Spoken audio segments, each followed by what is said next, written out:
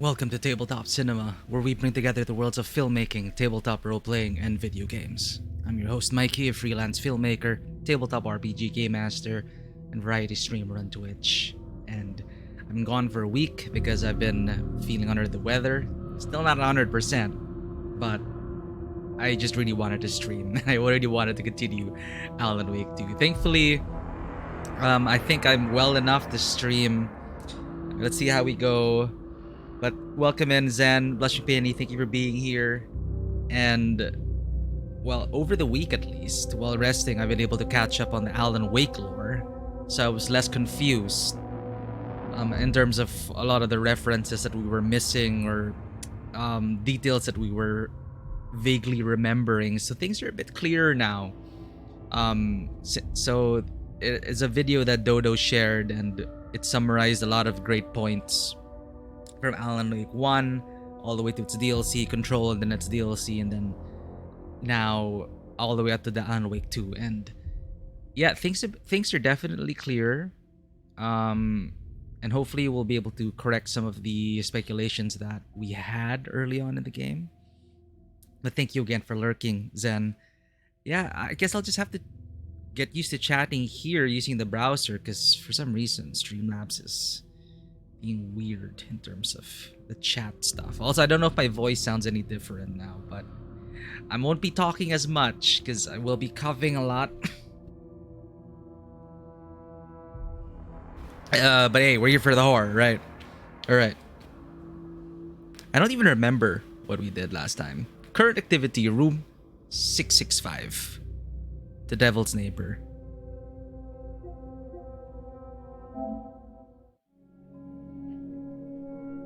Thomas Zane. We met Thomas Zane. And that's why Ati was also calling us Tom. Did we create Tom? Did Tom create us? Alan said you can't create something out of nothing. Barbara Jagger. I remember who Barbara Jagger is now. It is the old lady who gives you the key in the very beginning, the witch of the woods of Cauldron Lake. And Barbara Jagger, who was apparently the lover of Thomas Zane. The parallelisms between Alan and Alice. All sorts of other things. That did it. Alright, we rescued our supposed grandfather, Thor Anderson, an old god of Asgard. Their music had power in the area because this area, Cauldron Lake, I don't think it's clear whether it requires para-utilitarians. I don't think it does. I think it helps. They were speculating that Alan may be a para-utilitarian according to Control's, the FBC's definition of a para-utilitarian. They have some powers, but I think any art may come to life within the vicinity of the AWE, which is Cauldron Lake, Bright Falls, and all that other good stuff. But yeah, let's just remember. Okay, we're at the Valhalla nursing home established by Barry, who was the former agent of Alan. Probably still is. I don't know what happened. Well, I think he became the manager of the Old Gods of Asgard. Short-lived, but they had a lot of fun, I think. So, whether we were written into the story as to become the granddaughter of these Andersons, or if they are actually I'm leaning more towards the reality that we are actually related to these Andersons. Something special about her family. The profiling of Saga from the very beginning, which seemed very para-utilitarian. Again, we don't know if it's a story telling us that, oh, these are special powers that's passed down from the family. So we're kind of like a spirit medium, apparently. But yes, we definitely need to talk. You and I need to talk. We saved him from the clutches of, unfortunately, the lamp lady, the light lady. Where was that? How do you play this game again?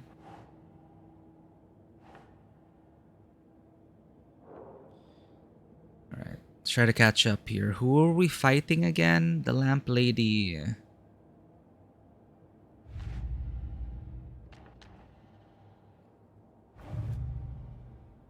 Lamplight lady. Who was in Alan Wake 1?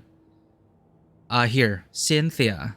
Cynthia Weaver. The unfortunate fate of Cynthia Weaver. Cynthia in Alan Wake 1 always tried to make sure the town's lights were working, would carry around the lantern herself, and apparently she would receive messages from Thomas Zane, and she hated Barbara, the lover of Thomas Zane, more because I think Barbara ended up becoming the witch. And there was this whole thing that I totally forgot, which was the light presence versus the dark presence, and that's like the other layer of it, the higher layer of this battle between the light and the dark. And the dark presence claimed Barbara Jagger, the light presence claimed Thomas Zane. So let's assume that these were the first, quote unquote, the first people to start this spiral of fiction. And I remember, like, now I remember, after watching that video, at the ending of Alan Wake 1, we get a manuscript page alongside the clicker. In the shoebox, Thomas Zane left for the hero. And Thomas knew something about the childhood trauma of Alan, which was the nightmares, and his mother was the one that gave him a clicker to click and make all the bad nightmares and to disperse the shadows, to disperse the evil. That whole story, it wasn't really we weren't really sure if Thomas wrote that fiction for us, or maybe he did, maybe he didn't. Again, you need something to, you can't have nothing. You need something. So maybe there was something there. He put things into pieces. But anyway, it's a lot of speculation. But yeah, a lot of things are a lot more clear. It may not sound like it right now, but it really helped to watch those summary videos because I really needed it. So Cynthia Weaver, unfortunately, it was a very sad encounter for us last time. We defeated her first phase, and the second phase was essentially this old lady who's just wailing at us. It's just so depressing. But we had to put her to rest since she was taken. There's no coming back from that as far as we know. So that's the fate of Cynthia Weaver, who was, I believe, madly in love with Thomas. And now Thomas Zane is, again, he was claimed by the light. So it's the light presence speaking through Thomas Zane, speaking through whatever. So, man, let's put up our clues, the clues that we have. Tor's here, in the overlap. Gotta find him and get the fuck out. We already did.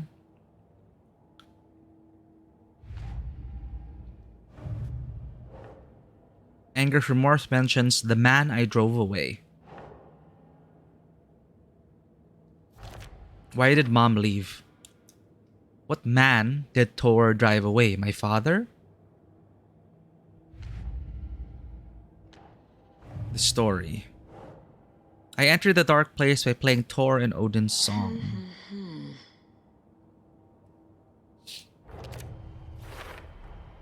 Overlaps require pieces of art to enter. Is that because of the dark place's focus on art? Perhaps. A song about remorse, a float about murder, a poem about terror. I'm seeing a pattern.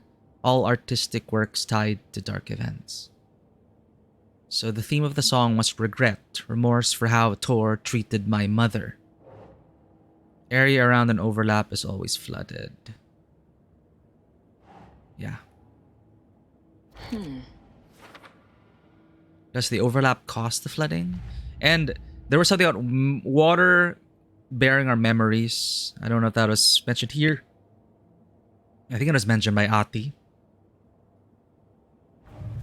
The previous murders.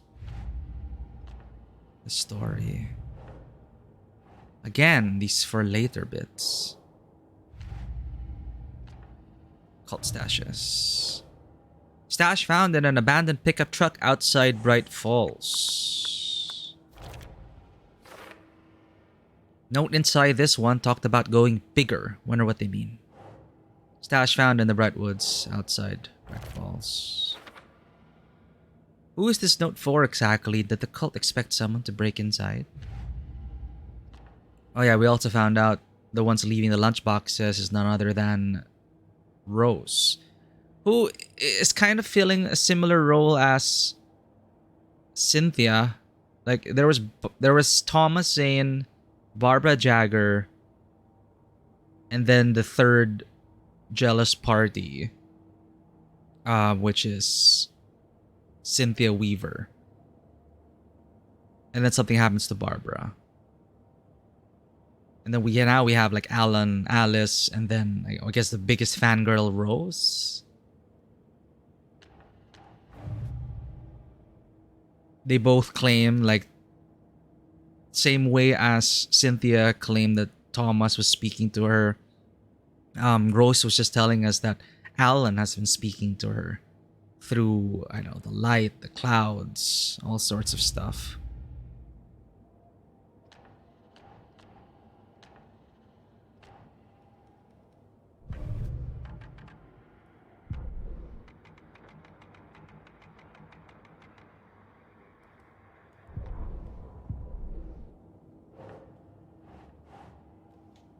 All right.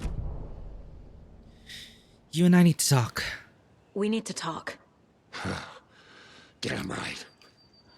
Lots for me to explain. But not here. The night's got ears. We can have our talk in your head. You have a room there, right? How do you know about that? I'm your grandfather. What don't I know? Okay, I wonder if they'll change the term profiling to something else. Mediating?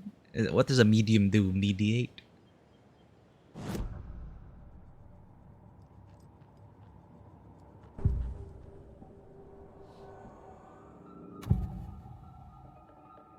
The Mind Place.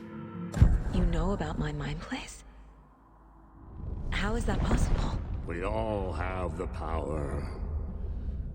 Find the truth. Damn right I do. Odin already told you you're a seer. Seer. You can gaze into their heads, see the truth. See past the lies. Past this bullshit horror story. Us Andersons aren't bound by it. You can fight it. Don't be the story. Make the story. It's true. I am a seer.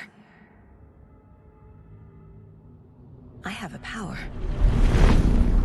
My mind place is more than I thought it was.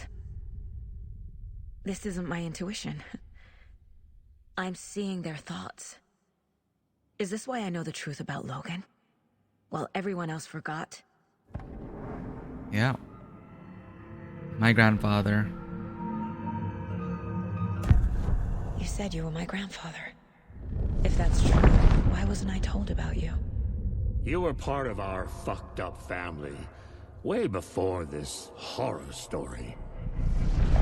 I was a shitty fucking dad to Freya. Our mom. Your mom didn't deserve that. Not one bit. Things were said and done. Not a day goes by I haven't regretted it. But that fucking father of yours didn't make things any easier. I know Freya is gone. So I need to apologize to you. I am sorry, Saga. I can see he's sorry. Mom said she didn't want anything to do with my grandfather. And that my father died before I could remember. It all matches. Tor and Odin are part of my family. And that's supposedly the truth. If, I mean, again, we could be written to not be affected by the fiction. How does that work? My mom. You said you were a shitty father to my mom. Is that why she left? Freya never looked back. My girl was strong. Freya always thought our powers had a dangerous side. Odin and me did fuck with things that should not have been fucked with.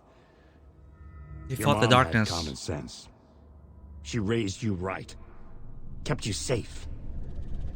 I'm not surprised she didn't tell you about the Anderson power. She was always protecting me. Whenever I told my mom about my mind place, she called it make-believe. I wish she'd been more honest with me. At least towards the end. Yes, in the previous game, the Anderson brothers, Thor and Odin, they fought darkness. They were fighting against Barbara. And that's where... but they escaped somehow by Odin offering his eye, and they made a deal with the darkness or something. My father. Mom wouldn't talk about my father. You knew him? Some doors are better left closed. Your dad was a complicated bastard. Always thinking too many steps ahead. That's not how we work. There was trouble, and then he was gone. I didn't handle it well. Freya didn't want anything to do with me after that. I can't blame her. I never knew my dad or my mom's family. So many broken relationships in my past. I won't lose mine. With Logan. With David. I won't stop until they're safe. The clicker. I have the clicker. Can I use it to save my daughter? An amp. Get your guitar roaring and your drums crashing. Blow reality's eardrums. Just the light switch isn't enough. It's Tom's story we're dealing with, so he's gotta be the one to rewrite it. After that's done, he can flick that switch to bring the whole thing home, baby. I can't use the clicker without Wake. Tom. Meaning Wake. He needs to rewrite the story first. I can't stop the horror story without him. Case closed.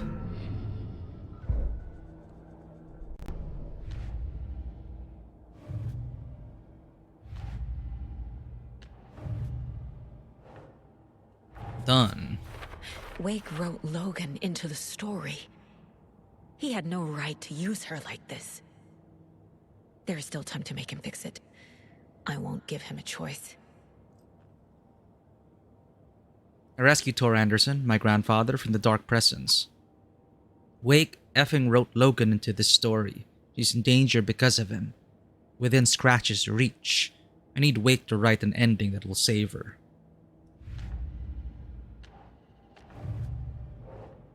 Tor and my father had problems. There was trouble. Freya took me away after that. Was Tor the reason my father left? It sure sounds like it.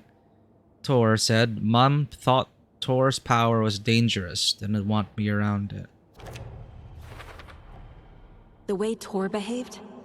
I'm surprised my mom hung around for as long as she did. Tor's not a good dad, reckless, But pushing my father away. Sorry. Pushing my father away was last straw for Mom. Mom called the mind place make-believe. She didn't want me knowing about the Anderson powers. Tor, our family's not bound by a Wake story. The Andersons can see through the horror story.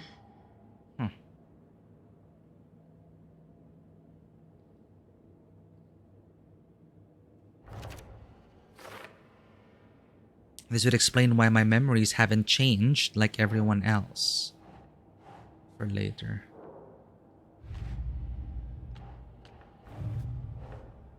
The clicker acts like an amplifier. It can magnify the reality, changing effects of art.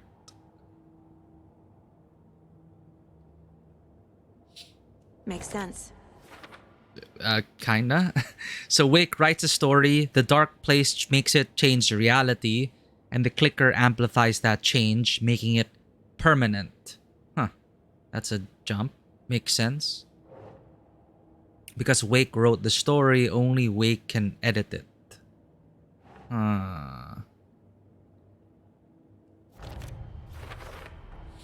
Wake needs to be the one to rewrite the ending. Only Wake can edit the I'll story. need to keep an eye on him. Not much time left. Need clicker to make the fix permanent. I'll need Wake's cooperation in order to fix this. I can't do it alone.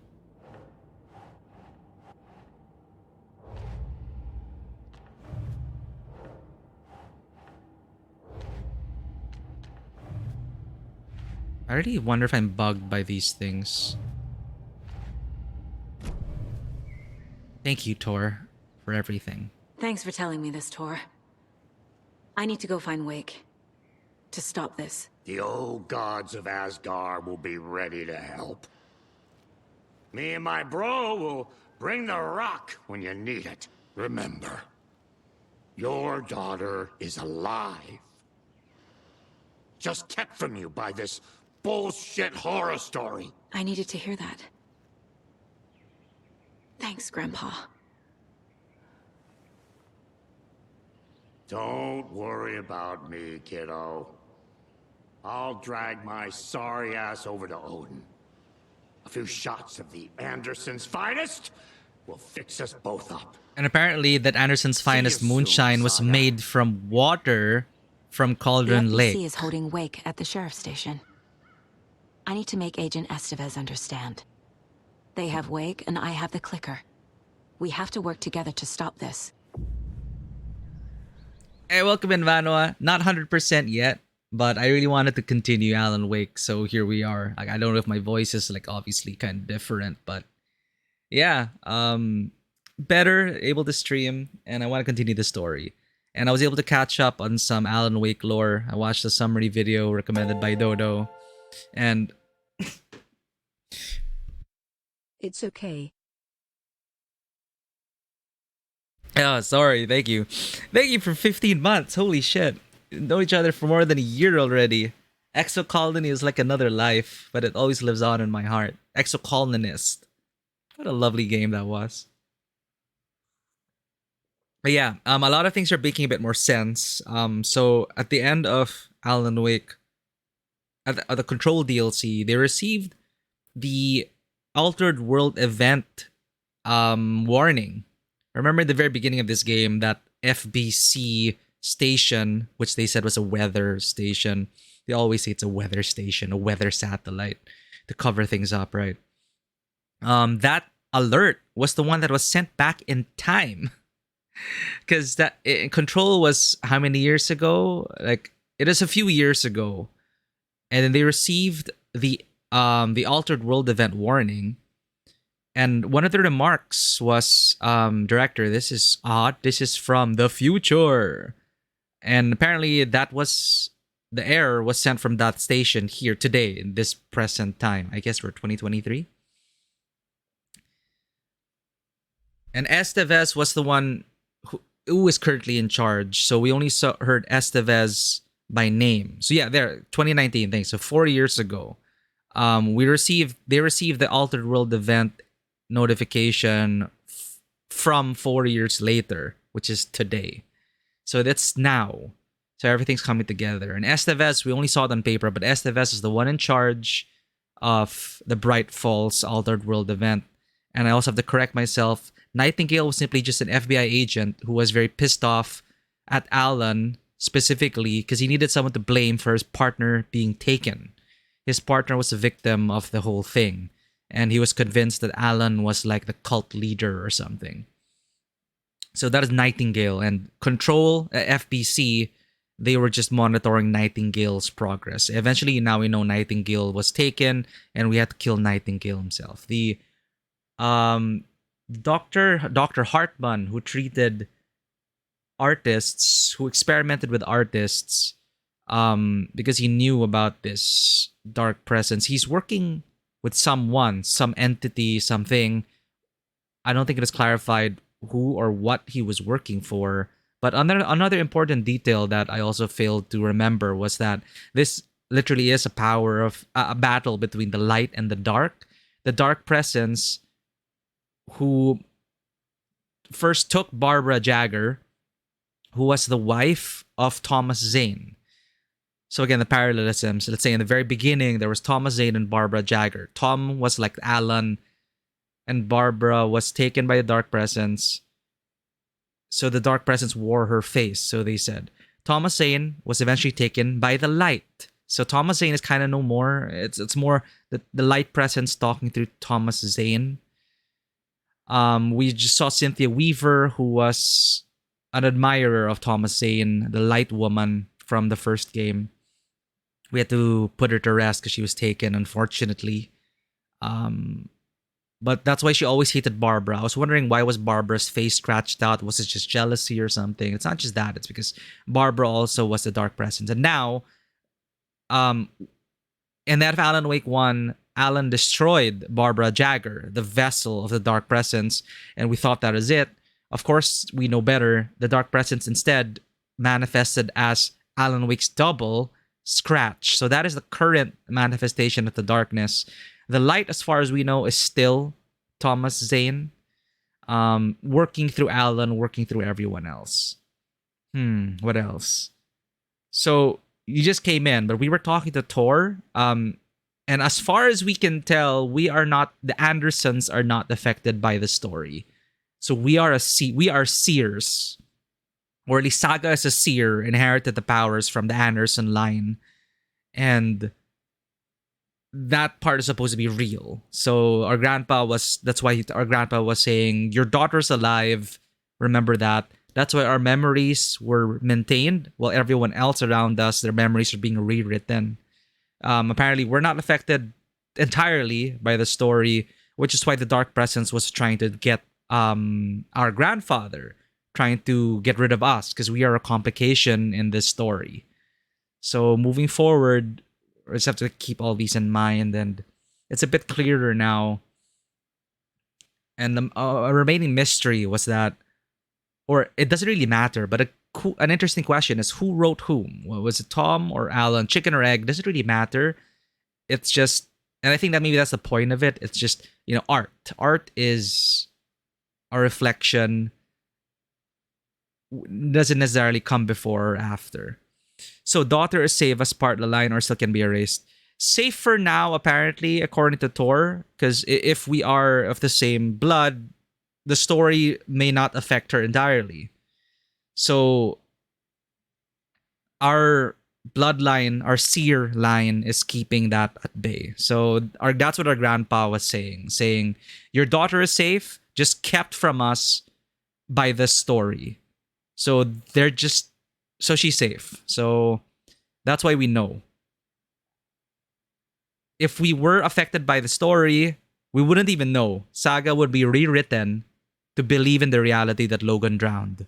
But we know better. So in a way, that's what's keeping us from believing that fiction, because there's that power as well in terms of belief in the collective unconscious.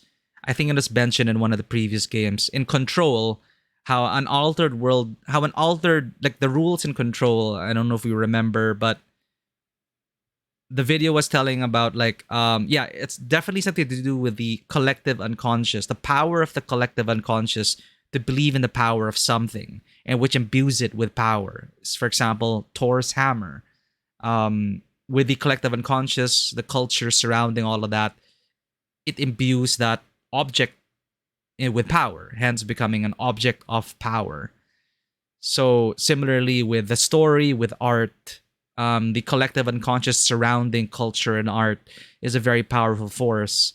And it's very terrifying to think about that, because art can literally change reality, and they're doubling down on that interpretation here. So as far as we know, we're special. We're not affected by the story. Profiling is not profiling. It is peering into the thoughts of people and events. We are seers. We are para-utilitarians according to the FBC's classification. I guess we would have para-utilitarian powers. They don't like saying supernatural in the FBC. They say para-natural. So we're not... I think that's an important distinction for them, because, it's just not really understood. It's paranatural. It's not supernatural. It's just part of... It's nice. It's a nice little semantic that they use so that it refuses to imbue more power to the unknown. Because if you were to call it supernatural or the unknown, instead they use words like altered, or it's an object of power. It's not And I think that that's a nice way to like kind of fight against it as well, to not allow it to overtake reality. And it's something I just like noticed in terms of the nomenclature that the FBC uses. Yeah, there. Like, it's not UFO, it's UAF. You know, stuff like that. It puts things into a better, not well, not necessarily better, but a different perspective, so that it allows us to tackle it and challenge it, and if needs be, to suppress it if it's a danger to the rest of humanity. But yeah, there are a lot more details. Uh yeah, Alex Casey's a whole other thing. But yeah, the video Dodo recommended was very useful because I was just like missing all the references. But looking at it now, it's like, yeah, it's really all coming together, and we're here for the ride, and things are heating up. We need Alan to rewrite the story. Casey. Do you read me, Casey? Damn it. No, Max. Where are you, Casey? He better be okay. Focus, Saga. Get to the station. To Wake. But Casey was taken. Or at least Casey was put into the story and made to die on loop because of Alan. Alan wrote him to keep dying on loop.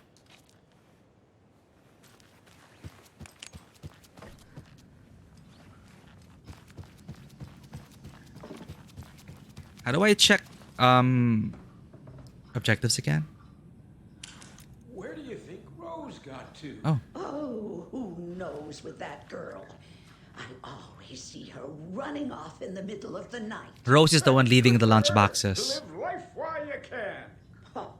A lady should be in bed with her Christie novels at that hour. Oh, boo. Don't be so old-fashioned.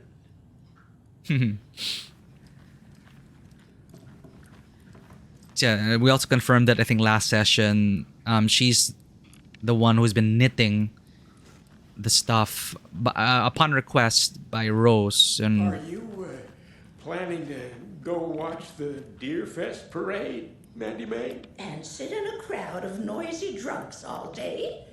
I'd rather stick this knitting needle in my ear. and shit keeps happening on Deerfest. Apparently in the previous games it is also like Deerfest.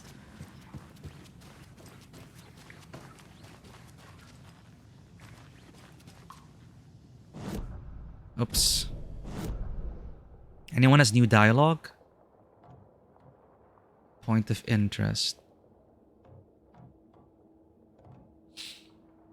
And Ati, again, Ati is a mysterious figure, but there is speculation that he may be God or a god, if not the god, but like god of, perhaps the god of the oldest house or something. There's the spiral door is the one that leads to the oldest house, so that's how Ati kind of gets around.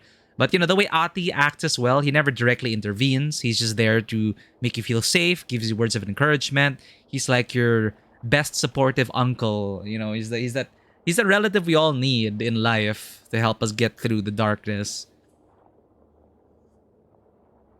But yeah, Ati definitely is, I would say, a para-utilitarian. And it's no coincidence that whenever Ati's humming, the darkness or the hiss in the control, it doesn't really get to you. You feel safe, you feel comforted. It's always usually properly, or at least better lit. And you know you're in a safe place when Ati's around. But of course, for one reason or another, Ati can't just directly intervene and say, fix everything. No, there are other forces at work, other gods who may be fighting against it. But Ati is there to help guide us. So it's great that Ati makes an appearance here. And Ati did call Alan Tom because, again, Thomas Zane looks like us. So are we Tom? Is Tom us? Are we Tom? Again.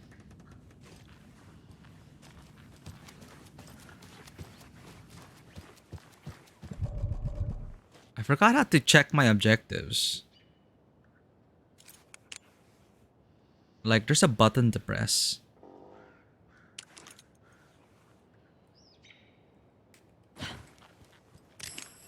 Ah!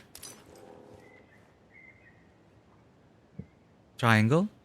Optional. Investigate the previously flooded area. Oh, okay. Which area was that? Ooh, what's it this? Oh, we have the bolt cutters now. Yeah, we have the bolt cutters. We have access.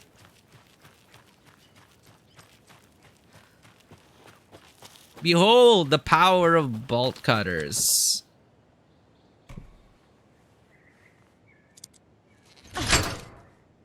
Now that's satisfying.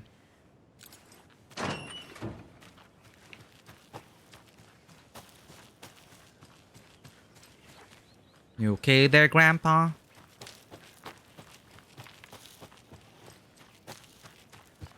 Ooh.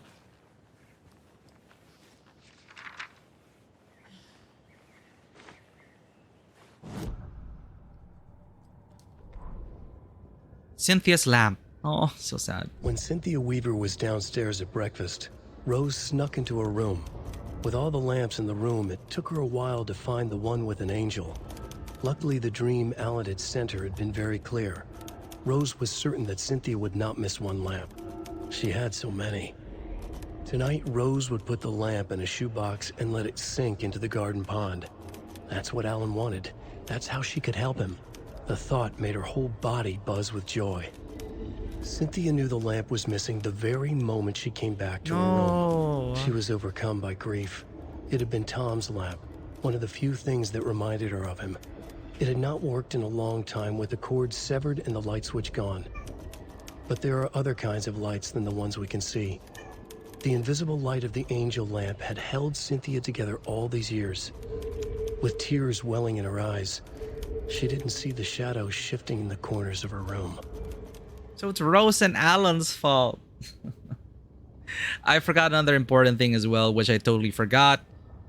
Things in shoeboxes were written by Tom to not be affected. So Tom kind of wrote himself out of existence, save for his poems, which were kept inside a shoebox, which Alan discovered in the previous game. So that's why the clicker was in a shoebox. Our item storage is the shoebox. Shoeboxes are a safe space.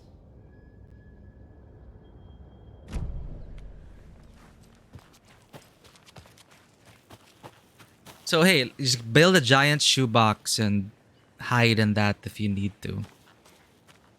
Maybe that'll work.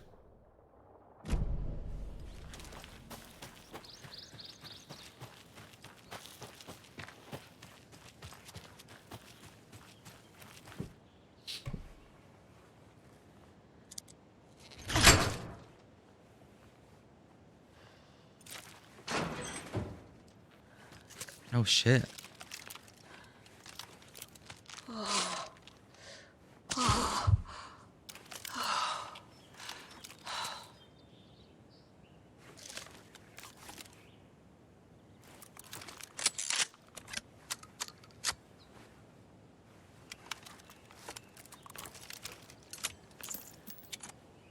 Ugh, bold action so satisfying.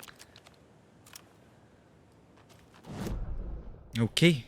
We got 3 stashes. Let's go hiking.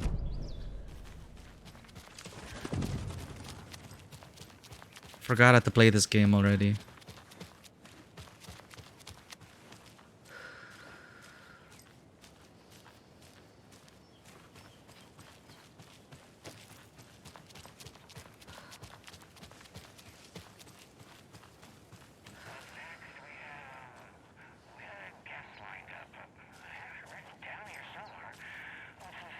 Pat Mayen was also the same radio guy in the first game.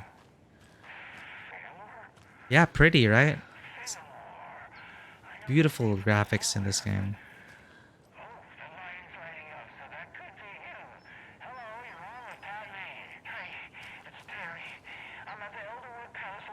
Elderwood Palace Lodge. Ah, okay.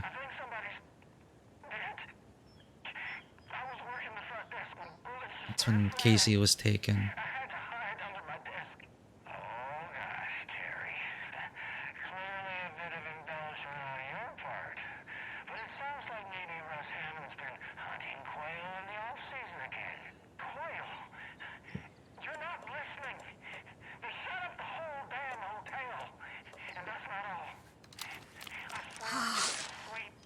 I saw Alan Wake walk in before it all happened. Alan Wake. Now, is that one of Mandy Mae's kids? Alan fucking Wake, Pat, the writer.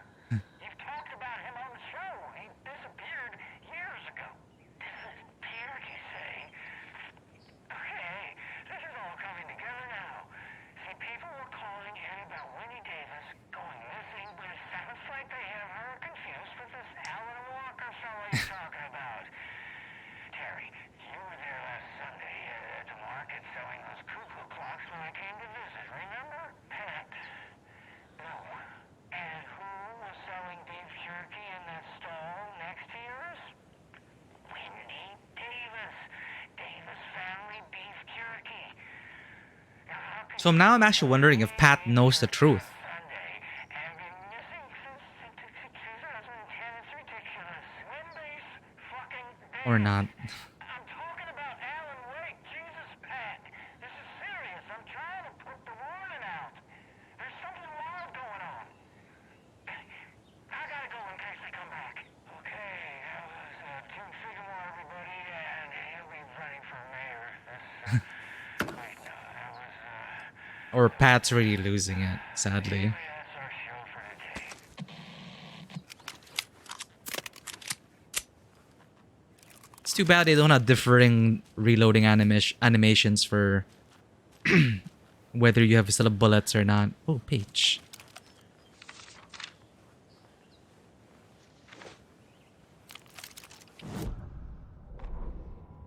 Rose at bingo night. Every night was bingo night at the Valhalla nursing home. Each time Rose drew a ball from the cage and called out its number, some of the residents shouted bingo, no matter what was on their cards. Some of them sat mute, their cards full, never calling out. Some of them would try to steal the ball from her. Some of them would chastise the others for acting out. It was like herding a clouder of cats. Clouder of Rose cats. didn't mind.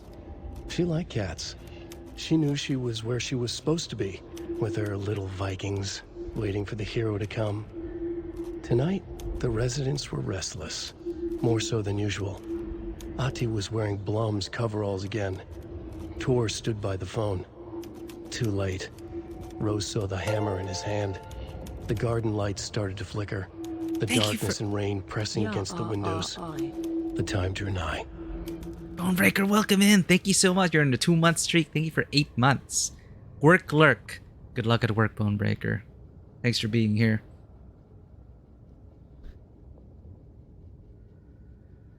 Apologize if I pause once in a while. I'm still kind of sick, but I wanted to play.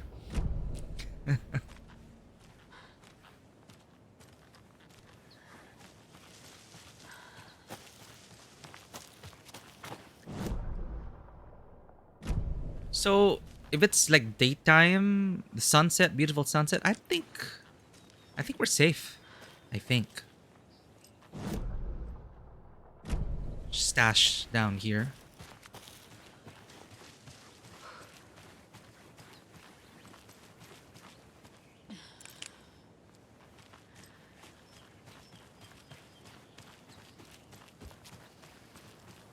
Please be a simple one. I There's can't another cult stash. Can't take any more math.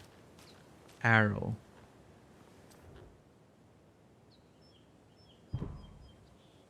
Can I just bolt cutter everything?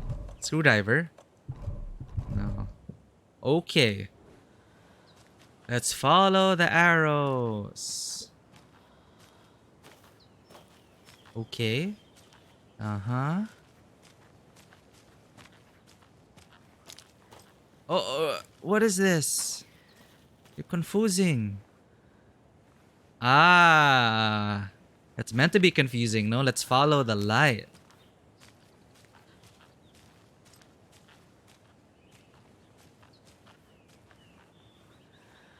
I need better arrows here.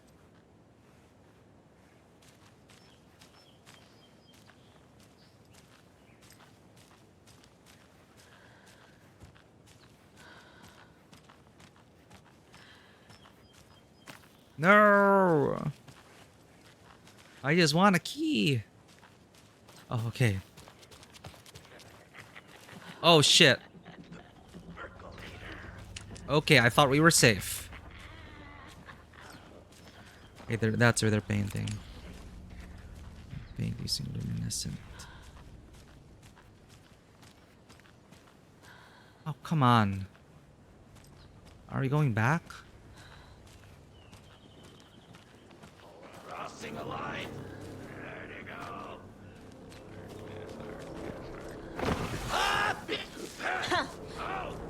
Come on. Shadow!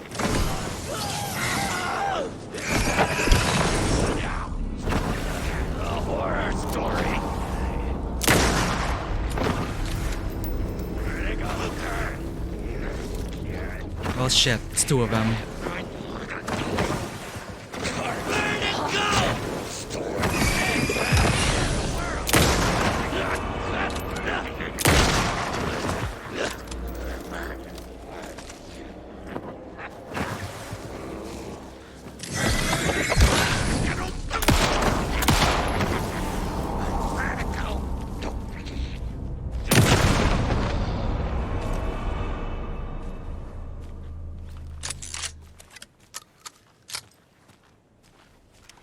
Well, for some reason they weren't attacking me.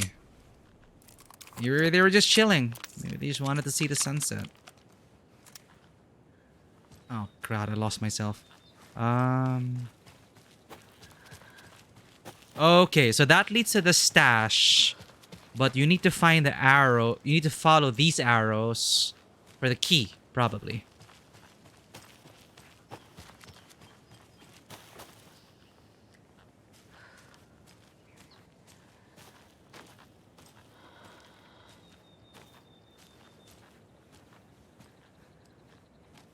That's much harder. Where's the fudge?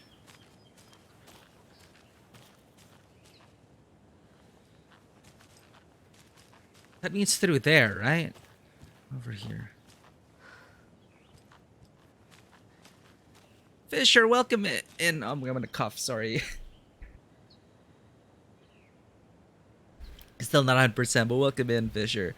No, this is Saga Anderson, but their stories are intricately connected. Right now, we're just exploring optional content. I realize now why I was very bothered by the pacing of the game. Because I was so invested in the main story. I was so emotionally invested in the emotional momentum of it. I was so into that the sense of urgency was always there for me to go to the next main quest.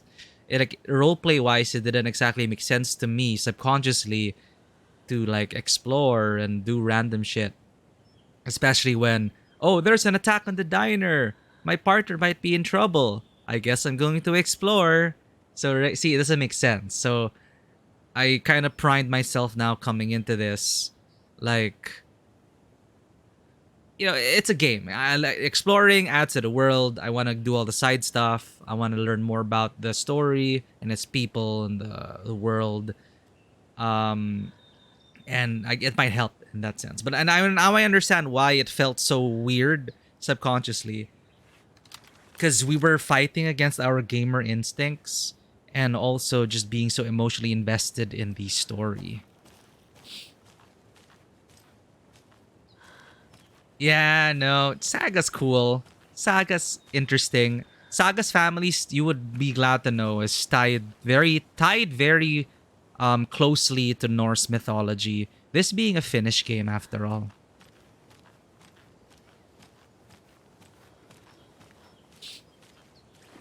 Finally, stupid key. So that's why we have Saga, Thor, and Odin. I'm actually not familiar with Saga. If Saga is part of the... You know, again, like you were there for... You were very helpful during God of War. Because I'm not that familiar with Norse mythology. I highly recommend playing this game, Fisher. It's by Remedy, their Finnish studio, and from the very beginning, their works are tied to. They like inserting Norse mythology, their own culture into things. So that's why the whole nursing home is called a Valhalla nursing home. And the patients are called their little Vikings. So you go to Valhalla, but it's a nursing home. I don't want to deal with you guys. Come on.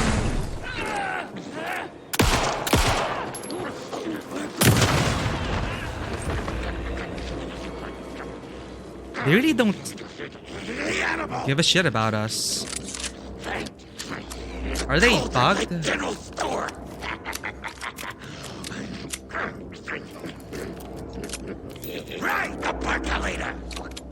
I'm not gonna waste bullets then if that's the case. Saga's the name for the tales of both the Vikings and the gods themselves. So that's kind of very meta here because here, story is reality. Saga is being told to not become victim of the story. Become the story. Write the story. So become the saga. Literally. I'm lost.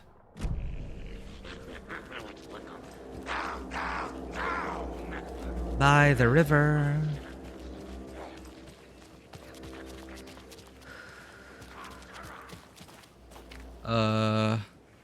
Right, finally. Okay.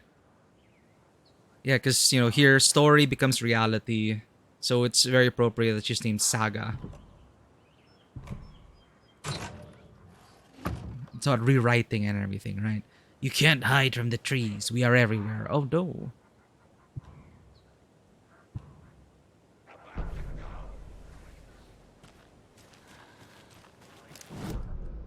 Our grandfather is called... He calls himself Thor Anderson.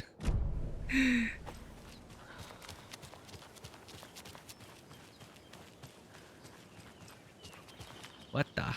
No, I have to go down there.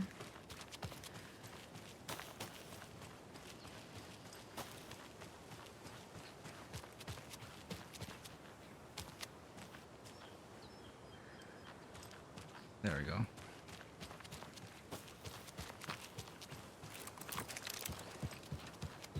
And since it's connected to control, you also get a lot of shades of SCP. So it's a nice mix of a lot of things that we like here on this channel.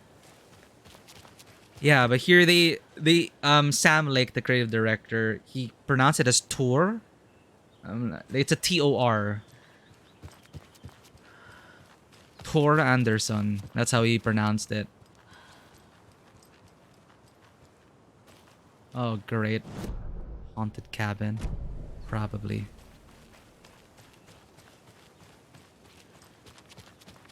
Beautiful.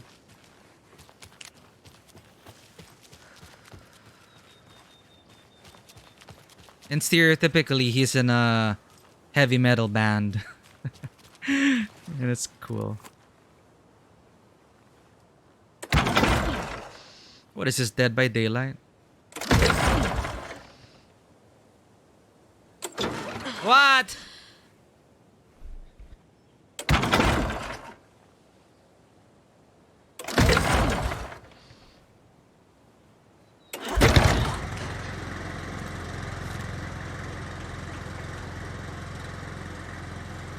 German's Odin is Woden. Oh shit, that makes sense then.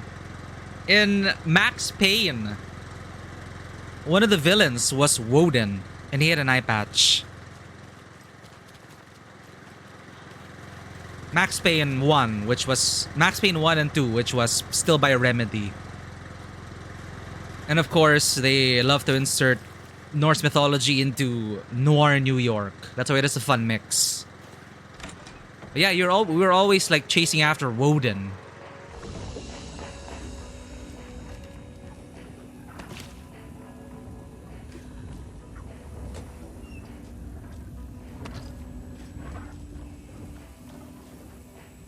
Wait, we did a saga thing.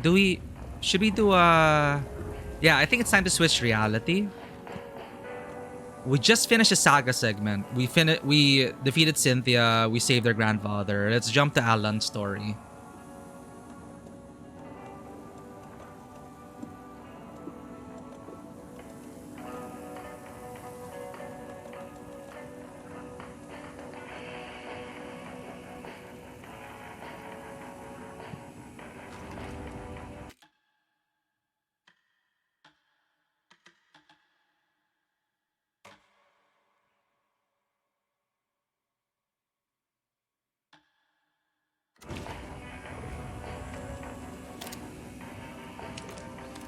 Ati and the janitors. Love it. To Alan's story.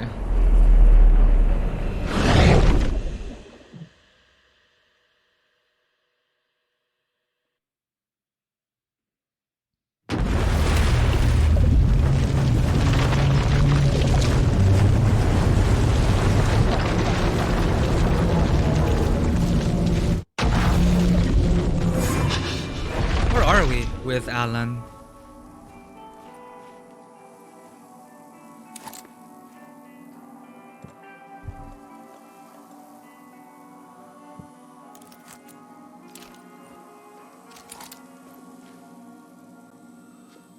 Find Alice. Okay. Simple. Welcome to New York. In the dark place. Alright.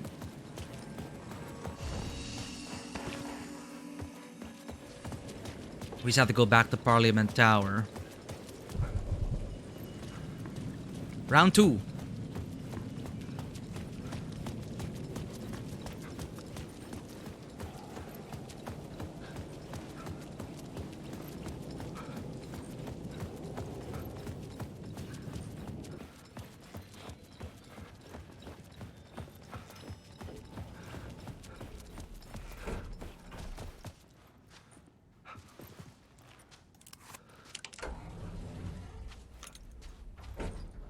St. Morton's Day?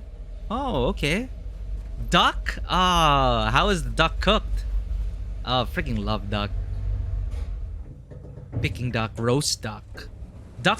Ah, no. I hate that. Go to hell! So, this part of the exhibit of Alice. But yeah, happy St. Morton's Day. I'm not sure what, I guess you're celebrating St. Morton. Is it St. Martin in other cultures? But yeah, duck is amazing. Like, you can cook it in very different ways. Have minced duck, duck soup, oven cooked duck. Nice. Yeah, so this thing is, our wife is a photographer. And our evil double has been pestering her. So she's been setting it up. She's setting cameras up around the apartment to take pictures whenever our evil double comes in. It's terrifying.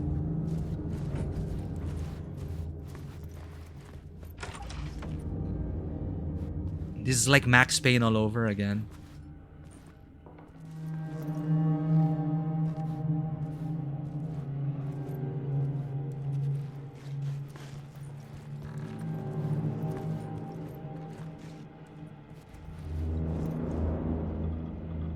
How is everything? Barry Wheeler. Barry Wheeler was our agent.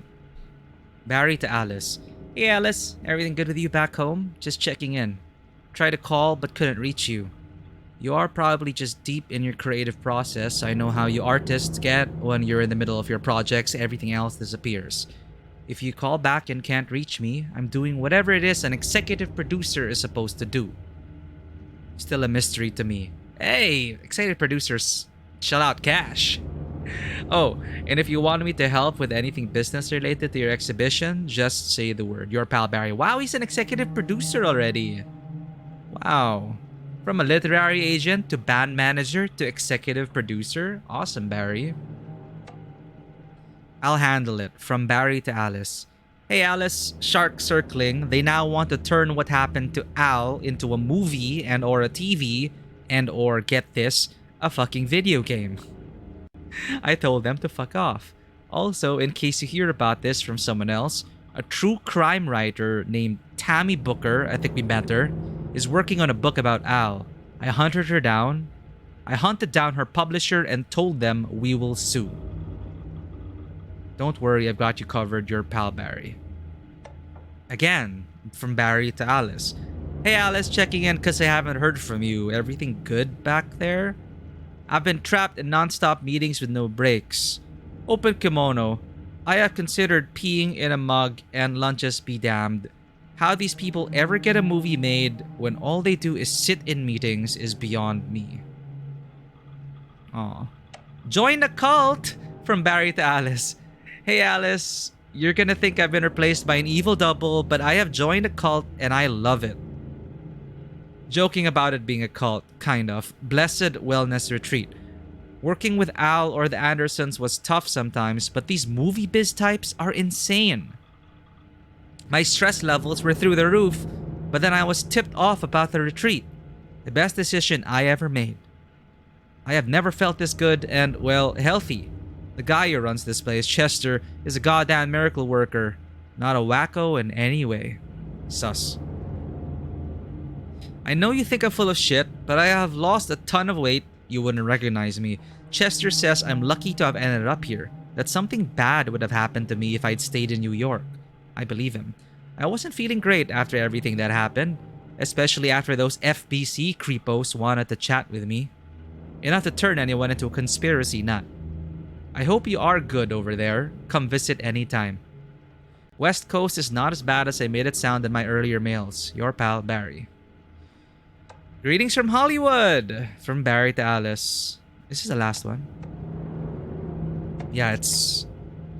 No, 2 years ago. Hey Alice, I'm more a fish out of water in Hollywood than I ever was in the Pacific Northwest wilderness. These yuppies with their glow-in-the-dark teeth couldn't be more fake if they had 6 fingers. And everything is so fucking great all the time, even when it's in fact the opposite. More than once I've thrown up in my mouth during meetings with these movie exec jerks. I wonder if this is written by someone with a... The writer has some issues. But I gotta be here to look after Al's legacy. Everyone wants to gobble up the film rights for the Casey books, and they have moronic ideas of what to do with them. It's my duty to herd this horde of tan zombies into the general direction of something resembling good taste. I'm painfully aware how deeply Al would have hated adaptations if they didn't do justice to his vision. He was a master of hating things deeply. For good reasons. I mean, that's why we loved him so much, right? Anyway, gotta hop on another video call now to talk about casting. Your pal Barry. Damn. Barry living it up in Hollywood. Well, 2 years ago. Then he left. I don't like this. For months after Ellen died, I didn't leave the apartment. I was flattened Part 1, The Depths, Love is by Weakness. the confusion,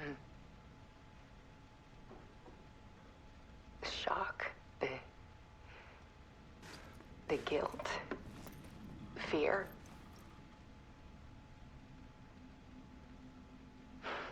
I could barely get out of bed.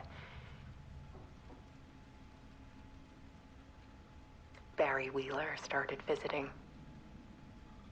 He even cooked me meals. I couldn't stand the guy when I first met him, but he's we're in a the better dark friend place, than I right? gave him credit for. Lights off. And he still checks in. Even after he moved out west.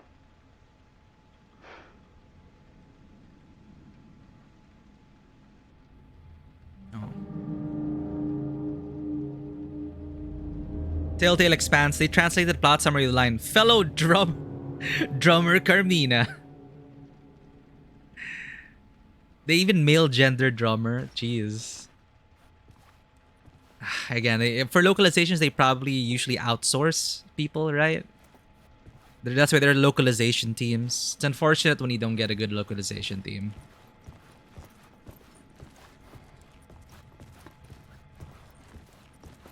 That's the start of that. Of course the oldest house would want to keep tabs on Alice. I needed to get inside the manuscript.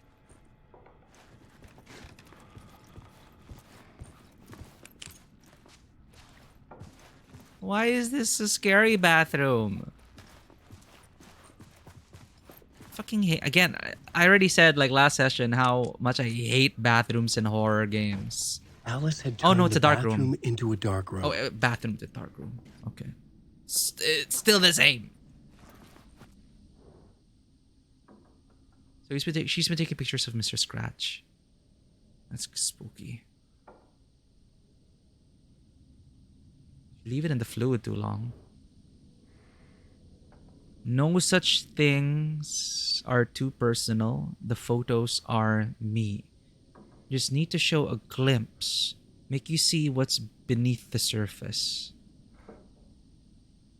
No, no, no, no, no, no, no. Damn.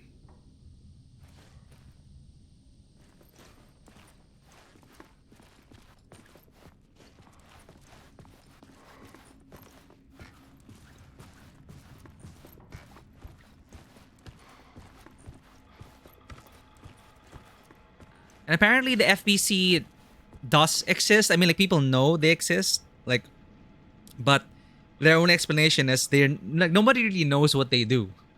They just show up when weird shit happens. That's like their reputation. But they're not like totally hidden.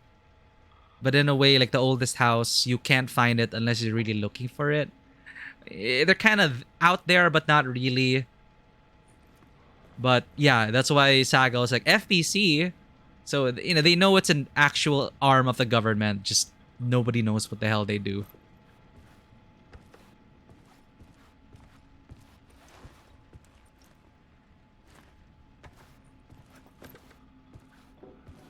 Alice's work had consumed the apartment. Her whole life.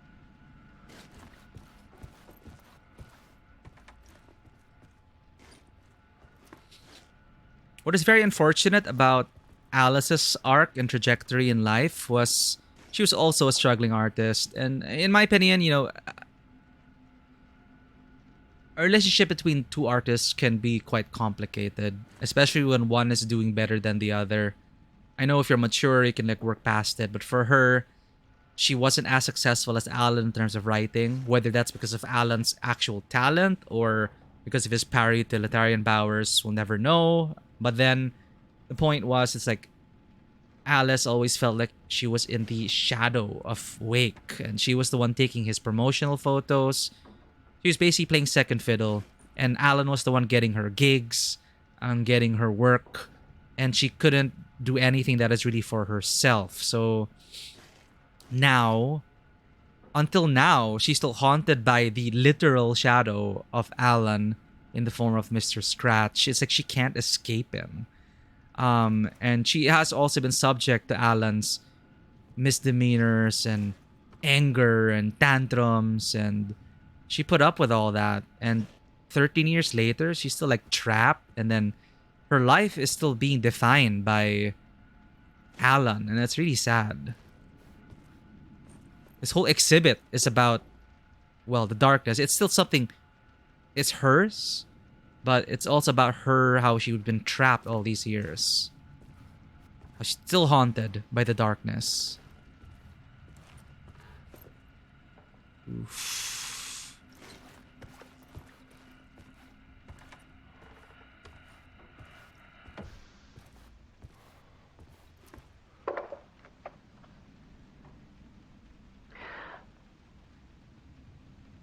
One morning, I saw a deer soar past my bedroom window. It was a balloon of some cartoon animal. And I looked out at the street below, and I saw a little girl crying. Like losing that balloon had just ended her whole world. It was the perfect image of the horror of caring. And that's when I got myself out of bed. And I picked up my camera.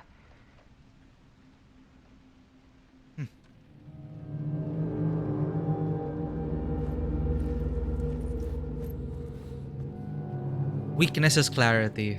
A comeback.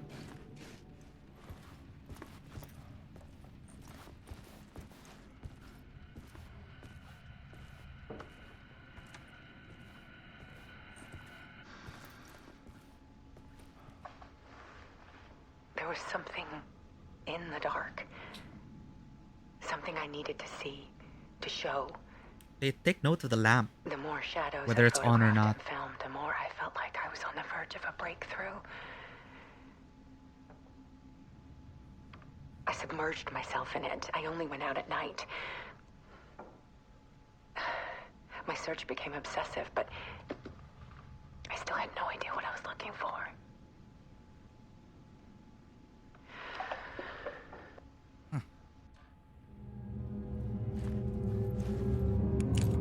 Clarity is purpose.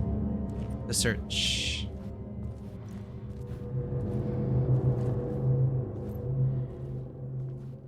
I wonder if Alice is also a para-utilitarian.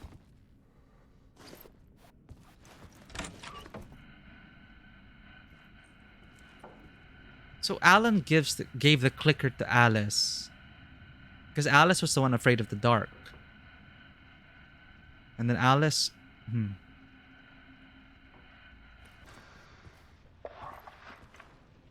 There's a world hidden behind ours. A dark tide ebbing and flowing against reality. Faces in the shadows.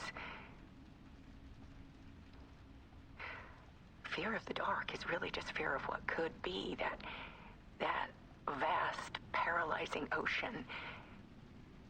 But photography can freeze reality in a snapshot, put a cage around the infinite and capture it. I need to prove those faces are really there. Oh no. Oh, we can enter the dark place. No, not yet. Connection, then pain. Pain, then love.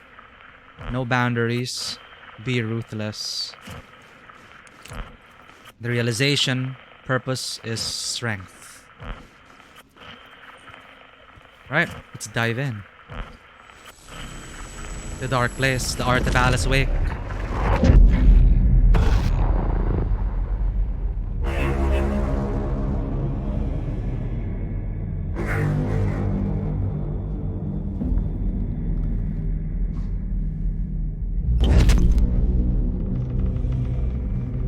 Oh, it leads to the writer's room, the spiral.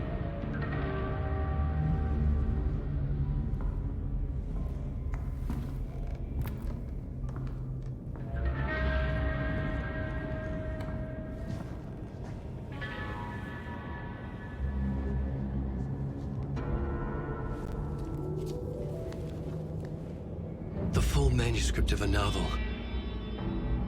Return. A horror story about the dark presence escaping from the dark place, taking over Bright Falls. I couldn't remember writing it. I had not written it. I would never write this. I knew who had. Scratch. A monster with my face. If this story came true, Scratch would get out, people would die. Destroying the manuscript, it wouldn't stop it from happening. I would have to fix it, edit it. I could not change the genre of the story. I'd have to work within the constraints set by Scratch. I needed someone in the story to fight the darkness. Saga Anderson. I kept seeing her in my visions. She was already in Bright Falls, already involved, but she was not in Return. Not yet. I'd write her in. Try to stop Scratch within the limits of the horror story. It was almost impossible. It was taking too long. I had not reached the end.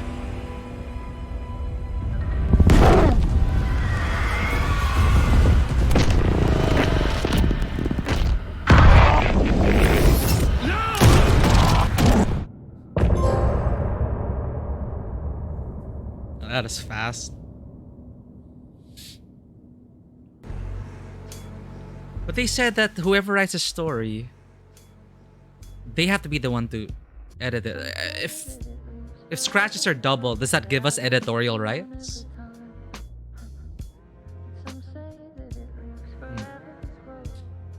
Or maybe he's just writing on top of on top. I guess you could write on top of it, not really editing the work, but right within the constraints of Scratch's world, he had to write Saga into the story.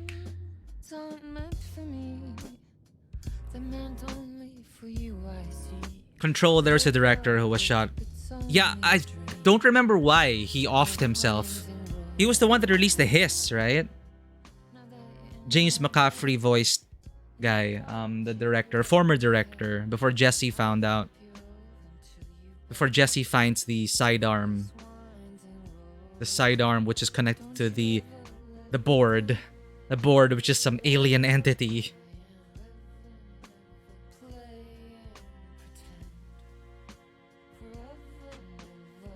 But I also remembered how, yeah, similarly, we saw Cynthia Weaver acting like something out of control. And the video, at least the video I watched, was that the hiss was something else. The hiss was the quote-unquote villain, which seeped through the projector and control. The hiss melded with the darkness in Hartman in the DLC, and he became something like an amalgamation of the hiss and the dark presence, which is why he was like mutated and it was scary and everything. The resonance, the hiss. But I don't remember why the director, at least for Control, I don't think it really has anything to do with Alan Wake right now, but I'm not sure why he offed himself. Or why he let the hiss in.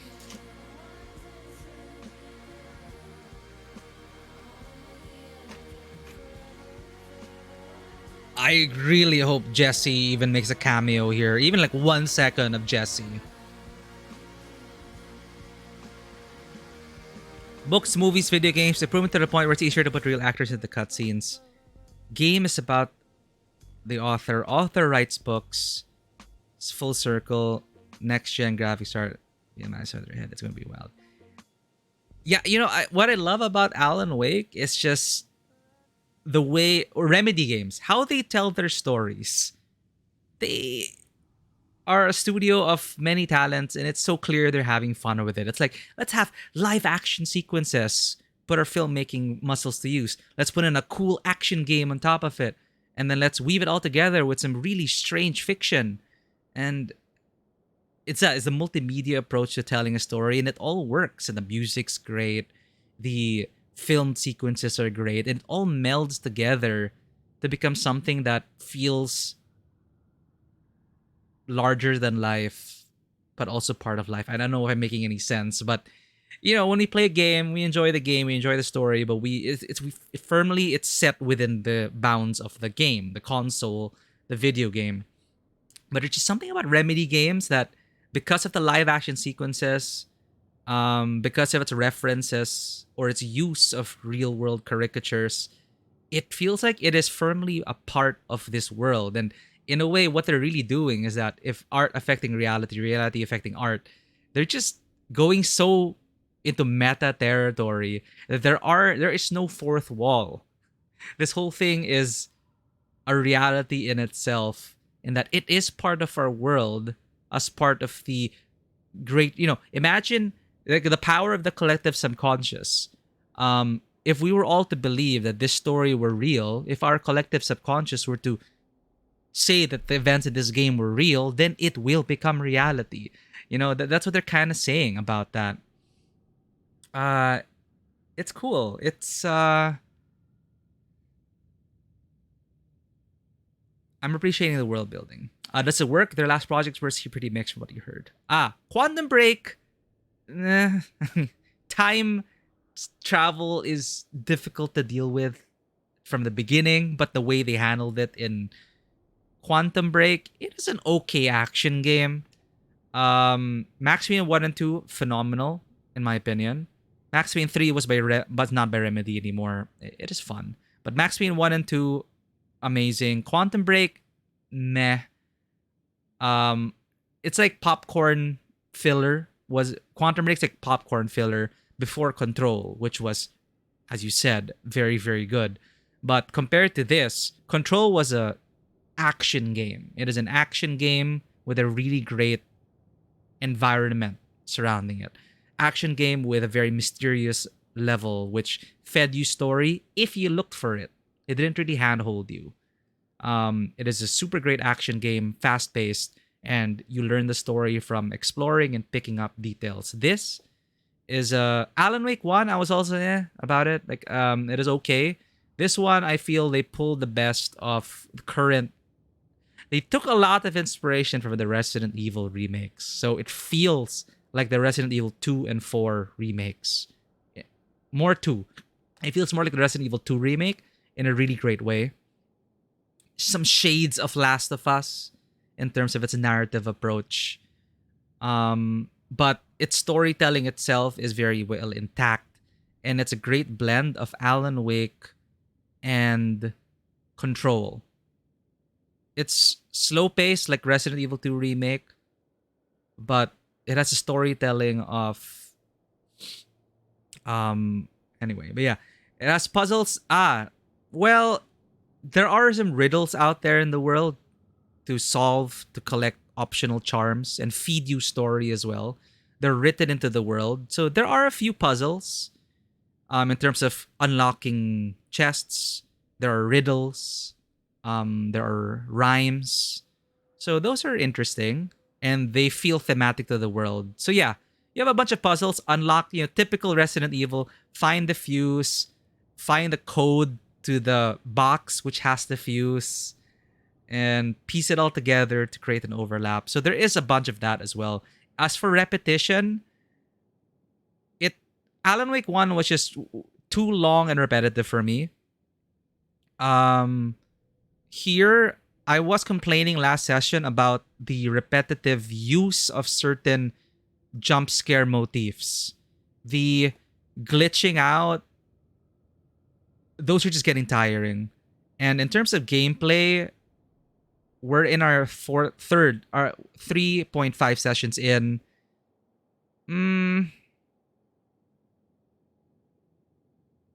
It's only hitting a few highs for me.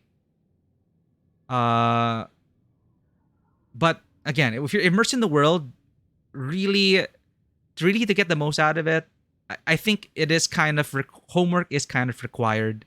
Even just watching a very good summary video of Alan Wake 1, the DLC, Control in the DLC, I really feel like this is rewarding for people who remember the previous games.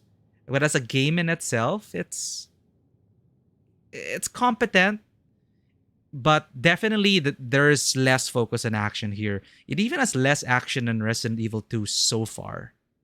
It has been more exploration, more puzzles, more world building. It's a very slow burn. Like again, we're not done with the game yet, but if you must know, like right now, it's a very slow burn. Like it took 3 long sessions just to feel like there was momentum. Because you can also get caught up just exploring the optional content. And that's where I felt the pacing fell off. Like you could actually just do the main quest straight and you might get your mileage may vary. Some people like exploring. But for me, I was just speculating earlier where I was so torn because the story wants you to keep going. There's a sense of urgency. The world's gonna end, right? The world might end soon. There's no time to explore. So it's one of those things where, like in a sandbox RPG, like let's say Skyrim, they tell you, oh, the world will end if you don't stop the big bad. And what do? You do hundreds of hours of side quests. It just kind of, you just gotta keep that in mind. Like, the story will tell you to move fast, but your gamer instincts might make you want to explore. So it's kind of at odds there. And it's just totally up to the player if they want to. Me as a player, I was struggling because it's like, I feel like I'm not getting the most out of the game if I don't explore. But the thing is, the story is hanging by a thread, waiting to be picked up. So it's like, I'm always constantly feeling like I need to rush the story. But then, if I don't do these side objectives, I'm not gonna get like the most of the world. So that's why, like, coming into it, I just gotta remember it's a game. Think of the exploration as part of the investigation. And the pace, because the pacing was really throwing me off. But yeah, those are like my initial impressions. Scratch stopped me before I could finish my edits to the manuscript.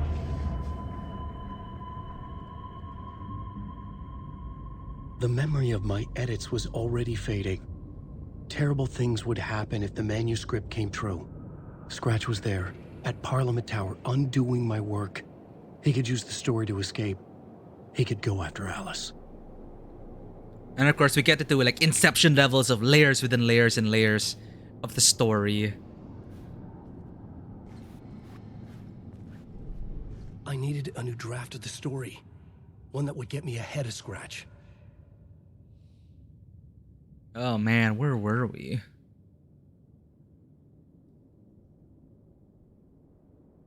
Oh right, last thing we did with Alan was the Murder Hotel. The Department of Truth. Oh, I have not read that. Oh, the video I watched did summarize that as well. So apparently, I was wondering where the previous sheriff went, right? Sarah Breaker, as far as the video reminded us, Sarah Breaker was the sheriff in 2010 who helped Alan, alongside with Barry, find the clicker in the World War II bunker hidden by Cynthia Weaver in the well-lit room. I forgot what she called it, but it is a room where it is so well-lit with Christmas lights and everything. Cynthia prepared it for Alan at the behest of Thomas Zane as the light presence. So Sarah Breaker actually called her dad because she knew her dad dealt with strange things. And apparently in Control, it did confirm in the comic that Sarah Breaker's father was part of the FBC. So that was already flagged by the... Bright Falls was already flagged by the FBC when Sarah Breaker made the call, which I totally forgot. Because in Alan Wake 1, when shit was hitting the fan, Sarah told Barry, call this number. Tell them what's happening. Say this specific term. And that's it. It's like, that's the only thing that happened. Barry's like, what? Okay. So I was watching my friend go through it the other week, and Barry just calls this random person. You don't know who it is, and says, something Bright Falls is whatever. Like, it sounded totally like code word, right? For clandestine organizations. And I totally forgot about that detail. And they pick it up in the comic. It is actually the father of Sarah who picked that up, who was an agent in the investigations department of the FBC. And that's when the FBC initially gets involved in Bright Falls. So the FBC has already been moving since Alan Wake 1. Which is cool. So it's like I was actually wondering, like, how much of Control did they have in mind when they were writing Alan Wake? And that was already clear that they kind of had a general idea, like who did Barry call? That is never really answered until the comic. It is Sarah Breaker's dad.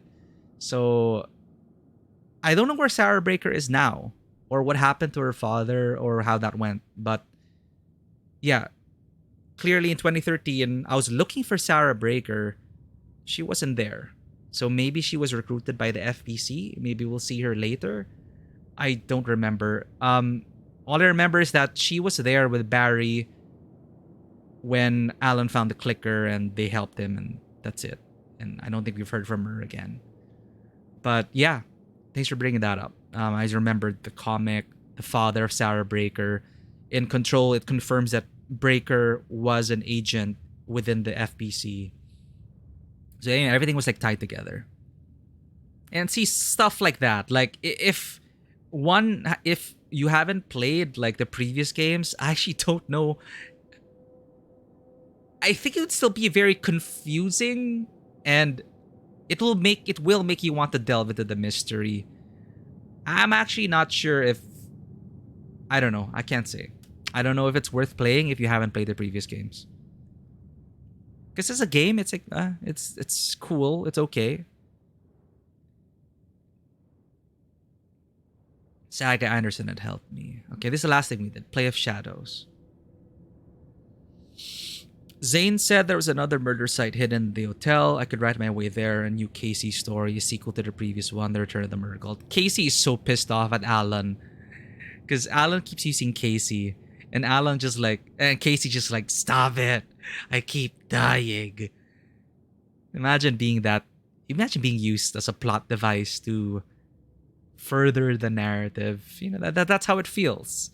It's like, I think the writers were thinking, imagine all those people you write into your story, those NPCs you write to life, to just simply play a part, to die for the main character's development. Like, imagine what happens to that person. So sequel to the previous one, Return of the Murder Cult. I had to keep it interesting, find a twist, a meta layer, a theater play about the cult, a play with a supernatural reputation, the play infiltrated by the real cult. That's what we did last session, I think. The devil was summoned, the murderer, Scratch lurking behind the cult. An echo of what I was going through to make my narrative ring true. The murder site in the hotel, I felt closer to home. Saga Anderson had helped me. From the other side, she needed a clicker. She wanted me to write more. Part 3, Return, Obsession. Things were getting worse at home. Alice's art project had consumed the apartment. She was obsessed with darkness, with finding the truth. All she would find was Scratch. I had to get to the writer's room behind my study's door. I needed the truth too. I needed return. Closer and closer, Scratch is also closer. The hell is going on?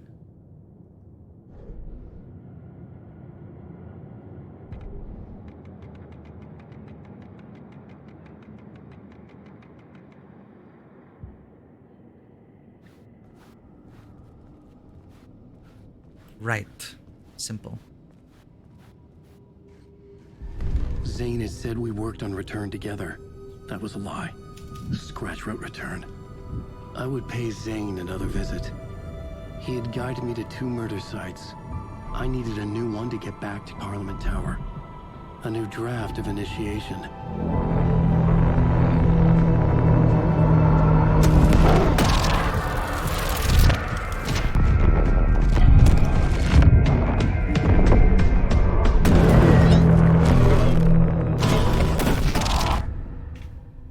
Won't Scratch just keep coming and shooting him?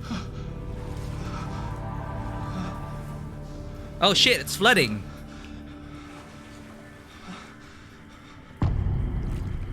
Past Initiation 7. No, our place is being invaded by the water.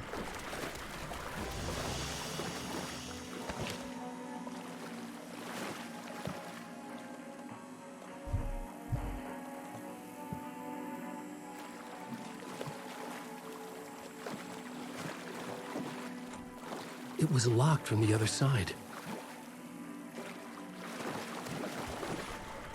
There was also apparently a television series. A prequel television series dealing with a journalist.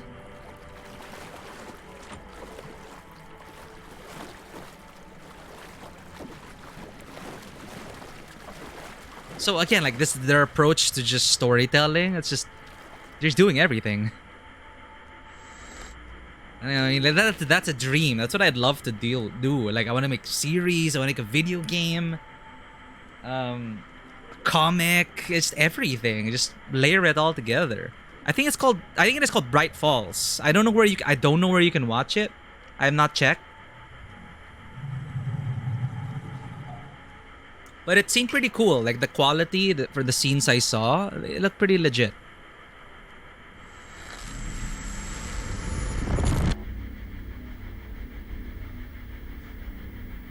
Probably the same studio that does these scenes.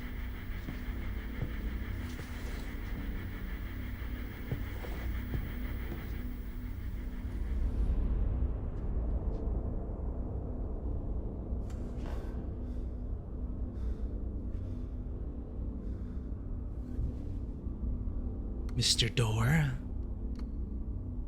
It's like the Matrix. He did reference the Matrix, right? It's so scary. What's happening?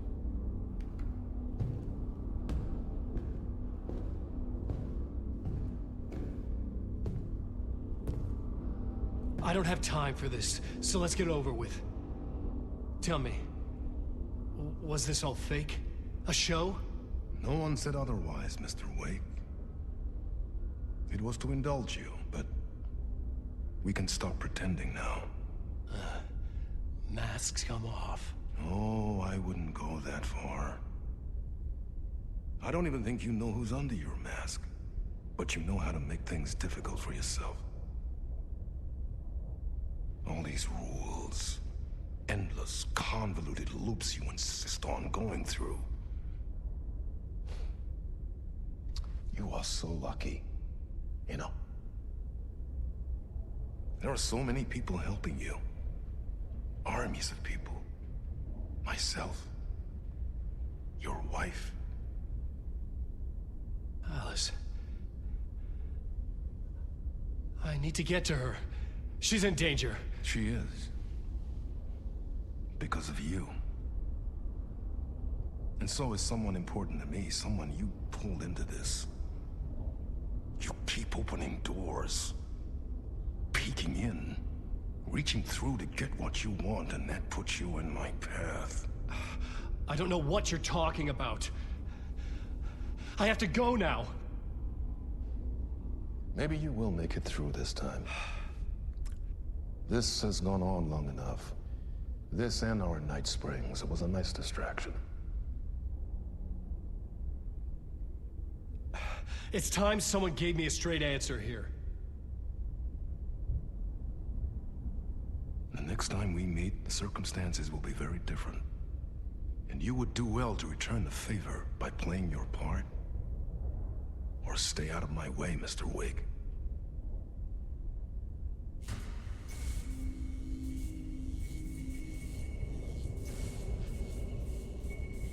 Whatever you say.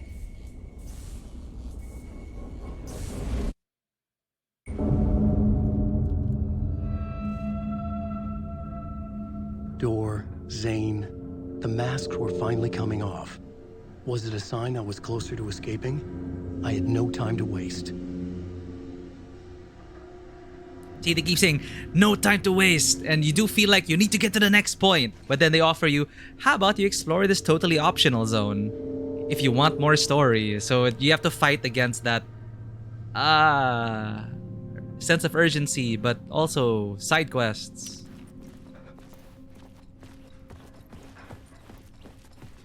Yeah, I'm taking it easy now. There, that's a thing. That's what I was like trying to... I was thinking about it over the week while I was resting. I was fighting with myself internally.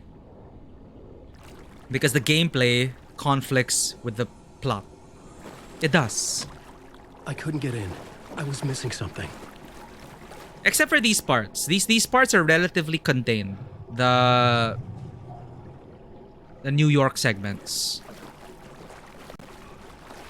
Saga's segments are really the ones where it's like, why am I gonna explore that place which is previously flooded when my partner is going to die or something?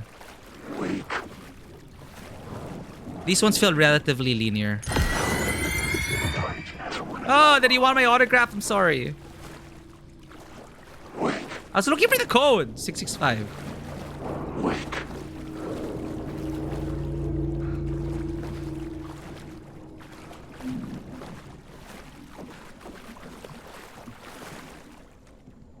I also wasn't sure. Okay, this is the actual voice of Alan. Alan's face is not the voice actor's face. So it's all dubbed. when that realization dawned on me, you could tell that the dubbing's kind of off, but it's good enough.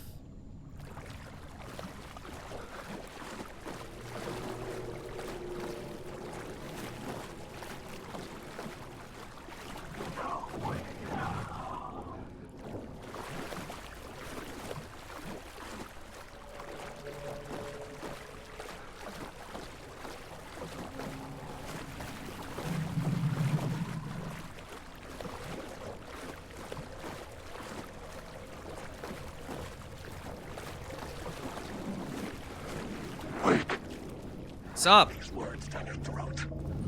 Hurry, Tom. Huh? Here is the light at the end of the tunnel. Huh? If you come in last, you won't be happy. Huh? What, Ati? Tell us everything. Jumalauta, that held you close, Tom. Mutta go onward, set the granny in the snow. When the panic is biggest, the help is also near. See, thanks God. Dor didn't seem happy. Dor didn't seem happy to see me this time. Fearing the master is the root of wisdom. But don't let the game get you down. He's playing his role. Maybe put him in your films, Tom. Like you have put me. Uh-huh. Sehän olisi. Who speaks Finnish here? Films? What do you mean? What films? I'm a fan of your masterwork. He calls us Tom because we're Tom Zane. There is Tom the poet, my favorite, and Öden Ö is the most famous one, of course. And is it true what I hear? That it's coming back to cinemas soon? Is there a bottom to this rumor? I need to get to my apartment. Yeah, it's Ati, right? I need to get back to my apartment. Can you help me? Well, plan is half done. You asked me to make sure you won't forget mikä se valokuva oli? The light pictures. The photos your artist wife took. They are waiting in the shoebox in the basement. What you leave behind, you find in front of you. Okay. Thanks, Adi. So I also just got reminded by the video. Anything in shoeboxes aren't affected. I'm looking forward to seeing Öden in the cinema. But first, I work. And the work won't end even when you do it, perkele. Ei siinä. One potato at a time. Just remember, Tom, the brave will eat the pea soup. Thanks God. Okay. So apparently these overalls are also not even Ati's. They're Bloom's overalls from the Valhalla nursing home. So that's a little thing there. So Ati's a resident at the Valhalla nursing home. Or a version of Ati or something. And they like wearing Bloom's overalls. Bloom was kind of like the caretaker of the place, but who was also a cultist and a pretend Russian. I don't know. Witch Springs 1, the original, not the remake, is the only game in the series that had a timer, and it's one that really messes up with gamer instincts. Everything you gather, every fight takes time. So you have to go past a lot of non-expensive shinies. Yeah, right, it's like, damned if they do, damned if they don't. If you put a timer, like legit, like what they did in Deus Ex Human Revolution, the hostage situation in the very beginning was the only timer in that game as far as I could tell. But they actually did that, and it made a lot of gamers feel bad. Because in Deus Ex, you want to read all the emails, break into everything. And then if you do that, eventually you'll get the comms message saying, oh, the hostages are dead. It's like, oh shit. It's because you explored. You know, it's hard. It's hard to like put rewarding exploration in your game in a narrative that feels like you need to get to the next sense of the journey. Which is why I look back at it, and God of War Ragnarok overall, I felt was paced very well from what I remember of our stream playthrough. God of War Ragnarok just flowed so well for me because somehow they structured it where they gave you moments of exploration. They gave you time. You know, you weren't always on the clock. And I think that is very important subconsciously to reconcile the ludonarrative dissonance. That's what it is. That's why I was kind of weirded out by this game and my initial impressions from our first 3 sessions. There was this heavy ludonarrative dissonance with my sense of urgency with a story that is happening and the need to explore and do random rhymes and riddles and puzzles and stash boxes. It's like, where does that fit into everything? But God of War Ragnarok did it mostly in such a way that everything was structured so that there would be beats of exploration. It was written suchly. So I found that very helpful as a gamer who has a hard time reconciling the narrative with exploration. So, as you said, Vanoa, we were not punished in God of War Ragnarok. You were rewarded for accepting what the characters were telling you when Atreus would say, oh, we have time to explore now. Literally, that's like the story saying, we're taking a break. You know, think about what just happened, let it stew while you do these things. And it's just a great thing, which is an argument for some people where they say, should you binge watch a television series, or should you go for a weekly format? And there are pros and cons to it, of course. Some people, they like binge watching everything. Some, I would argue, are designed to be binge watched. For example, Stranger Things, which I think was one of the... It helped kickstart the binge watch phenomenon. Drop the whole season of Stranger Things, watch it all at once. It's like one long movie. Compared to, for example, Game of Thrones, which is like a global event, a global weekly event, which allowed people to really simmer after each episode, think about what just happened, and kind of all be on the same page as the rest of the audience, the rest of the captive audience, which was, it felt like an event, you know? You're all speculating, what's gonna happen next week? For those who didn't read the books at least, they're like, what's gonna happen next week? We don't know. And it allows them to really speculate, come up with fan theories, and maybe you'll be rewarded for your speculations in the end. Compared to people who, if they release it all at once, the binge watch culture, it's like, oh, you didn't finish it yet? It's hard to be part of the discussion unless you binge it. So, God of War, I think, was able to translate the gaming experience into a very funnel it through a very cinematically paced event. It is great overall. Like, God of War and God of War Ragnarok, like, I never once felt that. Maybe a couple of times it felt like it dragged on because the exploration segments were too far in between. But overall, it just... I felt like I just played one massive epic. And I never felt the dissonance. I rarely felt the dissonance. Unlike, for example, here in Alan Wake 2. It is so heavy. Like, you could see the gameplay loop. You could see the seams of the game and how cinematic... It is clashing with how cinematic they're telling the story. Through great cinematics, through great writing, mixed media storytelling, it's phenomenal. But again, yeah, when you go back to gameplay, it's like, what am I playing? It doesn't match the narrative. So that's my only qualm so far. I'm sorry to rehash it. It's not like a broken record, but I just remembered God of War Ragnarok, and how come that didn't feel as disconnected as this? So, yeah. They're not giving us time to explore. Story-wise, that's what it is.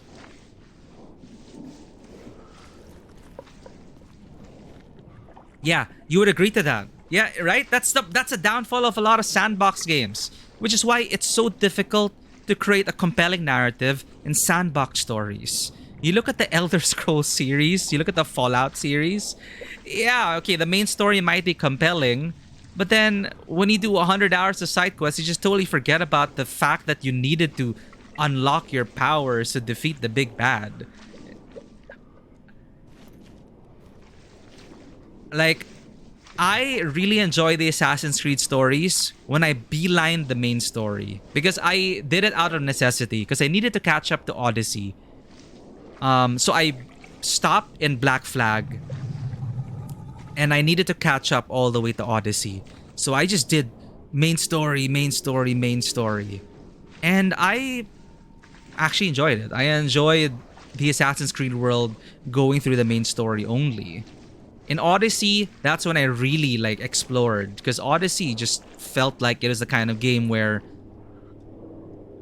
I don't know, Odyssey, I loved Odyssey. Odyssey was just like a true sandbox experience from my feeling of things. But because Odyssey, the story was kind of loose and disconnected from each other. There wasn't really like a main path, right? Like, sure, you might want to find your relatives, but it is more like the journey, not the destination kind of thing. That's what Odyssey felt to me, which is great.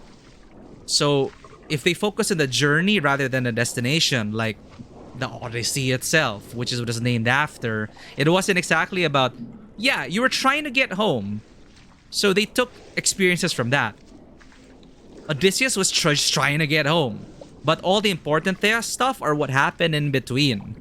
And there are very different things per island, per region that Odysseus was going through. You weren't really worried about, oh, is he gonna get home? Is he gonna get home? Yeah, you on your way home, that's the story. So that's what Odyssey was. That's why I loved Assassin's Creed Odyssey, because it wasn't about the destination. You could just enjoy yourself in ancient Greece.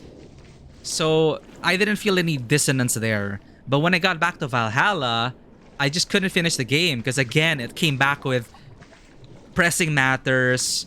You're dealing with English. You're dealing with this, you're Vikings and people are raiding each other and like you don't know where to go, and then like, oh, okay, now I'm back to being pressured to save my people, but they're giving me so much world to explore. So anyway, yeah, I mean, that's where I'll just leave it at. You definitely have to be careful when designing your narratives in terms of whether you want to punish players to explore. So that's another warning going into this game. Like, hopefully it'll help improve your experience. Just come with that knowing that this story is urging you to do it as fast as possible. At least from my perspective. The sense of urgency is there because something's gonna break free. That alone, by nature, it's like, then you gotta stop the thing before it breaks free. That totally clashes with the tone of exploration that they offer you on the other side of the game. So just be wary of that, and you'll be fine.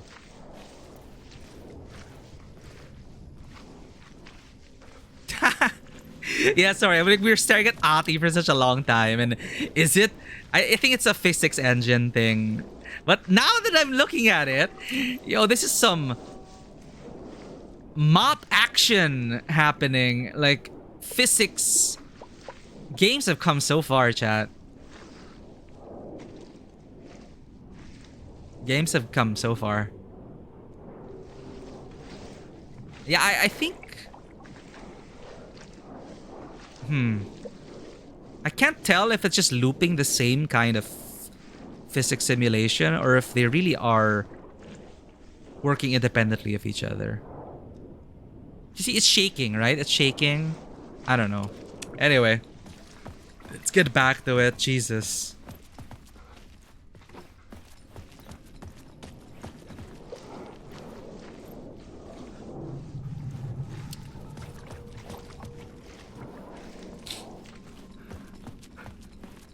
I will say one thing though. Technically, such an impressive game.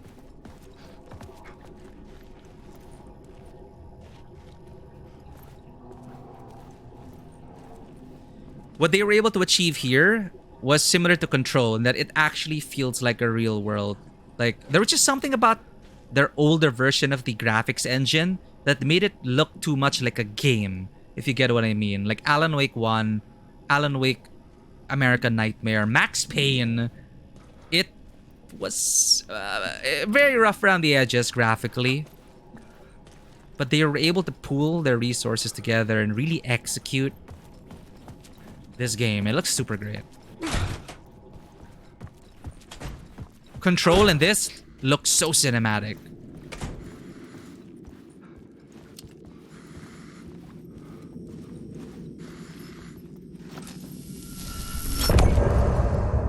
Ah! What?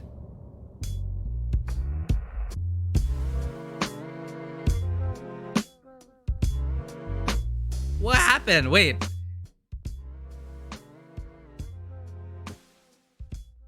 Didn't we just end the part? We woke up in the room, we talked to Mr. Door, and then we end again? What?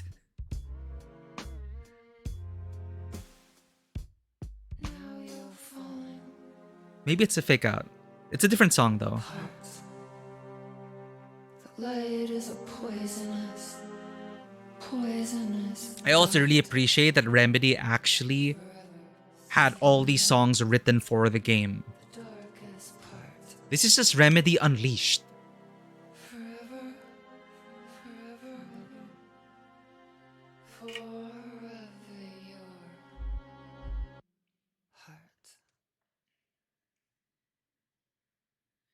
Okay, that's it. You recently played plenty of Hero Adventure Road to Passion. It sounds like one of those visual novels. An adult visual novel, Hero Adventure Road to Passion. It sounds like an adult visual novel. Technically has a really time limit. Scaling with time passed. Oh, that sucks. It's like if you take your time, the world's gonna get so strong, and then you're not gonna be strong. Yeah, level scaling is like a whole other discussion as well. Some people love it, some people hate it. A lot of people hated it in Skyrim, but you know, I mean, I don't really feel too strongly about like level scaling. But in terms of like time passing while you're doing random shit and your opponents get stronger, it's like I guess they're gonna punish you for dicking around.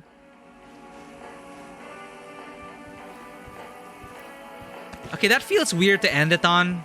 Let's do one more Alan segment. We need to get what's in the basement, right? That's what Ati said.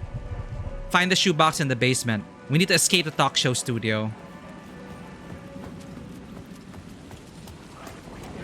To get to Parliament Tower, I needed to find a murder site. Zane would know where to find one.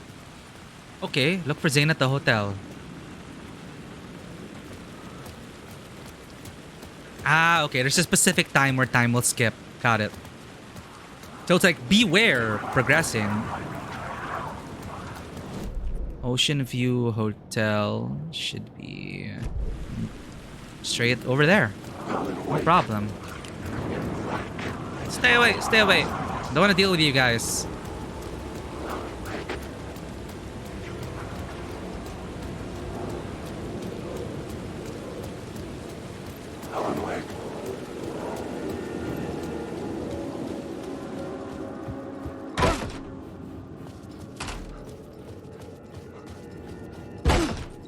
I remember this place. His room 665 was upstairs. Murder The Hotel. elevator would take me there. There's parts here we haven't fully explored as far as I could tell. Like the humming of the sheriff. We couldn't get to that because we couldn't find a key. Because there's just so many different versions of reality that I just can't keep track anymore about which I didn't explore or not.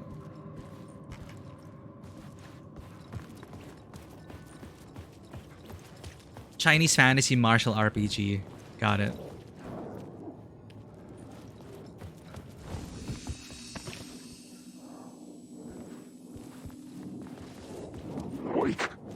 What?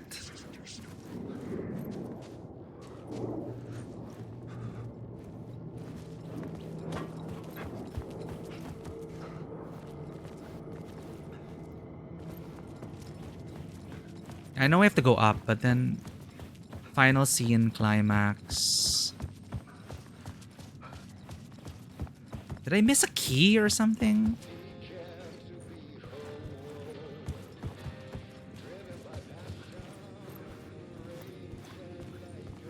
Oh, it's the bathtub. Where Cynthia Weaver body was, I think.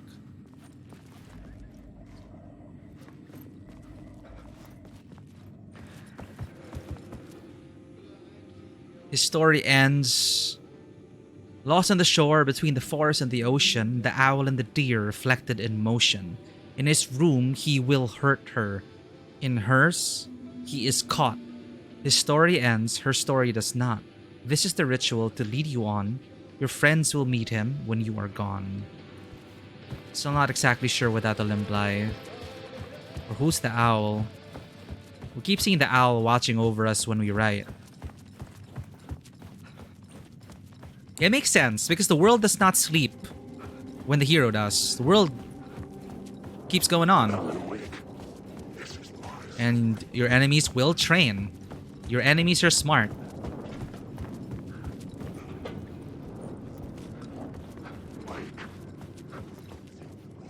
Now that you mention it, I haven't played a martial arts game in a while. Sleeping Dogs was amazing.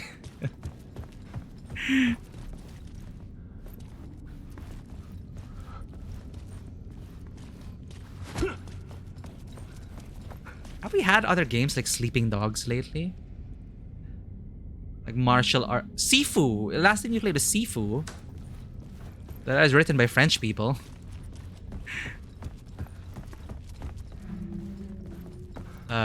Shit. How am I supposed to?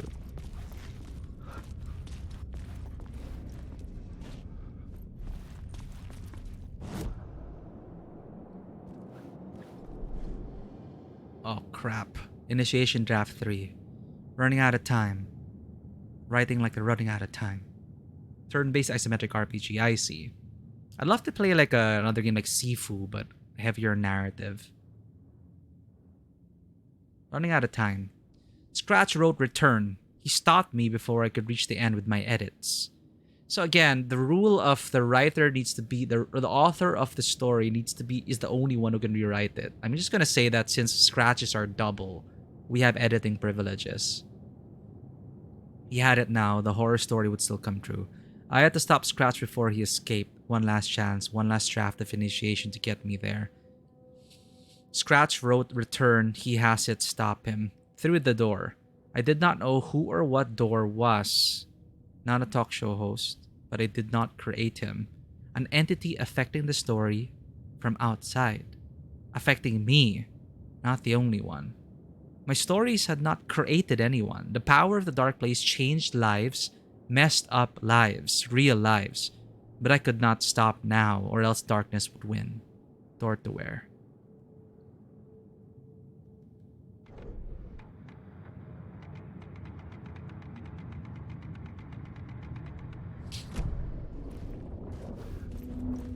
What happened here? We were supposed to be able to pass through.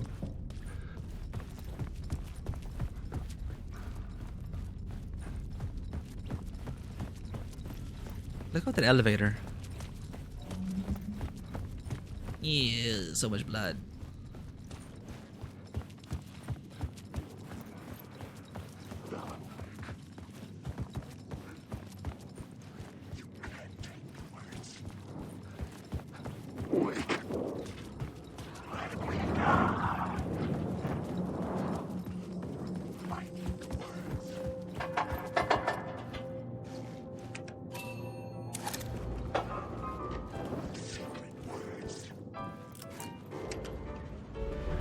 You press 6, right? Okay.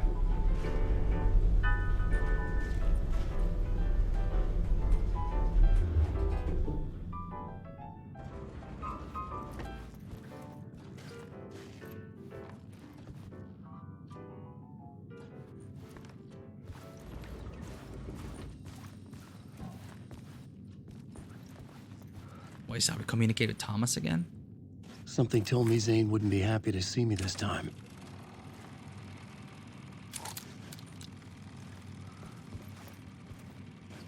Uh-oh.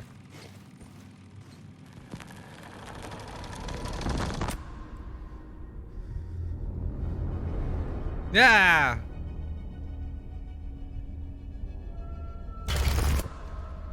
Why? I'm in control now. The second you try anything, He said it, he said the shoot you word. in the head. Scratch wrote return, not me. You're a fucking liar. You'd given up. You stopped writing. You said it was too dangerous, that we didn't deserve to get out. And then he showed up. Scratch. He promised to write. To get me the hell out of here. He was magnificent.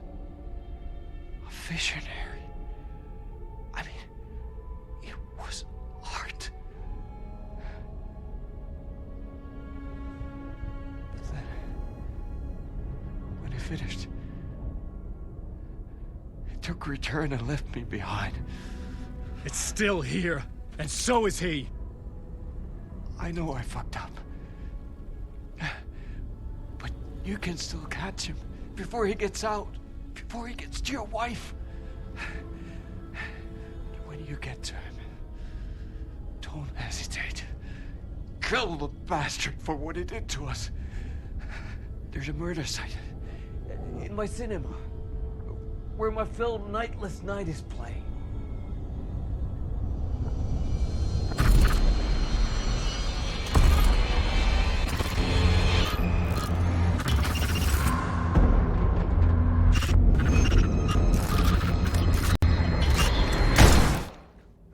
Oh, come on.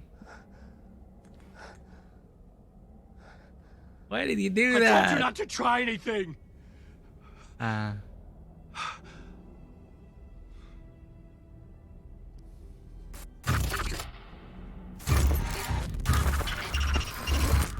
Did we actually kill Tom?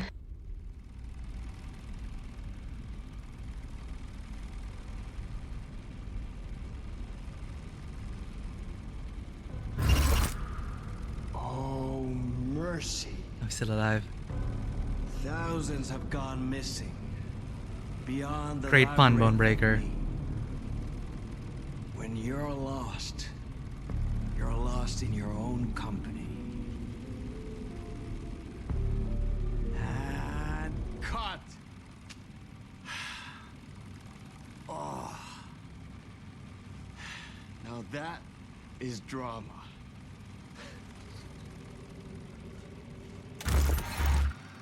Oh man. What the fuck? I had a million questions about Zane, but I had more pressing concerns.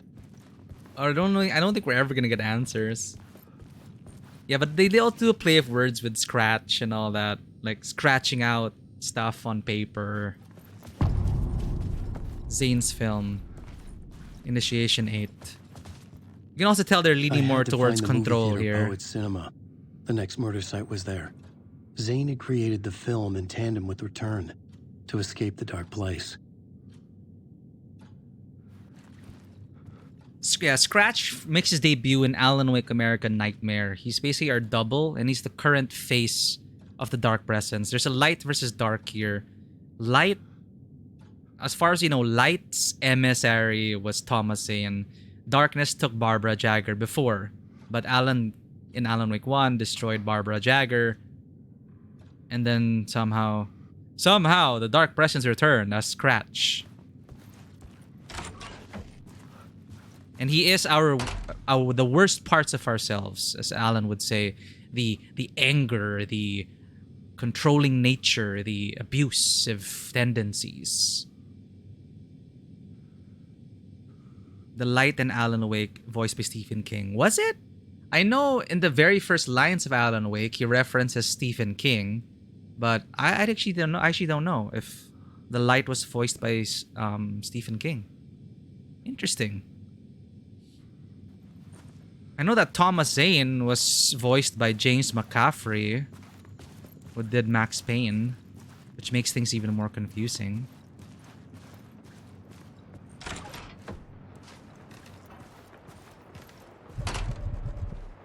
Go to Poet Cinema.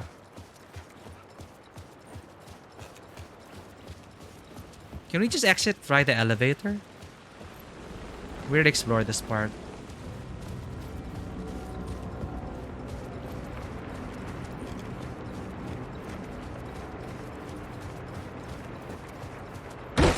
Let's go watch a film.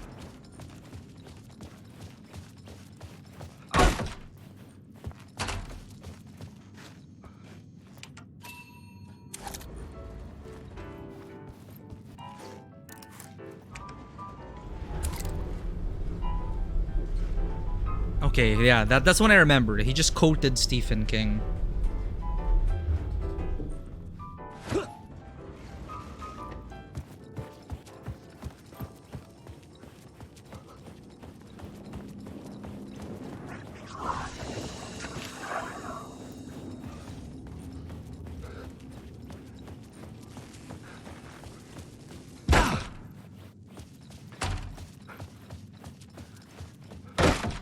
Fresh air. Oh. I could see the searchlight beams of the movie theater on the far side of the plaza. Had I chosen to pursue the cult, or had they chosen me for some unknowable purpose? To be a demon, to sort the clues based on my interpretation, to change that which I observed. It was all a play. Shadows on the wall of the cave, an echo of the true events that happened somewhere else. Was I there to watch the shadows, or was I a shadow too? In a performance set up for someone else. It's all Alan's fault. No. Poor Alex.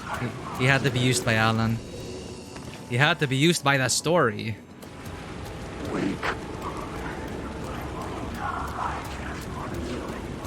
Where's the cinema?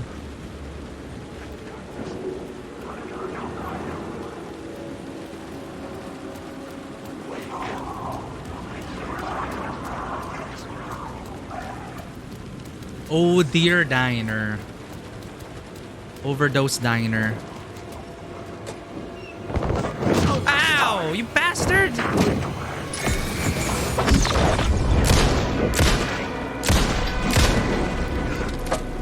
Snuck up on me. Ass.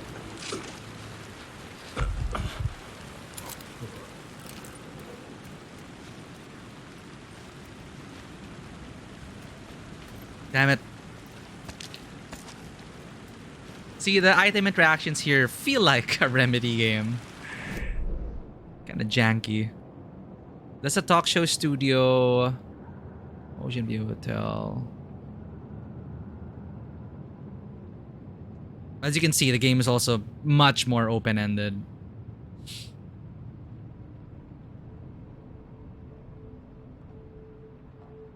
Echo. Oh, there's an echo. Does that mean we already... Oh. I don't think it clears up if you haven't found it. Does it clear up if you find it?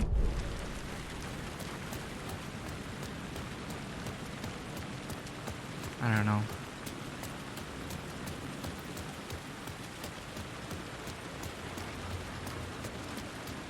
What the? What's down here?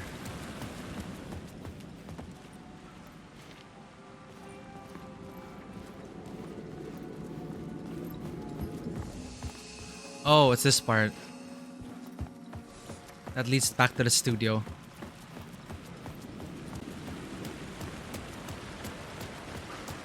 Well, where the hell's the cinema?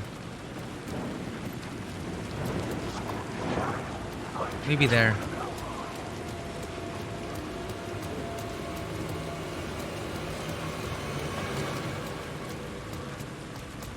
Oh, there they are.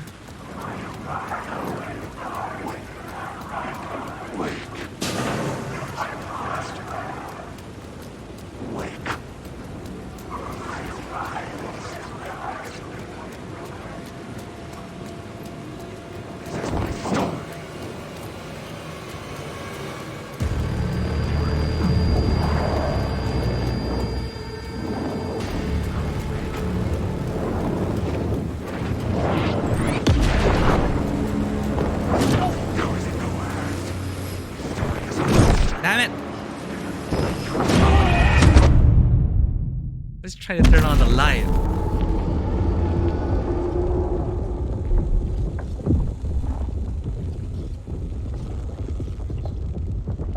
That's also a problem. Like the character will say, "I saw the cinema," but sometimes your camera's not pointed in the right direction.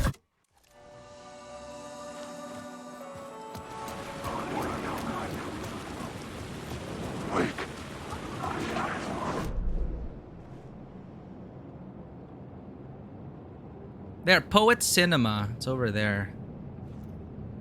Down Draft Street.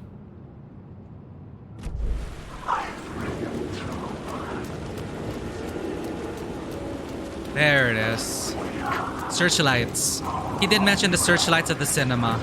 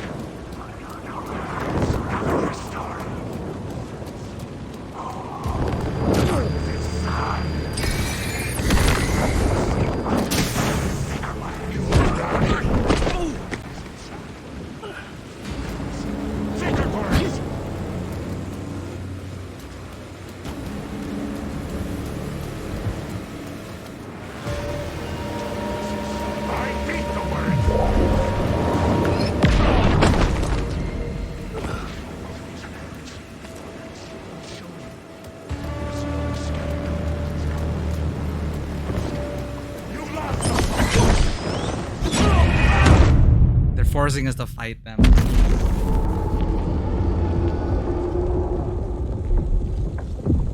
Fine.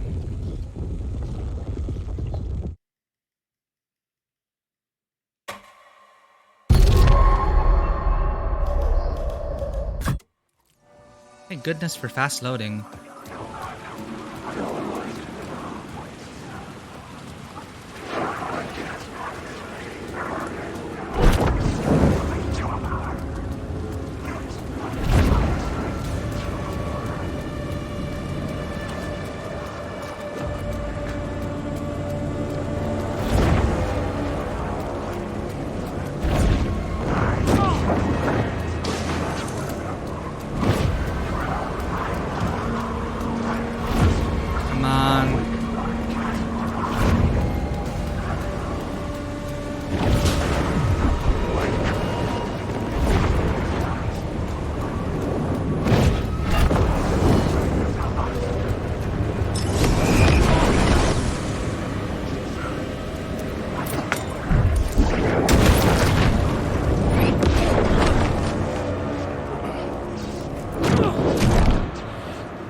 Come on.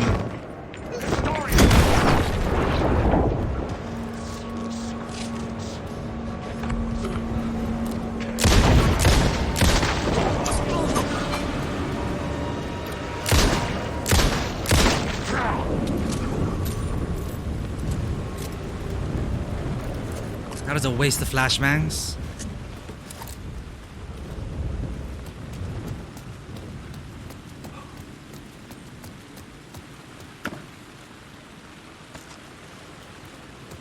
But they really know when to attack you, huh? They're not stupid. It could not be opened on the side.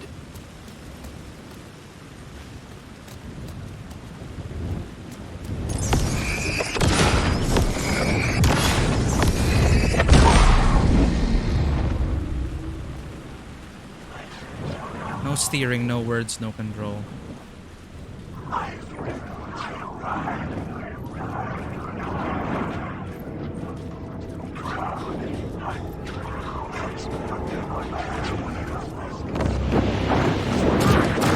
Damn it!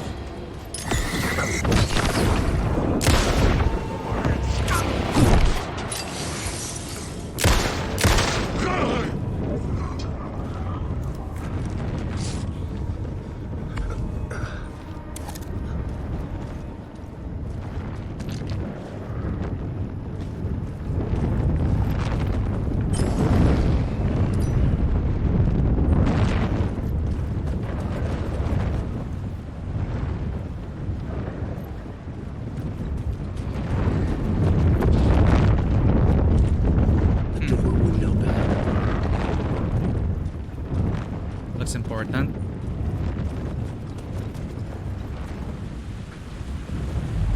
Cult of the Word. Dark Place, Poet Cinema. Yotonyo, Nightless Night, Thomasine film. Oh, that's what Ati was looking forward to watching. See, Ati knows. Ati knows.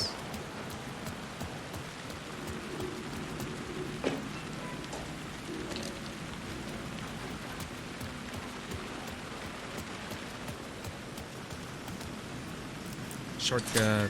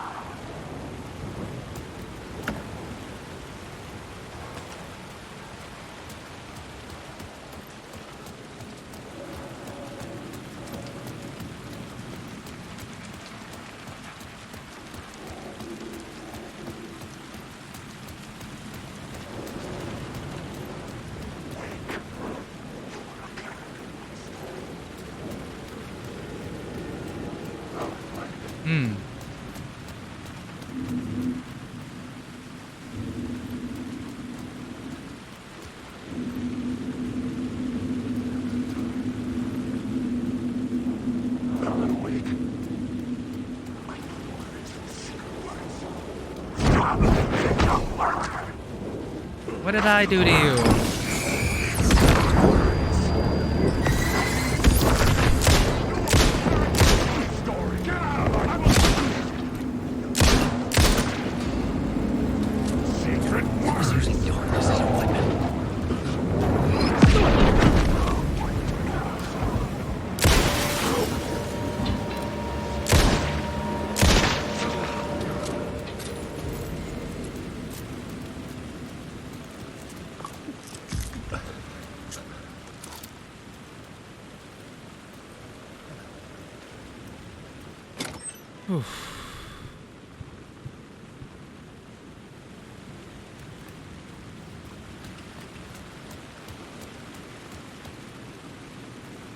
Probably leads to the cinema. Let's try the front door first.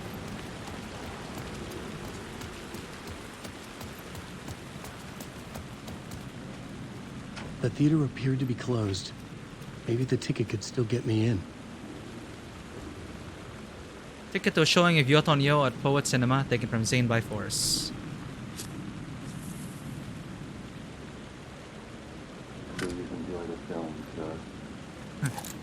That's creepy.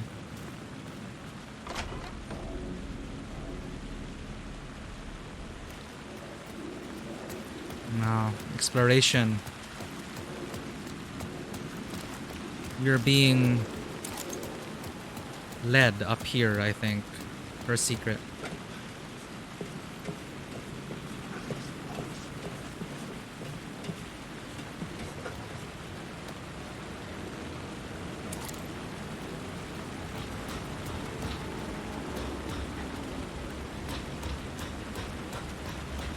What? Oh, there. Echo. Let me check first. So it shows that there's an echo. Let's see if it gets erased from the map after we view it. They say God made us in his image. Just like us, he is an uncaring, cruel son of a bitch. Having made it in heaven, he doesn't want us there, dirtying up all that nice white upholstery. And he doesn't want to reach down to help us. He gets his kicks just binge watching us struggling, hurting, killing, dying, screwing it up again and again. Lazily stirring it up when things threaten to get too placid. This city is only here to satisfy his sick, voyeuristic pleasure. So angry at Alan for writing. Ah, it does get erased. Okay, so these are clues to tell you that you missed some stuff. But it says there's an echo there. Maybe in another layer?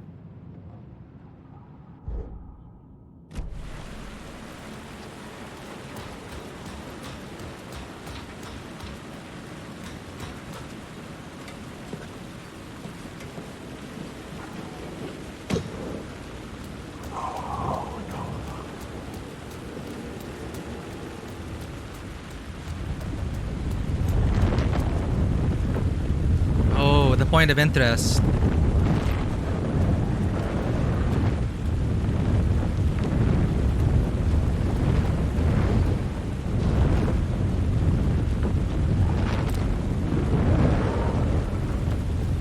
How do we get in?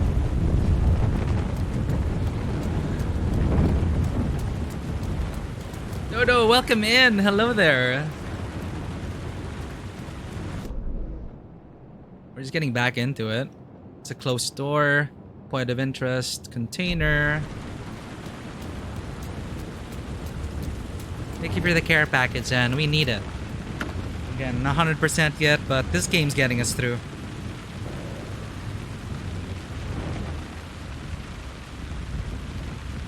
Thank you for the summary video, Dodo. It is very helpful. They covered a lot of good bases. From the Bright Falls television series, which I didn't know existed, the comic, they even introduced the comic into it, intertwined the comic into it, and it is a good refresher course. So now everything is much clearer. Oh, it is 2.5. Oh, I didn't even realize it is 2.5 hours. Actually, we're still a bit sick, but I wanted to play, so here we are.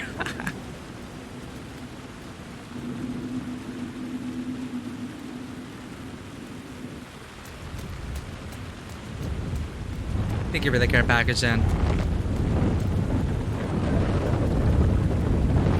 Still wondering, okay, maybe we have to edit the scene. We don't have the scene yet. You know, let's just watch the movie first. Oops.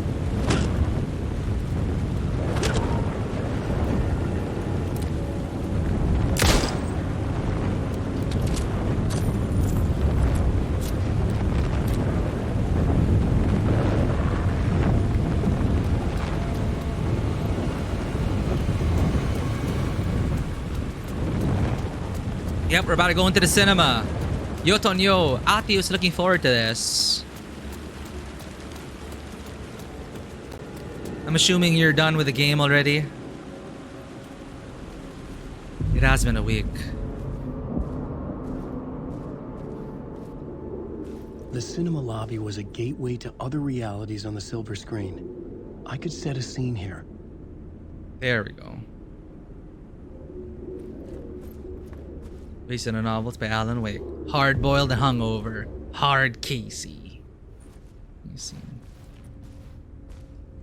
Non-stop sound release. Yeah, you're letting non-stop. Hope you enjoy the experience. The question: how do you run from an idea, from a thought, from a story that lives in your head? You can't escape your fears. You carry your monsters with you. The devil on your back, it's in you. You're running right back to it. A loop. I have to stop. Stop running. Stop writing. I won't write another word. It's too dangerous. Only horror comes out of it. People get hurt. I will let the currents of this ocean wash me away. But what if I forget why I stopped? What if I forget I stopped at all? That is fucked up. If that happens, I'll start writing again. Did I stop writing at some point? I can't stop. There's too much at stake. You write yourself into not being able to start writing. Posting many new questions, that's good to hear.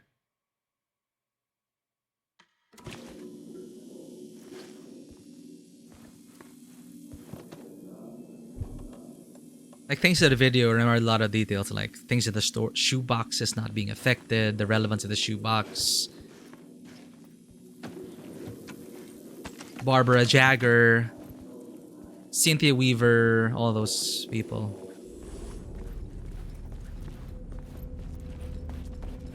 How similar it kind of is now with Cynthia Weaver, Barbara Jagger, and Tom Zane, that trio. And then now it's like Alan, Alice, and Rose in a certain way.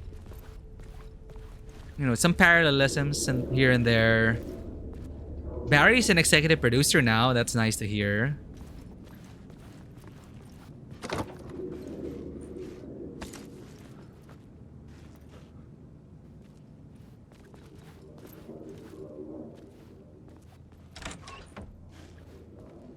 Oh god, pizza!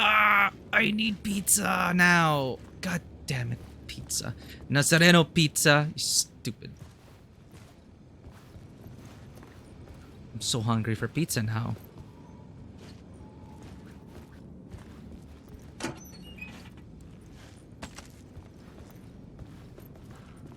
New Game Plus DLC's Control 2, Max Payne 2. Oh man, like, just, I'm not even done yet, but I'm looking forward to like Control 2 and whatever comes next.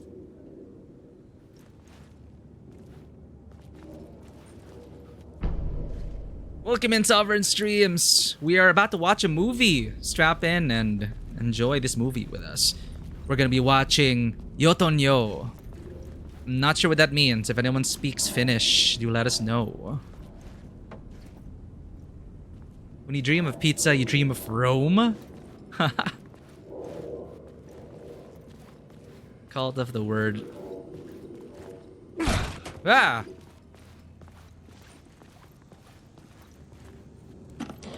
Okay, we're just exploring this reality before we... another stash. Ooh. Ashbang. There's a lot of duct tape in that. There's always duct tape in that suitcase. I wonder if that means something.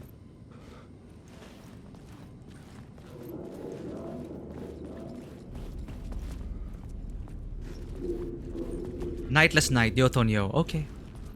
Well, actually, the translation was there, right? I just didn't see it. You got Party Box. Thomas Zane. Zane's special surprise for $15 for a party box. Large popcorn is $3? How much is that converted to pesos? Actually, it's around the same price. 150 pesos for popcorn. Oh man, just prices are just going out of control. Cola, $2.50. Hey, that's too expensive. Smell restaurant in Rome. Hell yeah. It's been so long since I got to taste pizza from Italy, but we're very fortunate in Cebu, another city, Cebu City here in the Philippines, in the Visayas region. Apparently, there are a lot of Italians who set up shop in Cebu. So Cebu actually has supposedly very, very good pizza and Italian food. And having lived there for a year, I'll wholeheartedly agree. And these are owned by like Italian immigrants. For some reason or another, they ended up settling in Cebu. And amazing Italian food in Cebu.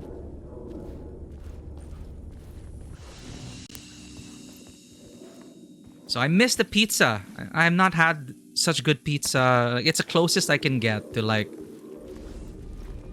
Because, you know, last time I was in Italy was like, what, 10 plus years ago. And we were on a shoestring budget, you know, straight out of college, Euro trip around Europe. Bullets, Bodies, and Bourbon. An Alex Casey film. Worst Casey. Oh, God.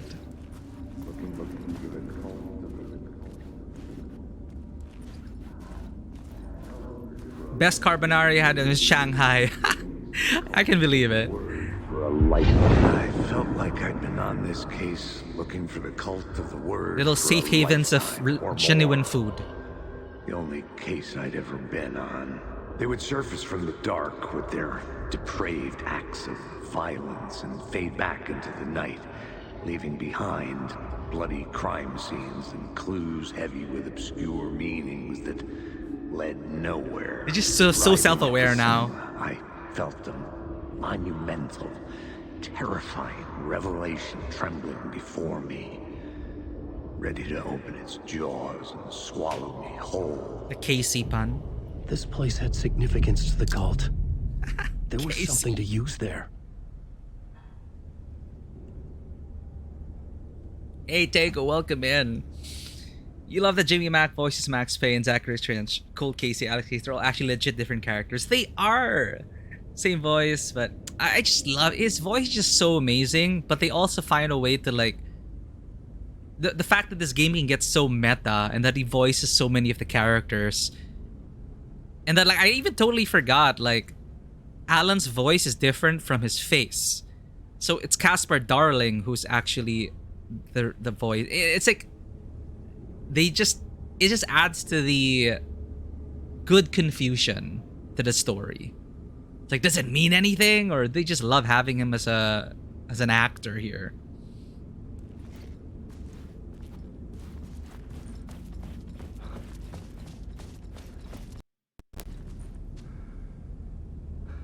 The cadence shows in it separates Alex Casey, the federal agent, Alex Casey, the movie cop. Yeah, actually.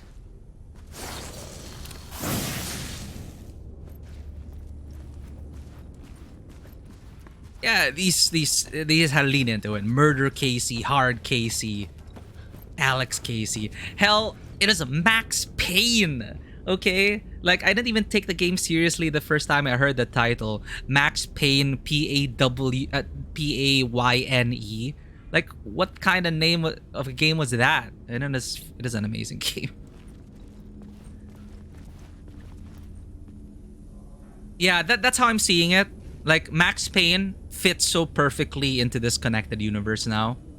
Understanding that the theory that, well, the FBC speculates that Alan truly is a para-utilitarian. So if he was able to influence even a bit of reality by his surroundings, by his writing, it makes sense that him being based in New York at a certain time would have probably roped Max into the weirdest shit. Like, just subtly influenced by the para-utilitarian writing powers of Alan.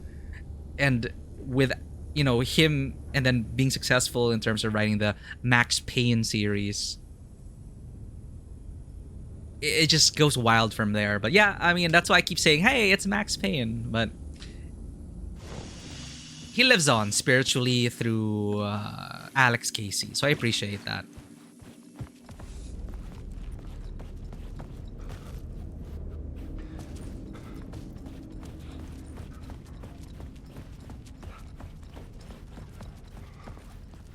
God damn, I want a burger, I want pizza, I want popcorn, I want to watch a good film.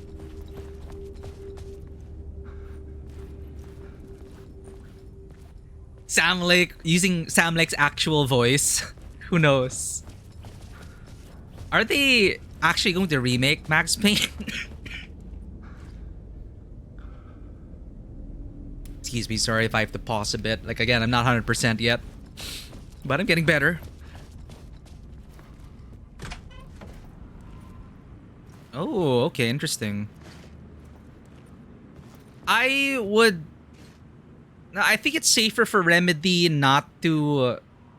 if we're talking about, like, using Max Payne and putting him into the story, I think they should just stick with Casey, the inspiration inspired by Max Payne. Because they might end up in a whole debacle again, like with Sony and Spider-Man, and needing to borrow Max Payne from Rockstar just to use him in their story. It might end badly. So, I mean, I'm fine with Alex. It's just, the ship has sailed. Max Payne belongs to someone else now, and it's unfortunate, but... oh, rights to Max Payne belong entirely to 2K. Yeah, okay. Despite the fact that characters so associate Remedy, blah, blah, blah. Remedy probably will never use Max Payne again. Okay, Rockstar asked him to remake them. Yeah, but, like, who does Max Payne truly belong to? Like, I'd love to... for sure, I would love to play the Max Payne remakes if and when it comes. But if we're gonna connect it to the Remedy universe, I think it would be better for them to just stick with Alex Casey.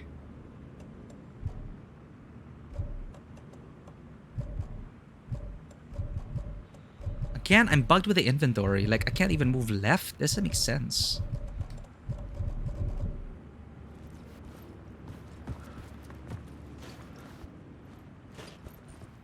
Single product release. Ah, okay.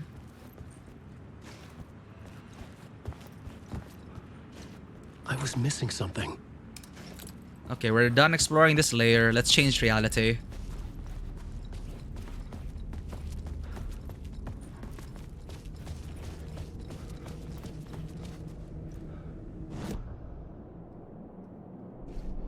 The main event was the murder. I had to find my way to it. Nightless Night. Casey would lead me to the murder site. I found more visions of inspiration to write a new Casey story. It needs to be darker to get me there. Dark film. Can it change reality? Affect return? Ah, okay, wait. Zane had worked with Scratch. A Labyrinth of Me, Part 2, Zane's film. Zane had lied to me. Scratch wrote Return. Zane was a liar. He had secrets. He knew where the murder sites were. I'd make him tell the truth. Zane had worked with Scratch, but Scratch had left him behind. There was a murder site at the cinema where Zane's film was playing. Nightless Night, or Yotonyo, I think, the companion piece to Return. Zane lied, murder site at the cinema. And we got this. This was the cult's lair. They didn't bother to hide it. Anticipation before the event transports you to another reality. Cha-cha-cha-cha. Hammering the details. The first step toward the murder site. I was making progress.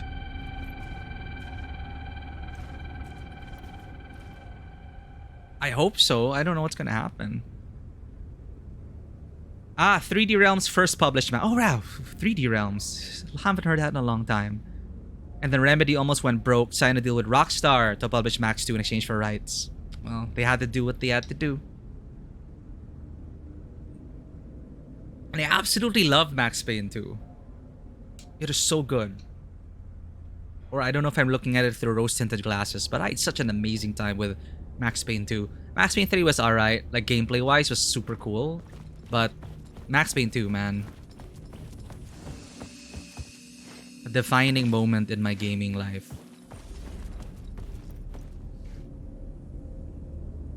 Timothy Gibbs was the face of Max Payne 2. Yeah, they used another actor for Max for 2. Basis of the Morph for Max 3. I see. That's why Max also looked kind of different. Someone had barricaded themselves in the room.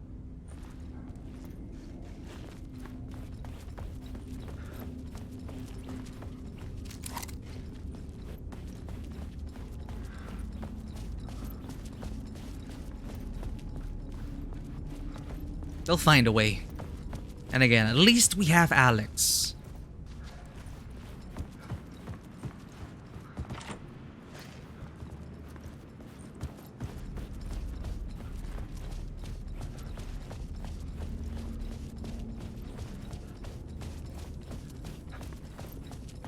What am I missing?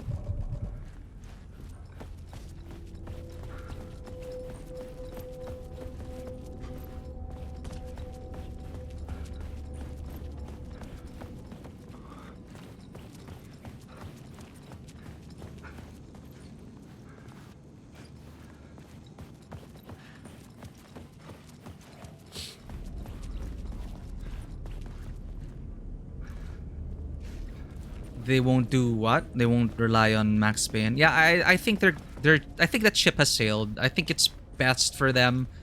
Again, I don't know the details behind it, but I mean, from what little I know, like I would just like accept that Max doesn't belong to us anymore. We are going to stick with Alex. I mean, it's their, yeah, it's their universe. And I'm really glad, really happy with what they've built so far. It's a shame Max couldn't join the party, but yeah. What the hell am I? Okay, barricaded himself in the room. Cool, okay.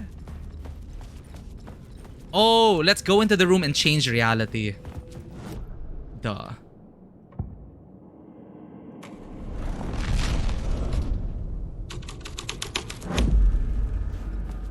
And then change reality.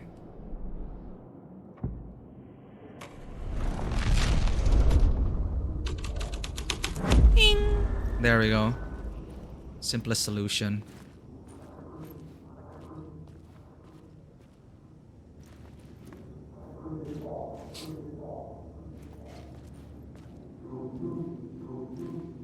Well, we'll see what they do, what they end up doing. All I know is it's gonna be a wild ride. Do you a lot of good to talk, buddy. It was an initiation ceremony. Or so we made our new members believe. Two of New York's finest. They had performed endless favors to earn their place among us. We had something special waiting for them. And something very special for you, Alex Casey. Ilmo? Who's your leader?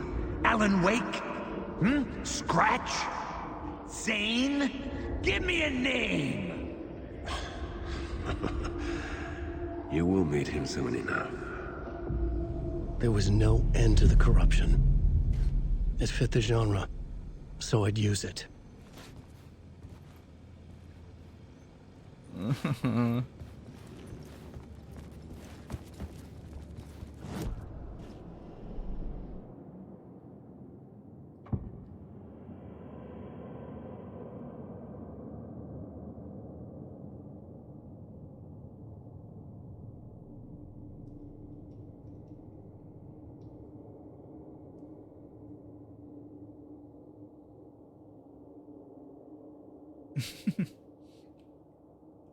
Okay, well, again, the ball's in the court of Remedy at this point.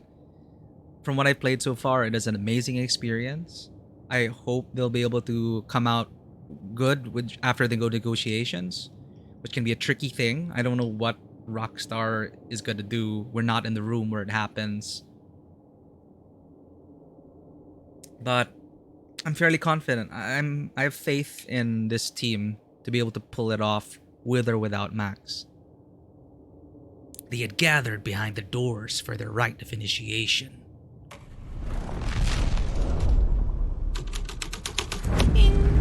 The story was affecting the scene.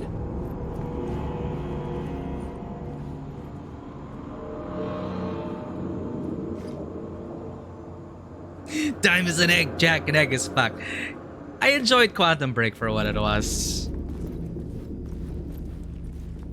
Even Quantum Break had Easter eggs for Alan Wake and Control. But the last I heard about it, they clearly said Quantum Break's its own thing. Or is it? Time travel's weird as shit.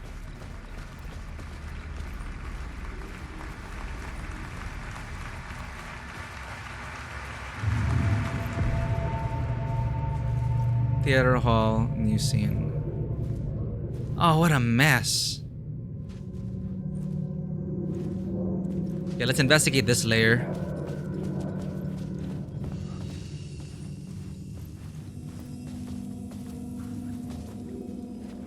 Okay, we can actually take this light, change it if we need to.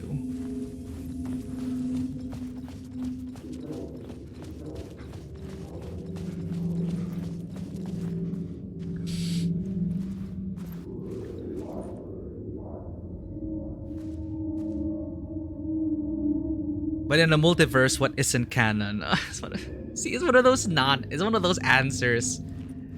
You know, this is why the multiverse affected Rick from Rick and Morty the way it did. It's like nothing matters anymore, Morty.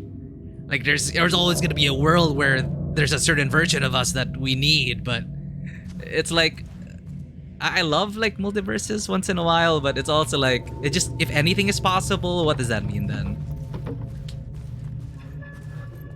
Beth Wilder waited for 11 years. Oh right, Beth Wilder was in Quantum Break as well.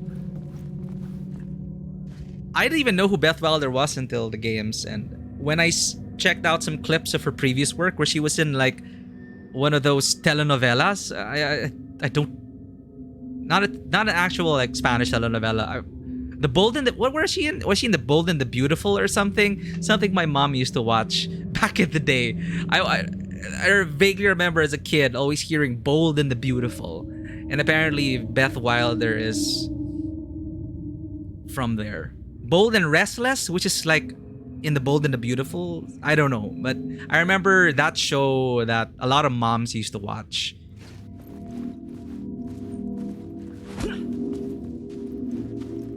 And from that, I wonder like if they saw her performance and they were like, damn, we need to get her for a game. The urban legends circling Thomas Zane were a bottomless rabbit hole. I'd done some digging. To film freaks, he was a mythic auteur in the art house cinema. A rising star coming to America from Finland.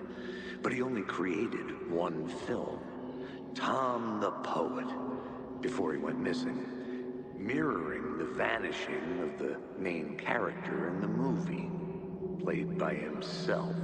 The biggest mystery was around his lost film, an early work made in Finland, Nightless Night, rumored to have mystic properties. Some claimed it was a snuff film, that the ritual murder in the film was an actual murder. Jesus. There were no known surviving copies, but the cult chased it as if it were their unholy grail. Just like Wake's books were.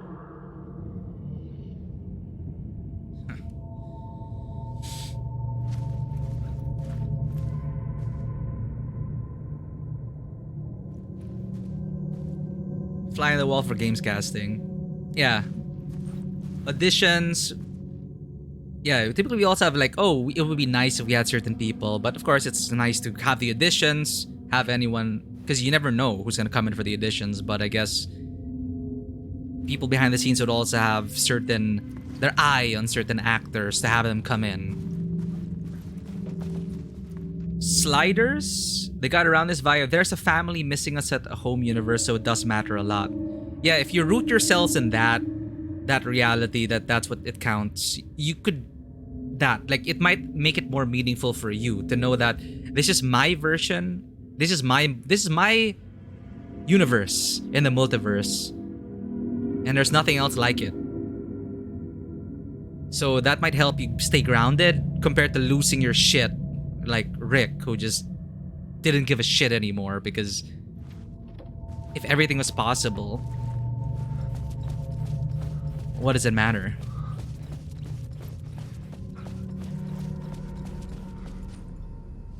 It's not canon, they don't have the rights, blah blah blah. Sorry, check out Sam's TikTok, real vibe and mood.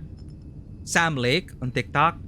You know, Tabletop Cinema actually is a TikTok. I just don't have anything on it. I just did it to save. I have not been immersed in TikTok culture. I mean, I know I should probably get into it, but anyway, yeah. Never watched Sliders.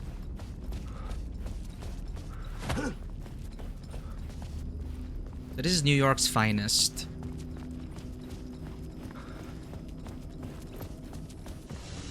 Investigate the theater hall.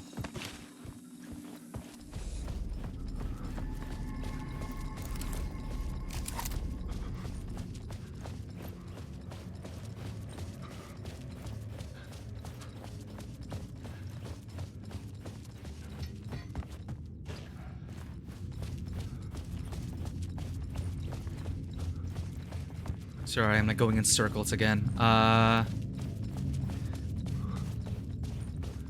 What have we not investigated? Theater hall with the cult of the word. Reverently, the cult prepared for the viewing. I changed the story, and with that, the dark place changed. Okay, can I sit here? No? Okay. All right, let's watch. What?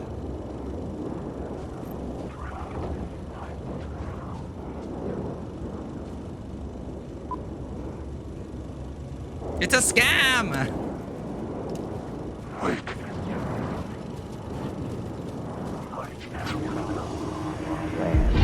It's you, following your master into La La Land.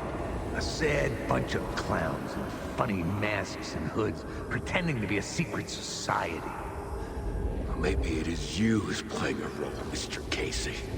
A role carefully laid out for you.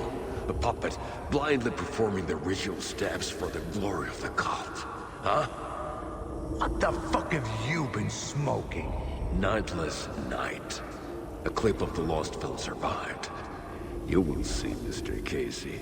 In the Nightless Night, you will finally see. Nightless Night was Zane's film. It played a role in this story. They're hyping it up. Ow! Ow! Ow! Look, I was just exploring. Shit!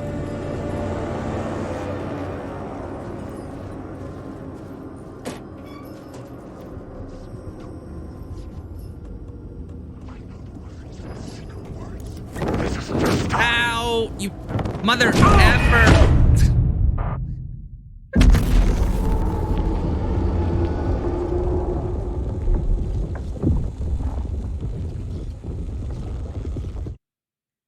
In the world with reverse gender role.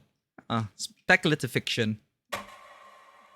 Always a fun time. Fucking A. Where were we?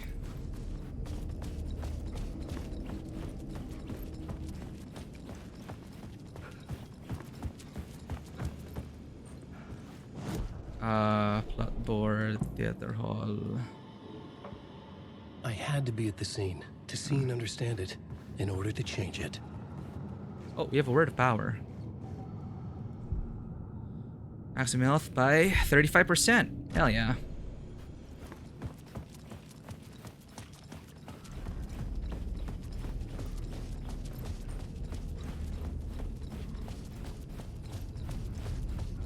Raybo, welcome in. Oh, I forgot to give shoutouts to people. Look at me forgetting how to stream properly. Long time no see, Raybo. I hope your adventures have been going well. My friends, if you've not checked out Raybo, they're an amazing streamer. Always great to hang out there with their community. And the timer for the shoutout is weird, so I have to do this manually. But Takeo is also a streamer. They've been playing Alan Wake 2 as well. So if you want a lot of good gaming insights as well, Tago's the person to go to.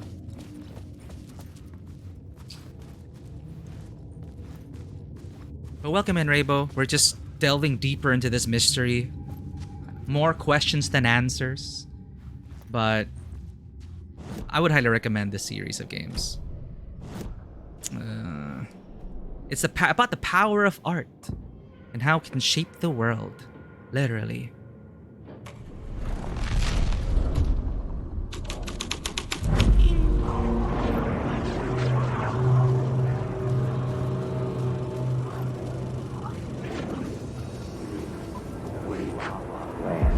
It's you, following your master into La La Land. He died last time. A sad bunch of clowns in funny masks and hoods, pretending to be a secret society. Maybe it is you who's playing a role, Mr. Casey. A role carefully laid out for you. A puppet blindly performing the ritual steps for the glory of the cult. Huh? What the fuck have you been smoking? Nightless Night. A clip of the lost film survived. You will see, Mr. Casey. In the Nightless Night, you will finally see. I like how he actually answers, what the fuck have you been smoking? Film. It played a role in this story. Remember how flammable film can be as well. Celluloid. Did I get that right? Ow! Again with this stupid... My eyes couldn't follow it.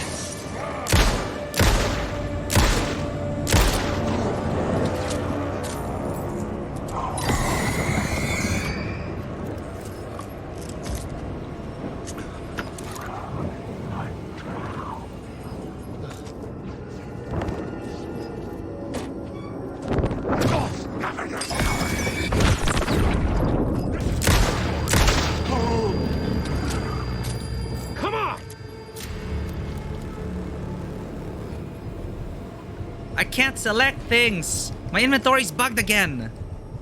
Why does this keep happening? Oh, that's stressful. They are. They don't like the story.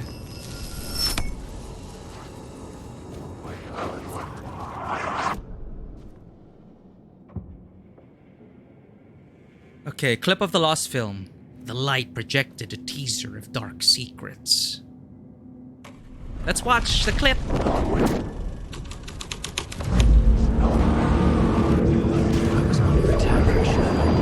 Ow!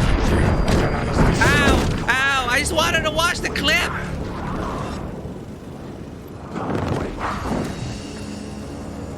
Jerks?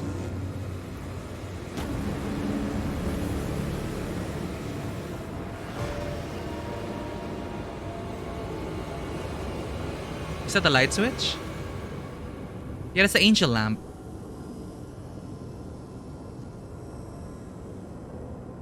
What is that supposed to be? The screen had no light. I could transfer the light in my lamp to his. Yeah, because that makes sense. Dream logic, right? I would say it's also very difficult writing with dream logic. Because it's easy to lose your audience.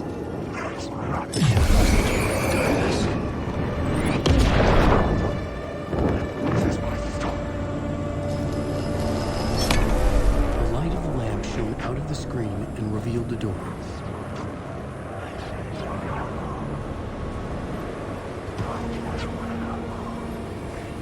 God damn it.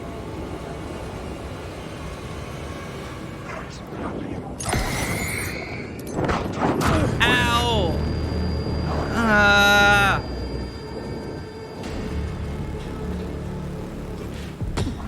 I was back out into the night. A seedy alley away from prying eyes was a good scene for dark deeds.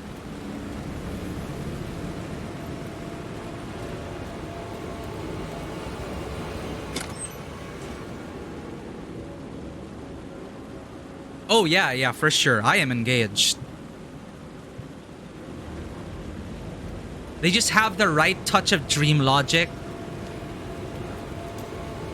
Like it's hard to explain. They kind of keep us in this space of disbelief. It is relying on our suspension of disbelief and trusting us that we won't get lost.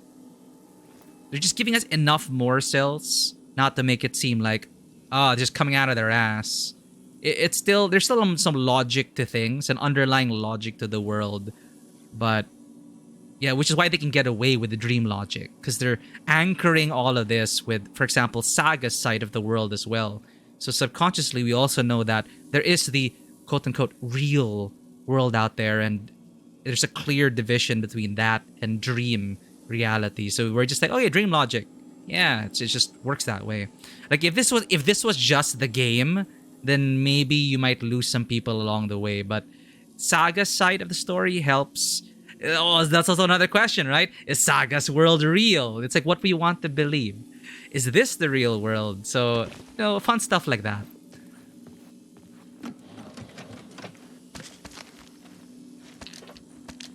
Yeah, if it's one thing, I can easily suspend my disbelief.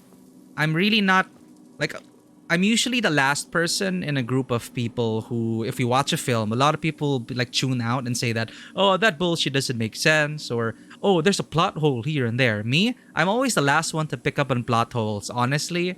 Like, which made me doubt myself as someone who consumes media and supposedly calls himself a filmmaker.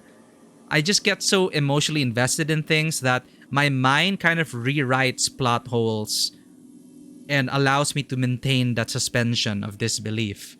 I'm usually the last one to like tune out. So it's just me, I'm like, yeah, dream logic. It's like, sure. The short films I used to write in film school were mostly dream logic. Like myself exploring I thought it was like so cool at the time, like exploring experimental therapy by diving into one's dreams to resolve traumatic issues. And it's like, oh, back then I thought, oh, I'm so cool writing something like this. It was fun. It was executed by another person, and I liked seeing their interpretation of it. Which, of course, a random story here. Like, we had an exercise in film school, which is, okay, write the script that you want to direct. That's it. Like, your passion project you want to direct. So we finish it, and the twist was, at the end of it, our mentor said, okay, now give this to someone else to direct it. And we're like, what? A lot of people were like, what? But we wrote it. It's our baby. We want to direct it. Oh, they're not going to get it right. I'm the only one who can do my own script justice. So there's outcry. And then mentor's like, nope. Have someone else direct your script. No negotiating. And that was the lesson learned, that you don't usually direct what you write. That doesn't really happen all the time. And there is a certain magic as well in the collaborative effort in bringing something to life and entrusting your baby to someone else. So by the end of it, a lot of people appreciated that exercise where I wrote this thing and it was assigned to someone else, like, oh God, you have no say in it, all right? But that's another thing the mentors didn't want. Once a script is in the hands of the director's team, you cannot influence it.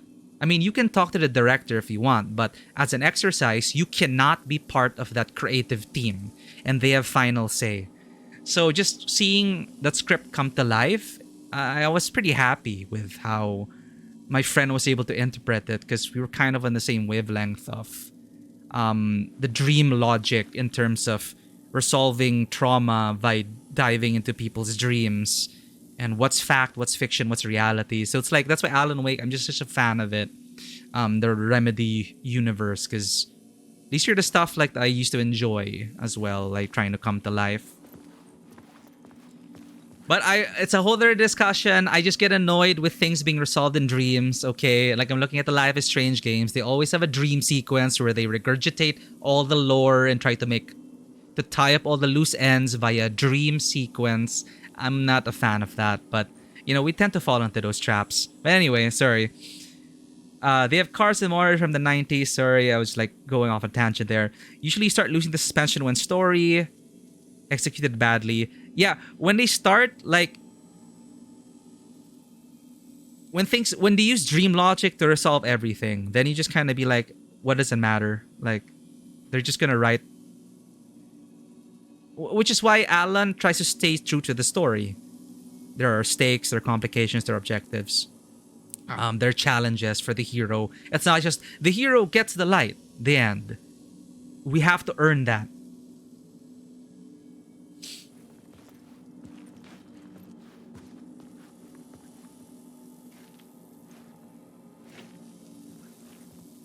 Yeah, it can explain everything and say nothing. You just gotta feel it like how I'm feeling it, where you saw that image with the light and it's just there. And in a way, this also goes back to like Max Payne 1 and 2. Like looking back at those games from what I remember, there were some pretty dreamy sequences. I gotta say, like drug-induced game sequences, which were pretty wild. And the feeling was there. They were able to capture that feeling and sell it.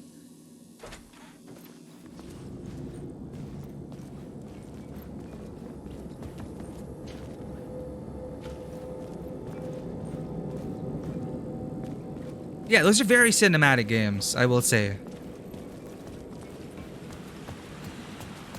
But what I loved was that they didn't hit you with cutscenes. You were actively playing the story. And that's what I loved about it. I should look at the plot board. Keep the story moving.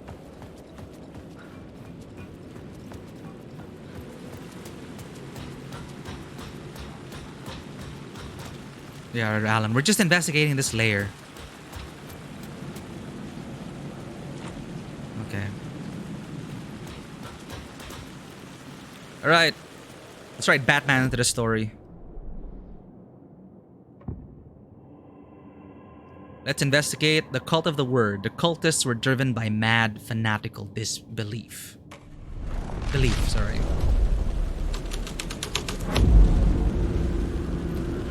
Go to the roof and find where someone fell. Someone had fallen to their death from the rooftop. What?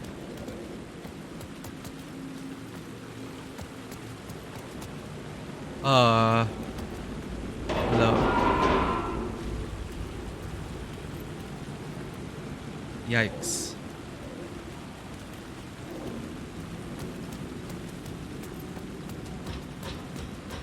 I hope they keep the graphic novels. Max Payne 3 kind of mixed it, right? Max Payne 3 they kind of experimented with mixing the graphic novel style with real cutscenes. So I'm waiting for Poets of the Fall. So I wonder if they're like hinting towards that. Poets of the Fall, a band that they also worked with in the previous games. I can figure this out on the plot board. Oh, fine. Someone had fallen. That's a hint that we're not in the right place. The cops had sold their souls. Ah! Oh, shit.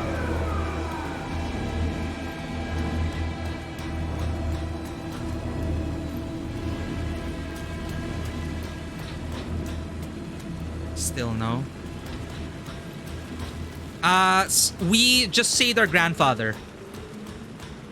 Also, but when I finish this, I'm also wondering... Felt important to the story. Like, your mileage may vary, your experience of the story, depending on the order of events that you play. So I'm trying to alternate it as best as we can. I'm actually wondering if there's a suggested way. But yeah, we just saved our grandfather.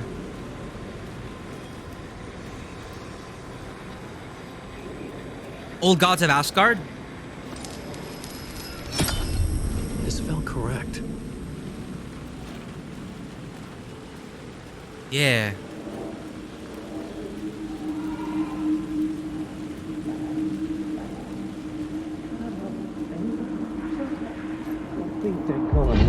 Think they're gonna want us to, like, cut off a finger or something for this initiation, do you? Nah. I'm sure we'll just chant some ceremonial stuff. Nothing to it. Well, it's about time. We paid our dues. Made plenty of their problems disappear. Dumped all those nobodies down that chute. What we did or didn't do, it's all behind us now. We're going straight to the top, partner. Yep, like we died and went to heaven.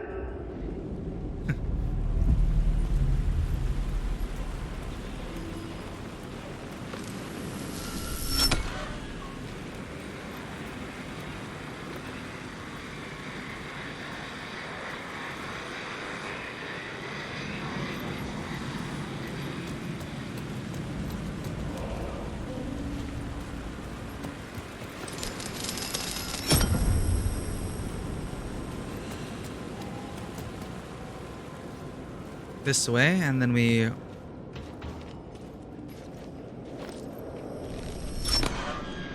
we go.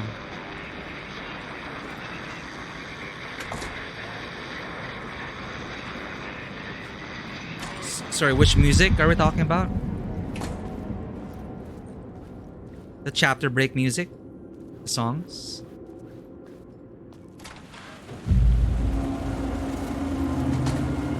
Ah, the musical. Yes, yes. I didn't expect a musical episode. Fucking loved it.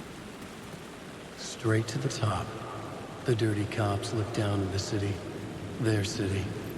They had committed repulsive deeds to get there. They told themselves it was worth it.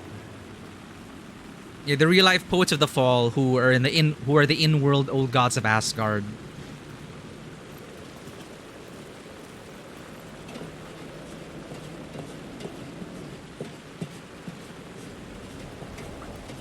Sup, Casey?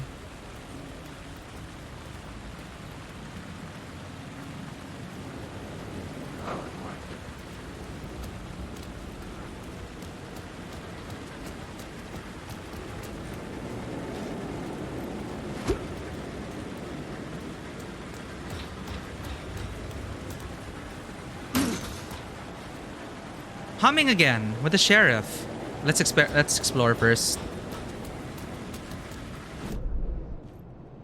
Where are we? Player, central area, spotlights.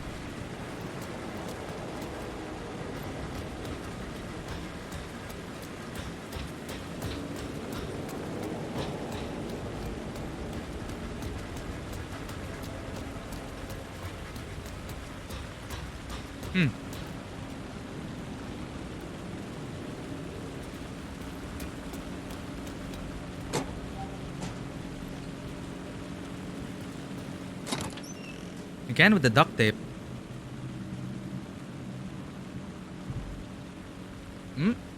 No. Full. Oh, let's use one painkiller.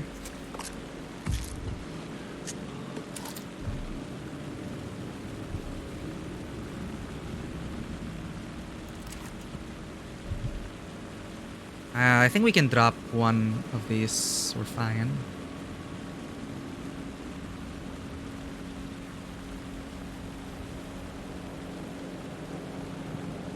Rather have a flashbang. Okay, that paint suggests I don't know if that suggests word of power or which is leading us to that box. Oh, there we go. Word of stuff. Supposedly all about Alan Wake. Now we're gonna get into so much meta territory. But yeah, I love their music. When I first heard them in their initial games, I'm like, damn. And then now they get to all of the songs here are original. It's amazing. What is it going to do? Right. Words of stuff.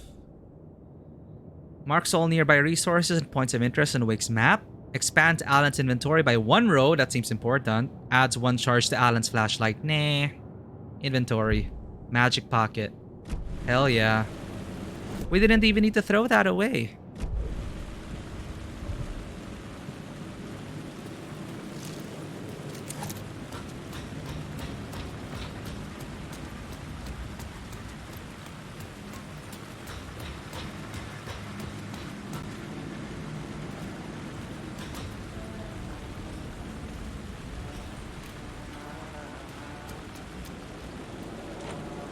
I still can't...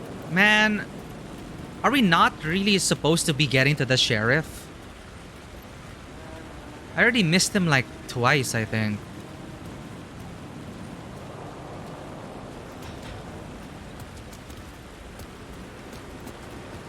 Oh, what the? You can always get to him? Damn it, we missed him once in the hotel. Oh! Hey, here we go. Hey, Alan. What's up? Tim Breaker, in case you don't remember again. That's why. Okay. Now, thanks to their video, Sarah Breaker. I was wondering where Sarah Breaker went. So, Sarah Breaker, sheriff 13 years ago. Father was in the FBC, also Breaker. And now this sheriff, Tim Breaker.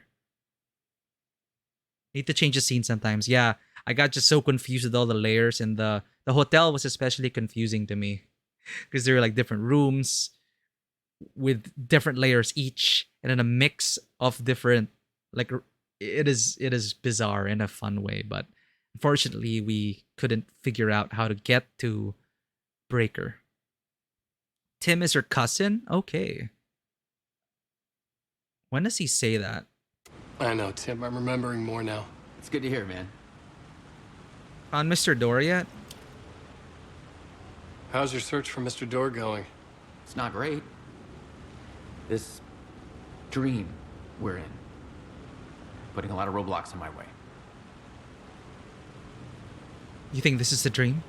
So you think this is a dream? I'm not ruling it out.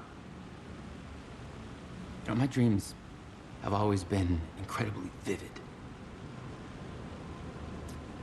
They feel real until the second I wake up. In dreams, I'm often someone else. A different person with a different name, living a different life in a different world. Alternate realities, maybe. But certain things don't change. Like Door. Yeah. The sketch looks familiar. The sketch you have does look like the Door I know.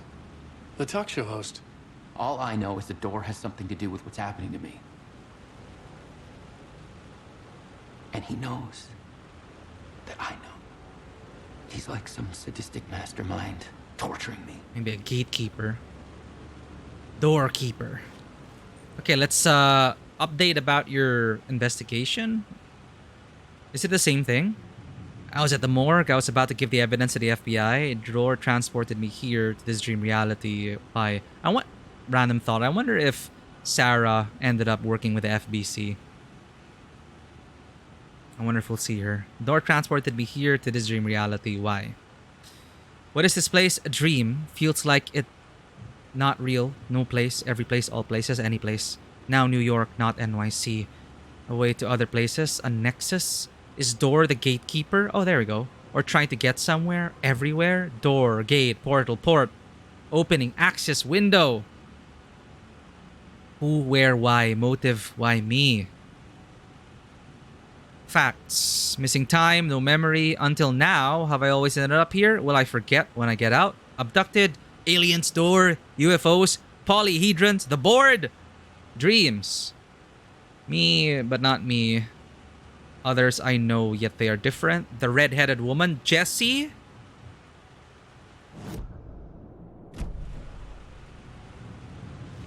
The red-headed woman. The only redhead I know is, at least in this universe, is Mona Sachs. And was Mona Sachs a redhead? I think Mona Sachs was a redhead. And Jesse Faden.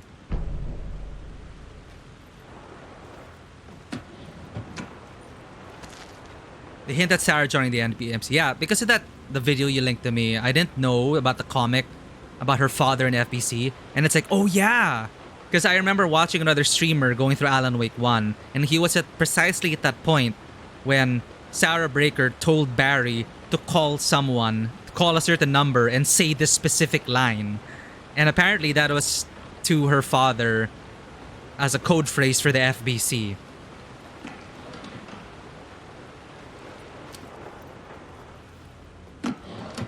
So the comic clarifies that her father was an agent of the FBC. So that is fun. And now here we have another breaker involved in this madness. Why you? Maybe the breakers are special, I don't know, or Jesse's trying to reach you, I don't know. Oh, that's what they said? She joined the feds? Okay. Probably FBC.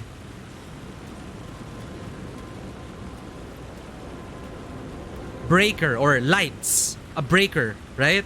That's what I was thinking. Like, their names might allude to that. And Sarah Breaker also helped Alan. Her father investigated initially. I'm pretty sure the name was considered. A breaker which can like shut off the lights if you need to when it gets too much. The breaker will flip or something, right?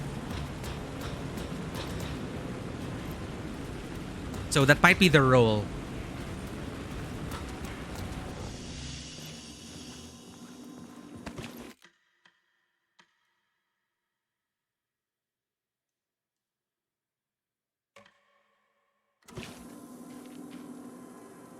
Oh, you think it's a reference to Quantum Break? Could be.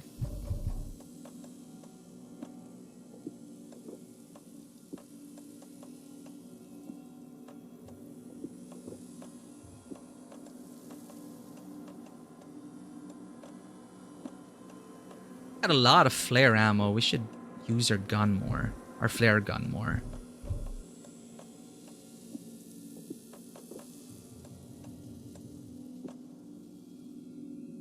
We don't even have the shotgun yet. Jesus. And again with the inventory messing up. See, I can't move right. For some reason or another, I can't. I gotta move it manually. And replace it to move it.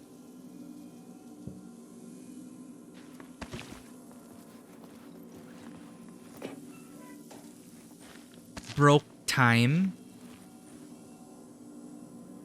I just remember them completing the loop.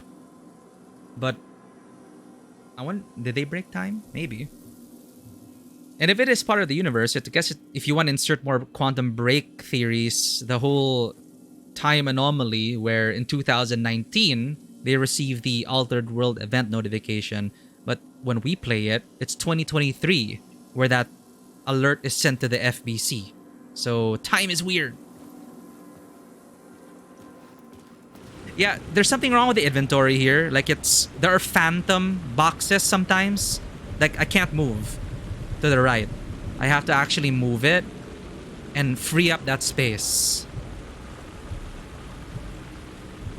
It's like there are invisible walls sometimes. It's weird.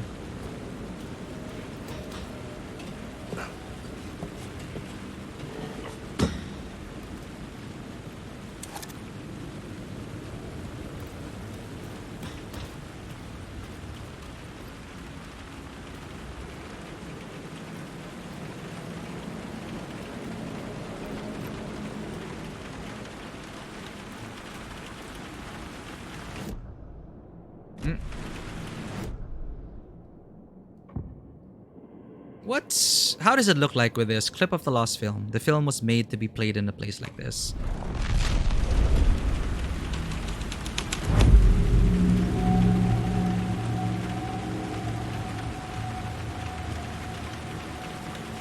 Nah.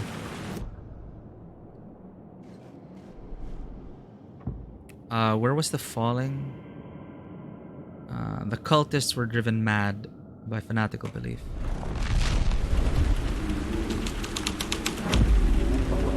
There we go. Move. Don't you fucking move, or I'll blow you away. You got me, Mr. Casey. I'm all yours. Go ahead. Ask that burning question in your mind. How did you do it? How did you get me into that film clip without my remembering it? Talk to me, damn it! You've seen the film? Good, good. Now you're ready to meet the Grandmaster. He's waiting for you in the projection booth where everything will be revealed, where he will project a new reality onto this one. And now, Mr. Casey, I've played my part to the end. No, Ilmo. No! Oh, Ilmo jumps. Well, in this world. Why'd he jump? The projection booth. Was that where I'd find the murder site? Meet the Grandmaster in the projection booth. Okay.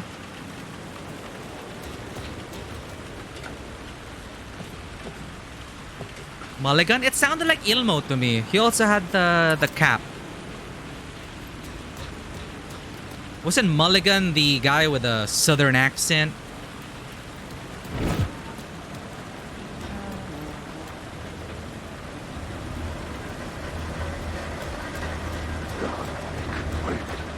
And Mulligan and Thornton, the New York's finest, but the one Case wasn't talking to.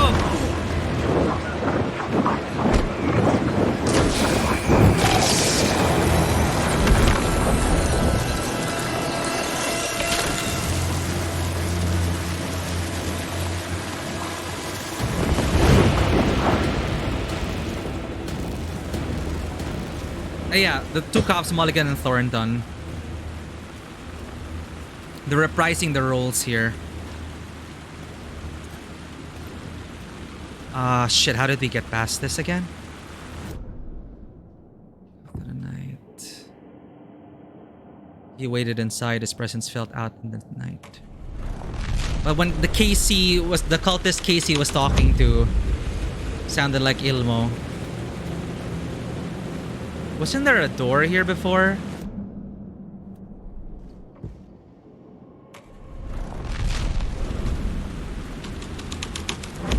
Yeah.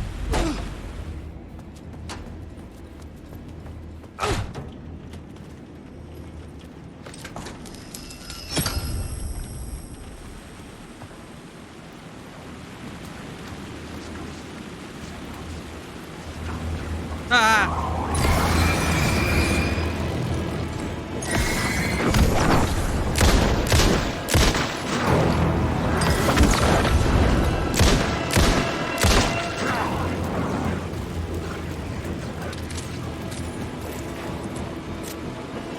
I can't get back up. What the hell? Why?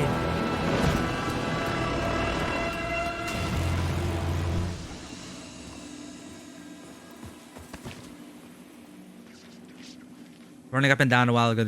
Yeah, that's also a minor qualm I have. It's easy to get lost with the layers. This is what I felt with the hotel. We also went around in circles in the hotel, like what scene, what layer are we on again? And that's part of the experience, you know. That's kind of like how Alan might feel in the moment, but when it's going on for too long, you're like, you needed that specific layer in a specific location to progress. It's a bit tough sometimes, but yeah, like usually my memory is so shitty, my short-term memory. It just so happened that I remembered, wasn't there a door there? And then we're lucky. But right now, it's like, what?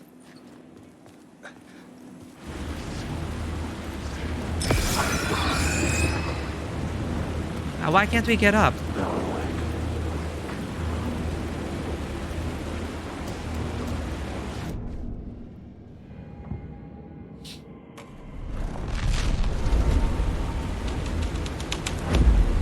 Yeah, I was playing around with them because I wanted to explore.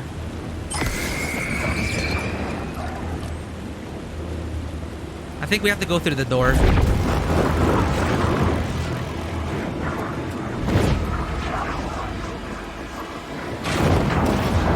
The door up here.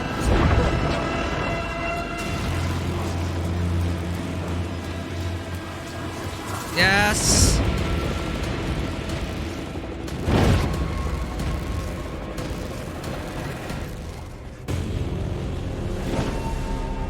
Are they following us? Oh shit!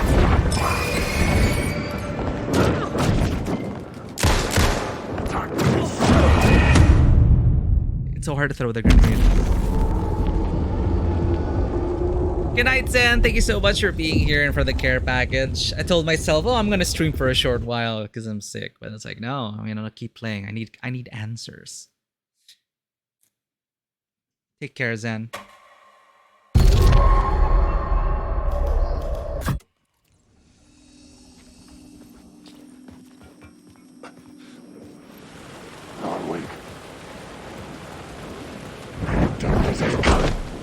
Sometimes they're just there to give you a hard time.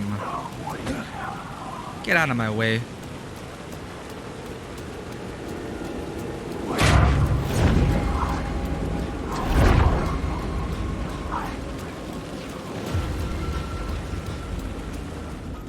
And that's what Vano and I were talking about earlier. How the gameplay sometimes clashes with the pacing of the story.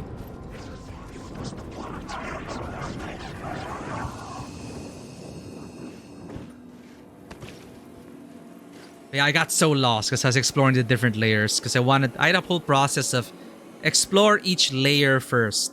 But sometimes you'll make progress on one layer and you'll forget about the other, and then it just kind of spirals from there. But yeah. Let's watch the film. Access to the projector booth. Projection booth. It's back there, right?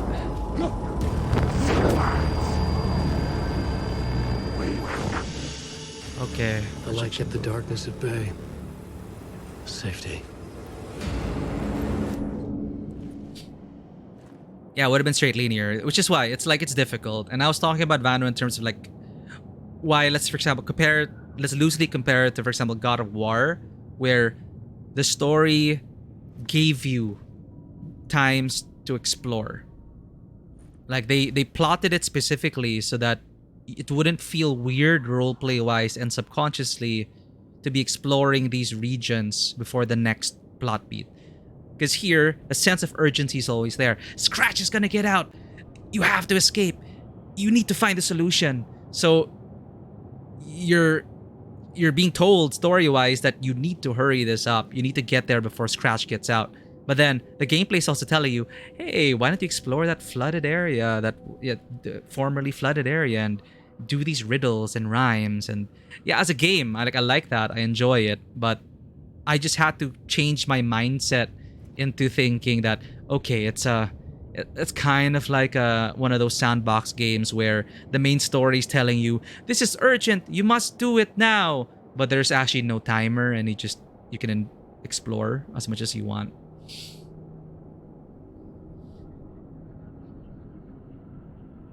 Yeah, Alan is a bit more straightforward here. It feels less open-ended from what I'm playing so far compared to Saga, where you literally have like former area which is inaccessible before, and now you get to explore it. But yeah, it's just that there are like times where you needed to get to the next chapter, but then my gamer self is like, no, I want to explore. So it kind of killed the momentum a bit for me. But now I came in this week like realizing like why it felt a bit more streamlined and paced well in God of War, because they already wrote in the exploration segments to be part of the narrative. This one kind of fell into the trap so far. My initial impressions, it may fall into the trap of open world. It's not an open world. I'm just saying, like, you know that feeling of open worlds where the main story loses its impetus, it loses its momentum because you did too many side quests. That's kind of what happened to me. The open hubs there, the open hub experience, but compared to like why did it work in God of War? It mostly worked in God of War because, again, it made sense that you would be exploring these parts usually. So yeah, that's just it. It just why there was a dissonance with me going into this, but now it's like realizing that why was I so uneasy for the first few sessions? It's because I was so locked into the story in a good way, in a great way, because I was so invested in it, but my body was doing different things. You get it? It's like my mind was like, oh, Saga, Alan, Control, I'm so invested, but my hands were like exploring, and I was just, my mind was like, what are you doing? Why are you exploring? So it's just a warning coming to a game like this. But now I'm just like laying back. It's like, yeah, exploration's part of it. Just have fun with it. And it's cool.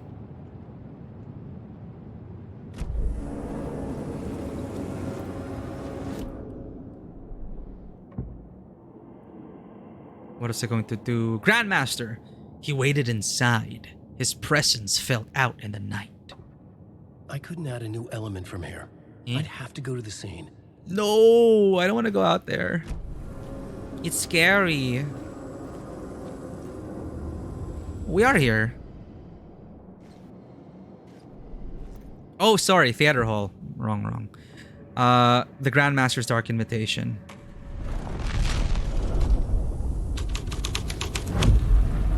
This thread would create something terrible in the scene, but it's what the story needed.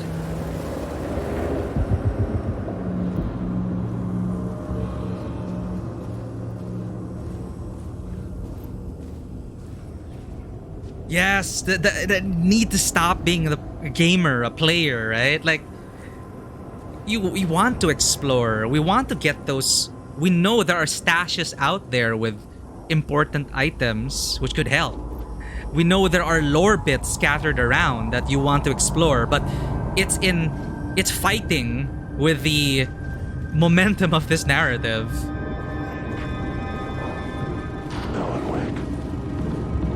Ooh, the door. Okay. Literally the door and the silver screen.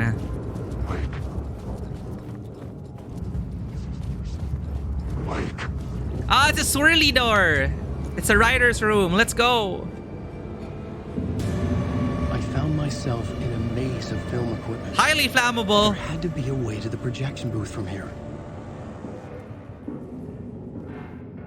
I wasn't alone. Well, thanks for that.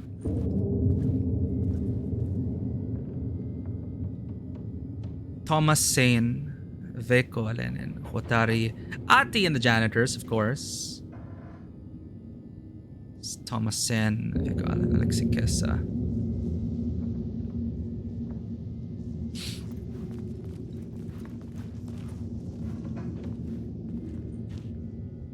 Like, since you finished the game, is that a way you would suggest playing the game? Like, would you tell people to just like stick to the main story, and then if you want more, then replay it and do all the side content? Like, should this game be treated as such? Like, I know like not all of us are like bothered by it, but I tend to get super emotionally invested in my media, so it's hard for me to separate the gamer from the, you know, the film watcher. Stick to the story. Yeah, you know, I'm not done with the game yet. That's my initial impression, is that, like, I would say stick to the story, but knowing me, I don't replay games. I want everything on the first run. So again, it's a me issue. It's not, you could criticize a game for having diametrically opposed pacing issues, or it asking two different paces from the player, the player, the watcher, the gamer. It's mixed, But that's more a me problem now. Like, again, as you could say, it's totally optional. You could just go through the main story and have a great time. But as a gamer, that just doesn't sit well with me, where I know I'm not I know I'm missing dialogue. I know I'm missing secrets. It doesn't feel right. Yeah, right? It's like a days are too short. It's like when I play the game once, I need to move on to the next one because there's just so many awesome games to experience. Anyway, that's it. Ooh. Black and white? Casey, no!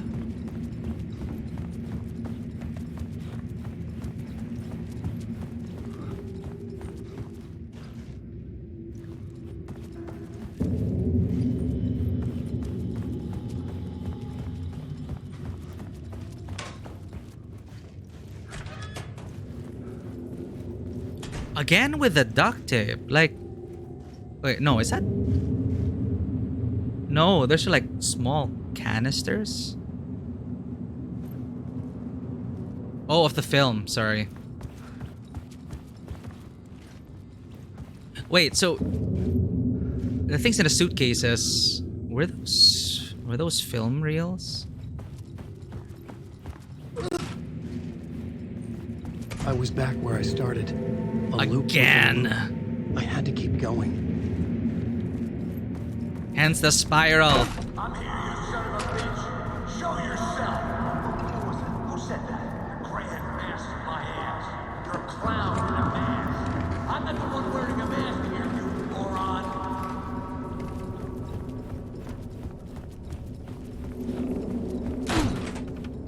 The Casey in the story was losing it. I wasn't far behind. Because you... Poor Casey.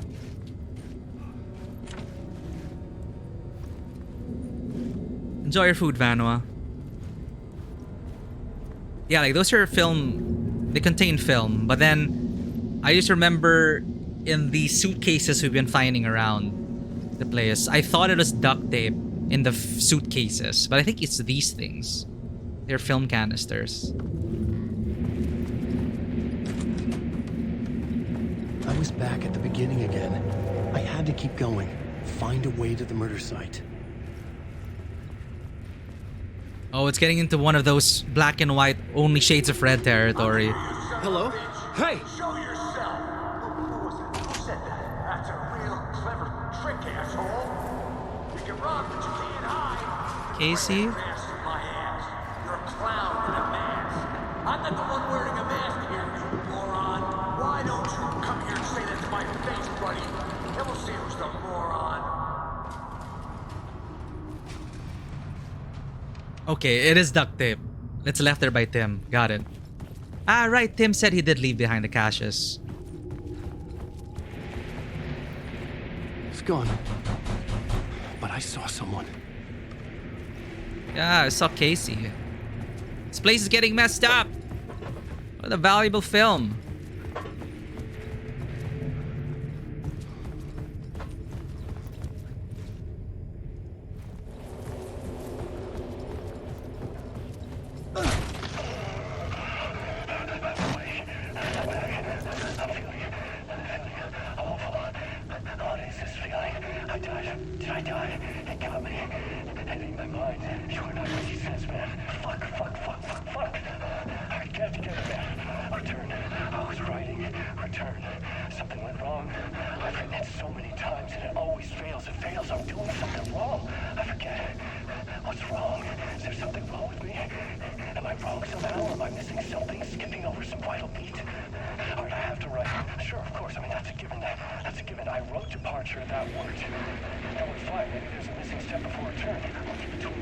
Initiation.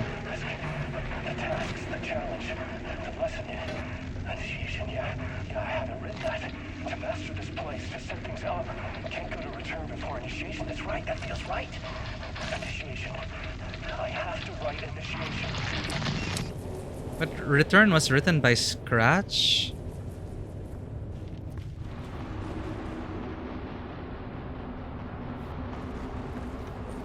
A click makes it full screen? Oh, damn. Sorry. I thought I was gonna jump into the scene. I thought it was one of those TVs, a portal TV.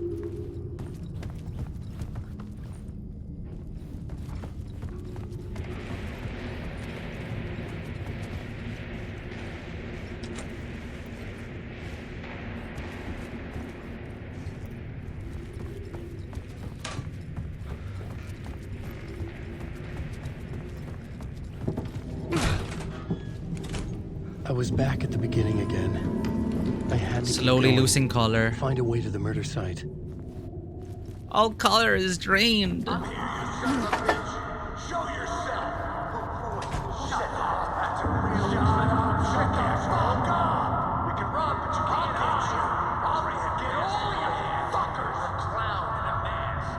I'm not the one wearing a mask here, you moron. Why don't you come here and say that to my face, buddy?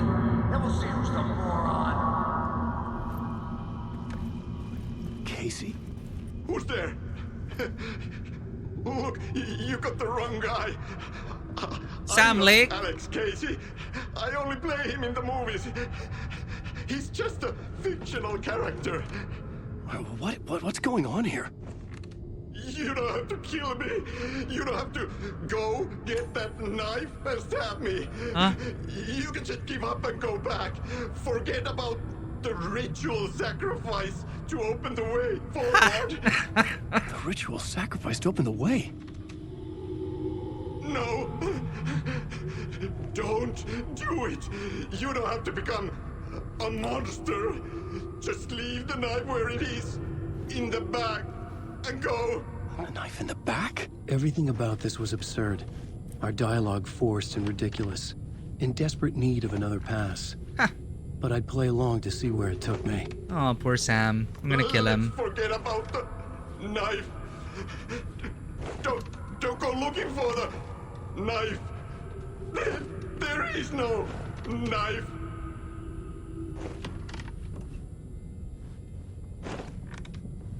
Okay, we're gonna kill our creator. Sounds like fun. Oh. There's a knife. Or a lamp. A knife. Oh, a knife. Oh no. Oh no, you don't. You'll be sorry. Ah! Whoa! What the fuck? Sam is strong. I'm here, Sam. We're gonna put a knife in your back. Now we're the monster. Oh. Amusement park.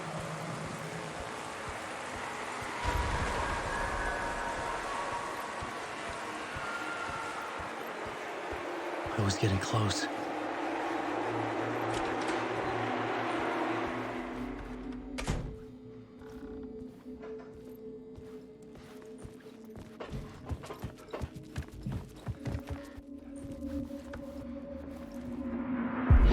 Come, Alex Casey. You've done well. You've played your role perfectly. Everything out of your mouth is a damn lie. The only place any of this makes any sense is in your psychotic brain. As a fictional character in a story, you've fulfilled your purpose. You brought the writer of the story here. You can go now, Casey. No, I'm not going anywhere before I get some answers. How was I in that movie? Why does all this feel so familiar? What? Who the fuck are you? Who the fuck am I? No! And welcome to you, Alan Wake. Hi. This is the ritual to lead you on. We're just one step away from your final destination, Mr. Wake. But first, here's an unanswered mystery for you. If Casey was fictional, and you assumed his role as a detective, are you now fictional too? Whose story are you living, Mr. Wake? The visions were getting under my skin, coming too close for comfort. Not a separate layer, but mingling with my own reality in the dark place. I can already imagine fans putting together, you know, for example, how they dissected the timeline of Inception or something with the flow chart. I need a flow chart. Alan Wake flow chart.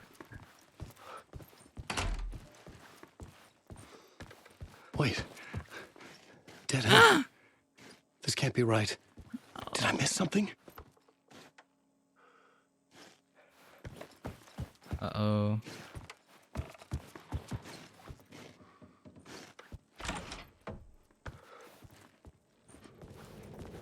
Oh. It's lit up with color again.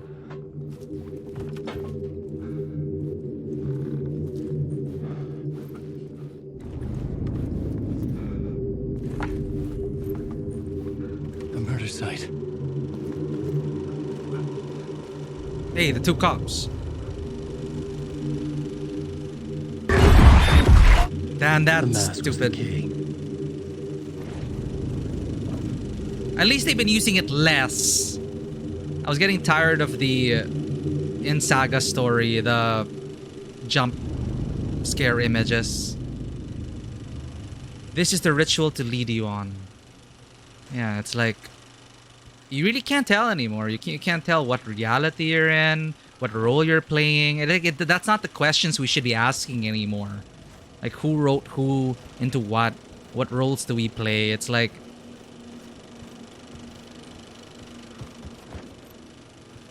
how do you separate yourself from the story? I was traveling deeper into the dark place. The poem on the wall was growing at the same pace, dogging my footsteps, like my unwanted shadow moving in the corner of my eye. It wasn't my writing. I didn't know what it was. A terrible prophecy. A curse looming over me. The question, like, what is fact, what is fiction, who wrote who? I guess, fair. But I like how Ati also said, if you keep thinking about the destination, you won't get lost if you stop thinking about just go with it. Go with the flow. In a way, Ati suggesting as well, like, yes, there are many layers to this. Yes, there's a truth at the end of everything, but to get there, we must wander, explore, and that is not being lost. A pale balloon in the sky. The moon. Float and sink deeper. Night springs when bright falls. For this sleeper, the surface disturbed, the reflection now a traitor, in the cavity of the skull turned to a crater. This is the ritual to lead you on. Your friends will meet him when you are gone. That's again that thing. The ritual to lead you on. Your friends will meet him when you are gone. Talking about Scratch. We were gone. You now meet Scratch.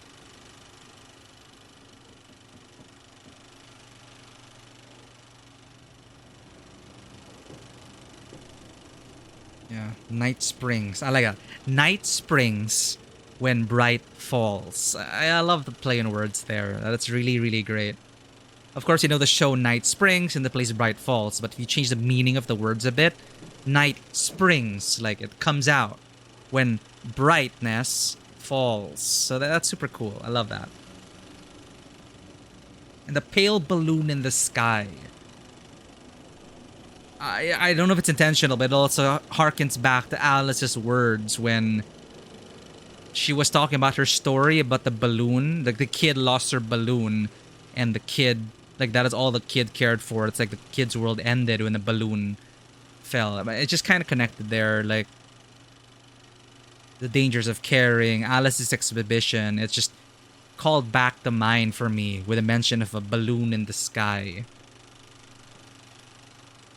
But yeah, it's cool. Float and sink deeper. Night springs when bright falls. Said the darkness.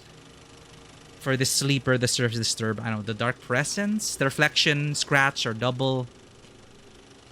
But yeah, your friends will meet him when you're gone. That's what's happening.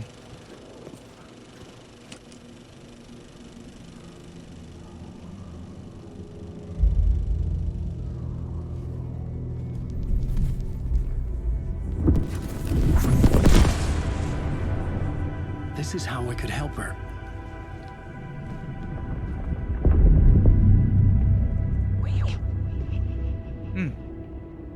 Saga Anderson, listen. I've been tricked. Scratch wrote returned. I tried to fix the story, but he stopped me before I reached the end. He has it now. It's the key to escape. What do you mean, escape? You're a Scratch. I need to stop him.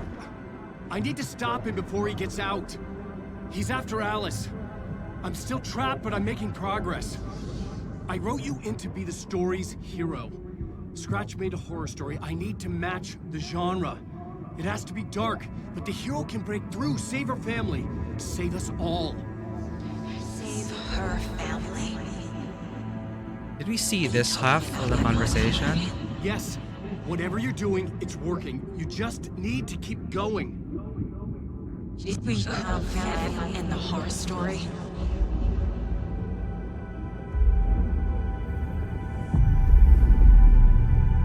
I was closer now.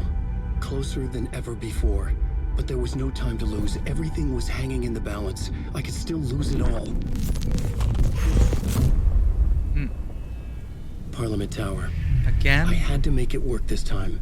I could stop Scratch, get the manuscript, fix its ending. You did Saga side. Yeah, I'm trying to, like, also the reason why I'm alternating, I'm also trying to match it. Because you only get one side of the conversation and you play the other half of the conversation. I'm trying to sync it up, but I don't remember anymore. Like at this point, I think once a conversation happens, maybe that's a nice little cue to jump to the next side. Or at least that's how I've been doing it. Like after a conversation, it's kind of like a cue for me. Okay, let's jump to Saga.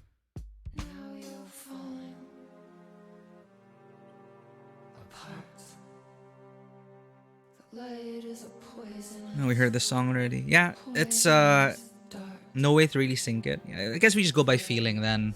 So now I feel like let's jump back into Saga.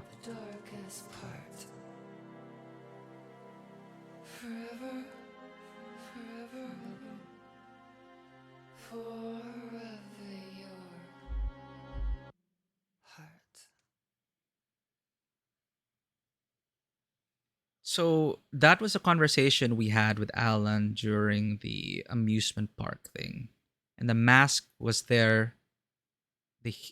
Alan helped us by throwing the deer mask into our reality. I remember that's the same deer mask, which is why it just suddenly appeared on the well, I believe. And yeah.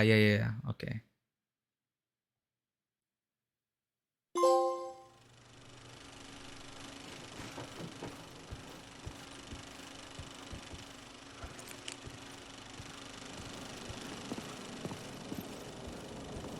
And see again the imagery here. We're all just puppets of the story. This also reminds you of the two brothers, the story behind the two brothers, the knife, this macabre setup, all filmed. It's like we're all just trapped in the story. All right, let's go to Saga if we can.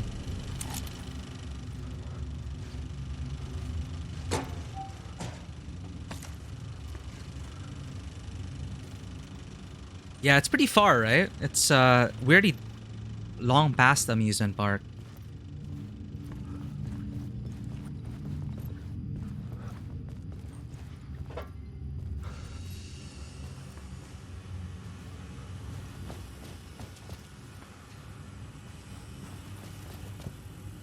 Get to Parliament Tower. Actually, no, let's do Parliament Tower first. Usually we end an arc with Parliament Tower. So we have to get out. From finish. In a poem he told us he once mistook... Wandering in the shadows in our dark ocean, forever searching for a way into the light to his love. This is the clip! Nightless Night, a Thomas Zane movie.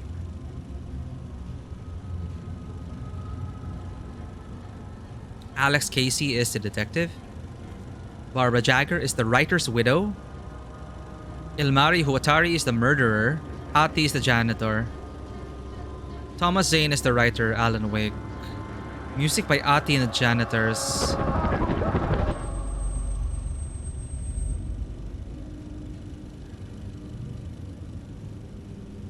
I missed the opening scroll though. I'll hopefully even watch it again. Oh, turn off our lights. Can I full screen it?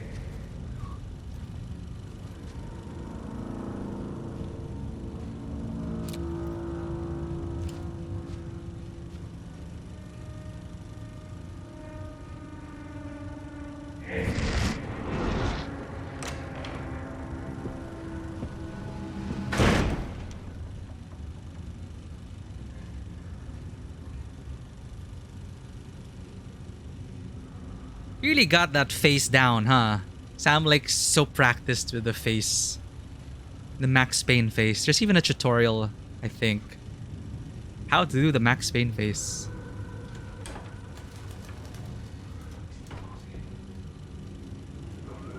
His failed marriage, his lost fortune, the job he had been fired from had driven him into the deep waters of madness. Sleep and wakefulness blended together into delirium filled with lustful visions of Alexi Kessa's first love, Baba Yakala. Kessa was a man possessed. It was Midsummer's Eve when Kessa drove the winding dirt road, back to the landscape of his childhood. What the hell? The snuff film?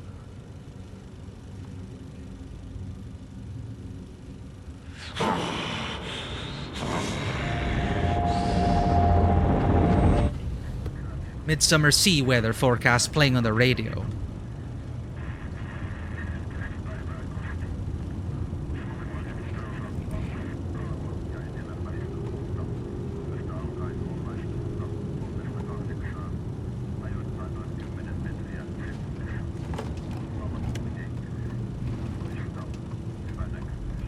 Yeah, Barbara Jagger, yeah.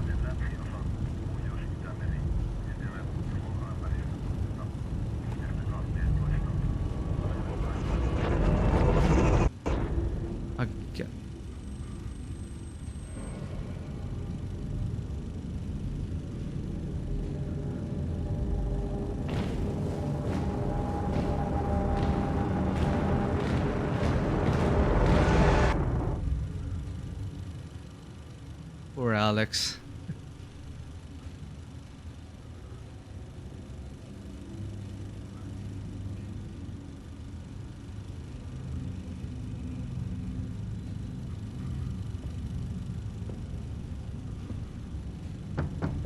Onko täällä ketään? Anyone home? Ati?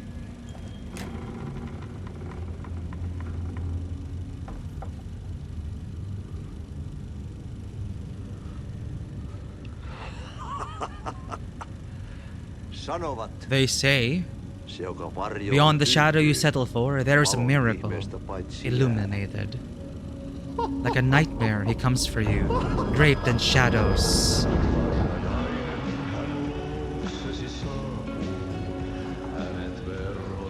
Many tales are told about him. You can never escape him.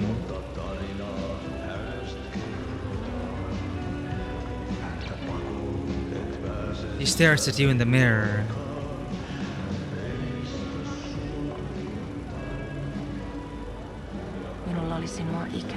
I missed you. You and Veikko were together, so I left. Sam's really acting, huh? He's gone. It has been for a long time now. This time when I go, come with me. But not before the morning. It's nightless night. It eats at a man.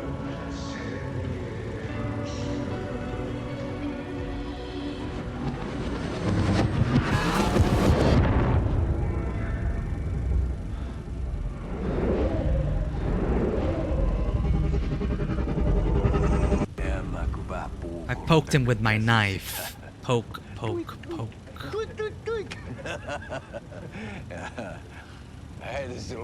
And he shat his pants. It's Ilmo. On all fours in the ditch, drunk out of his mind, sobbing for mercy. Mercy, dear brother. Mercy, I'm dying. Fucking hell. Valentine's. Oh, the bike club. Biker gang. Check this out. The return of the prodigal son. And with his tail between his legs. Did you come to beg for forgiveness?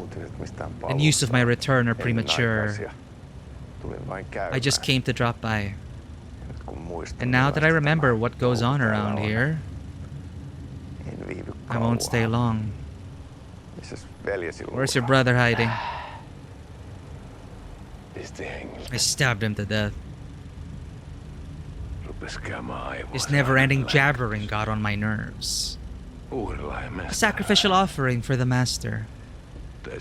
But my shit brother wasn't good enough for even that.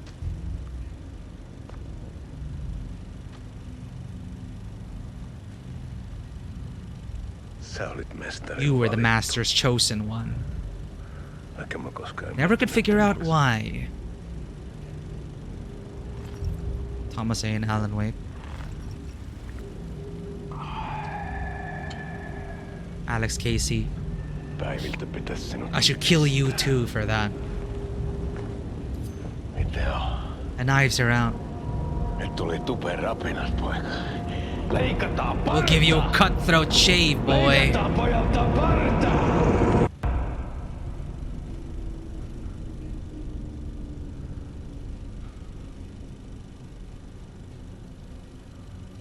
Well, Alex was his biggest seller.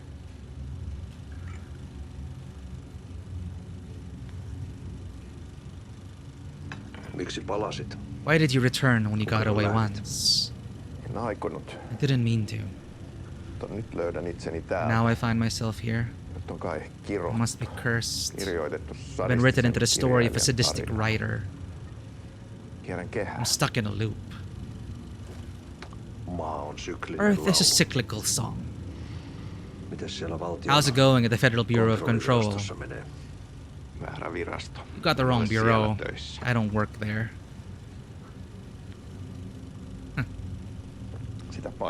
Besides, I was fired. You wouldn't be in need of a janitor's assistant? No. The master of this farm vanished into the night years ago. Soon after you left. Now the signs are in the air that I too will be out of work soon. That's why I'm asking about the bureau. Maybe I can get a job there. What?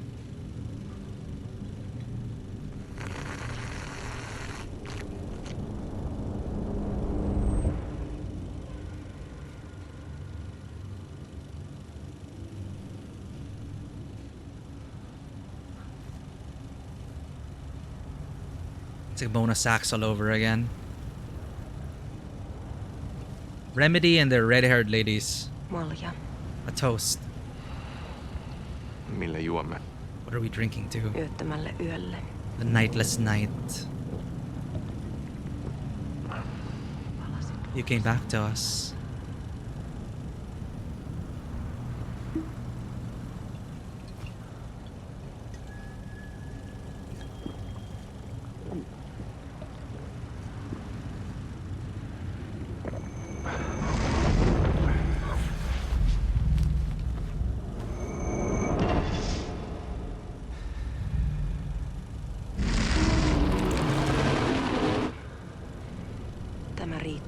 This is the ritual to lead you on.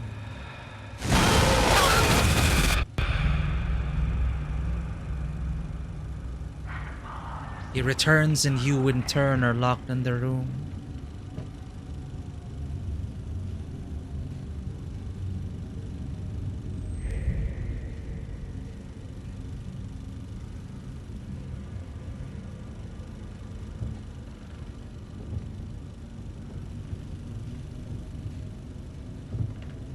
I think you're watching those bootleg videos where you see the guy's head in front of you. I can't get a...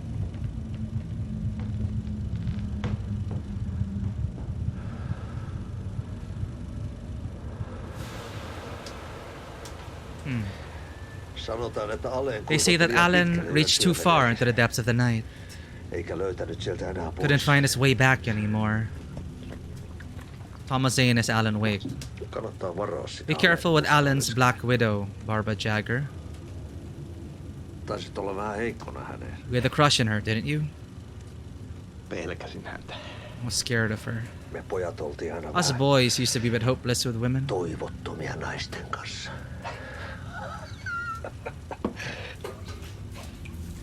The sauna.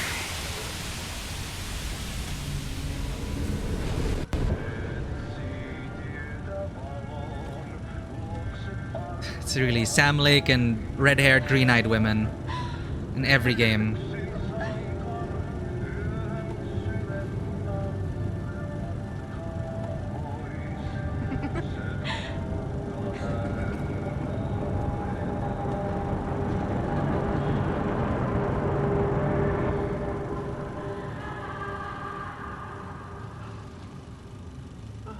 The hell is going on? I'm vibing with it. I'm vibing with this film. Just don't ask too many questions. Just let it play.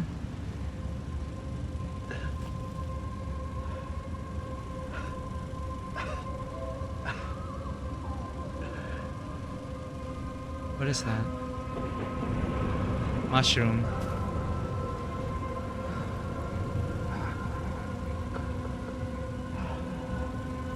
Do you know why redheads? Actually, I wondered, but I never searched for the answer.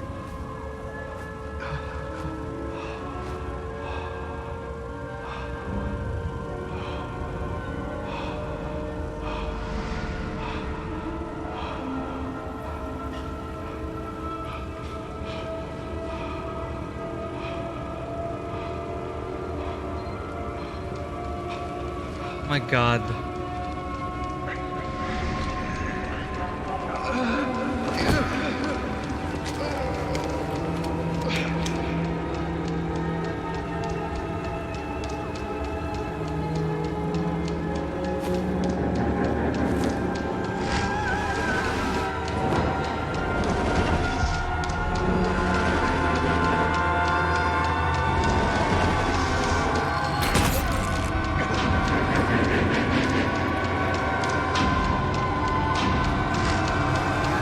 That's Ilmo.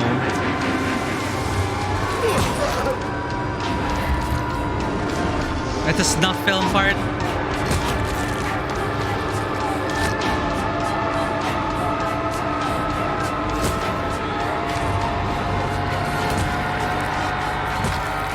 Thomas. Give Alex a break. He's died so many times already.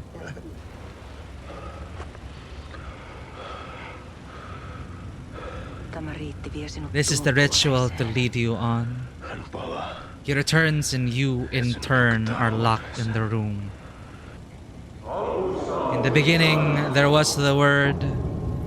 The well, it's the well.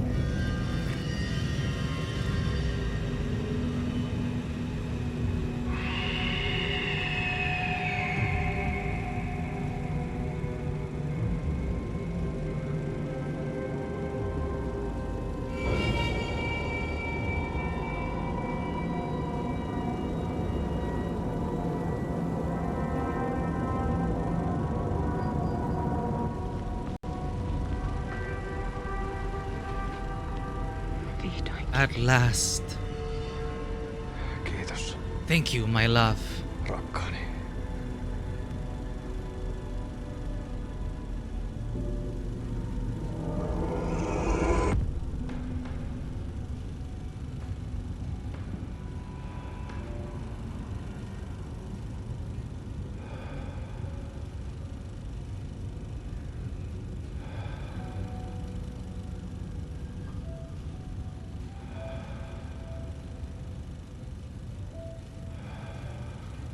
guess if you think about it, it is Sam Lake's fever dream. This whole thing. En kierrä kehää. It's not a loop. Tämä on spiraali. It is a spiral.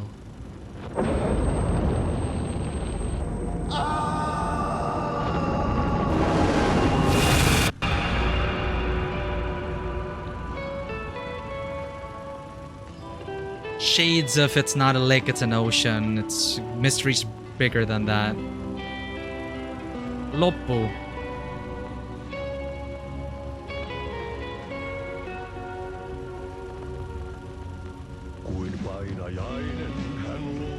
Interesting. Sorry, I was like so invested in that. Loppu means end. Okay. You're not even sure you get in the writer's room on the television. I think you can only watch it in this way. Yeah, Baba Yaga, Barbara Jagger. That play in words again. They also mentioned the Baba Yaga mythos of the old hag whose house keeps moving. Why redheads? Wife has red hair. Okay, I mean, simple explanation. Insert your wife into your narrative. He clearly has a type. I mean, I'm not complaining. My OCs are usually redheaded ladies. I don't know where that came from for me. So much of him in this game. You can tell, and also this.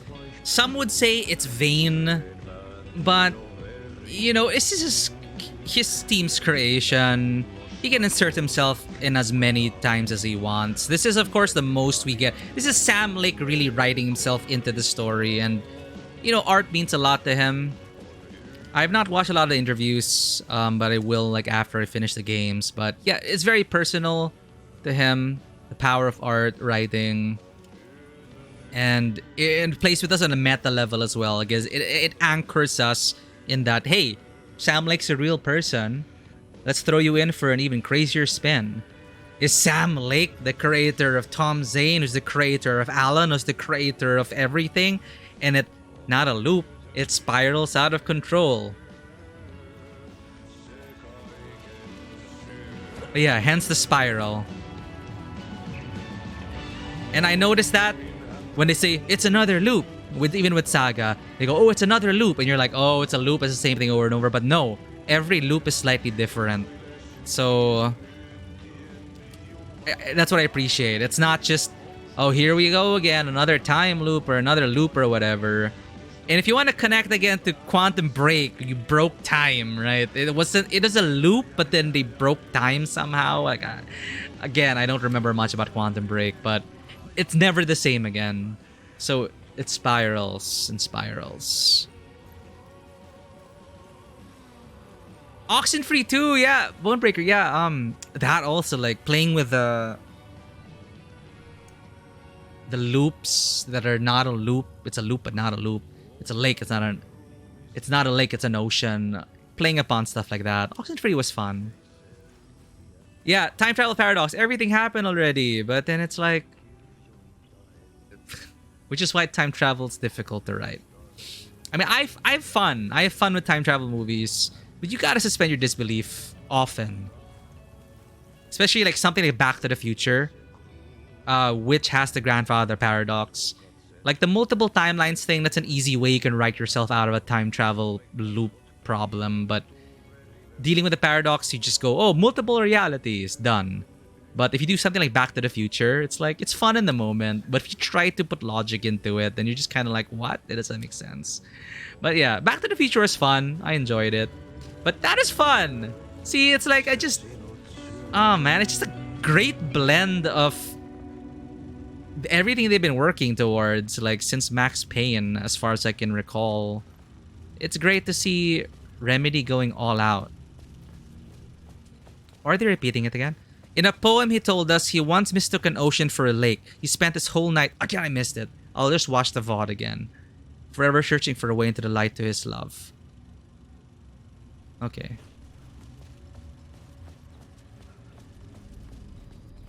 What do we do now? Parliament Tower. We need to exit.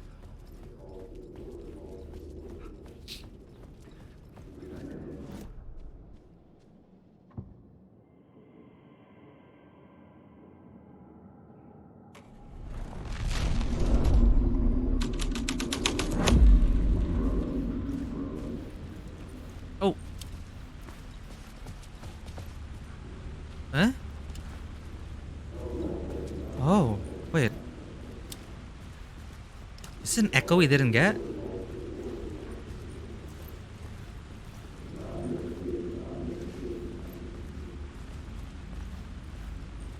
What does this mean?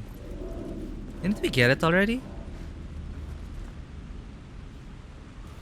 Yeah, I think it's a bug, because that's this entrance one, right? Oh god, it reminds me of Bonebreaker. I need to finish playing Steins Gate. I was so into it, and then for some reason I just stopped playing it. I was playing the visual novel. The one on the Switch, Steins Gate Elite, was it? They say it's like the definitive way to experience it, supposedly. Because it implements stuff from the anime, and it's like the director's cut version. But yeah, I was buying into the time travel theory there. I got to the point where they met Titor, but I don't know why I stopped playing. But damn, that reminded me, I need to get through Steins Gate.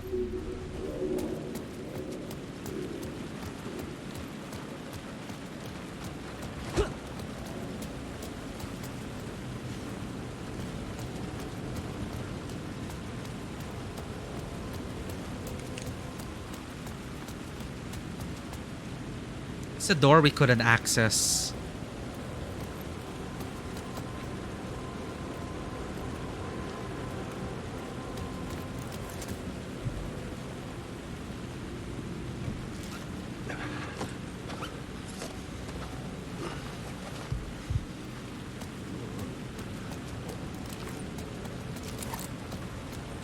Yeah, but time travel in a sense that the deviations are automatically corrected.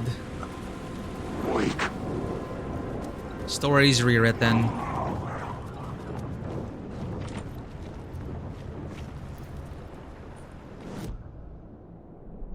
We're in no scene right now. Let's get to Parliament Tower. We have a shortcut, right? We unlocked the shortcut. Yep. I think we did.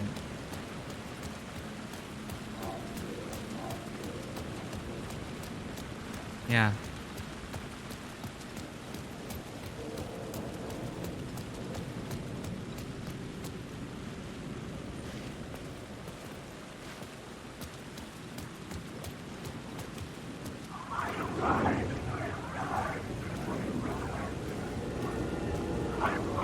They did not elaborate. Oh, there's a movie?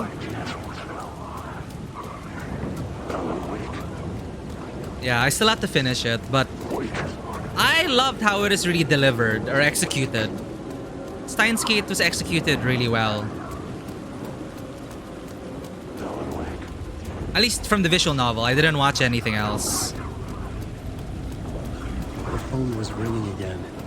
Somehow I sensed it wasn't Zane this time.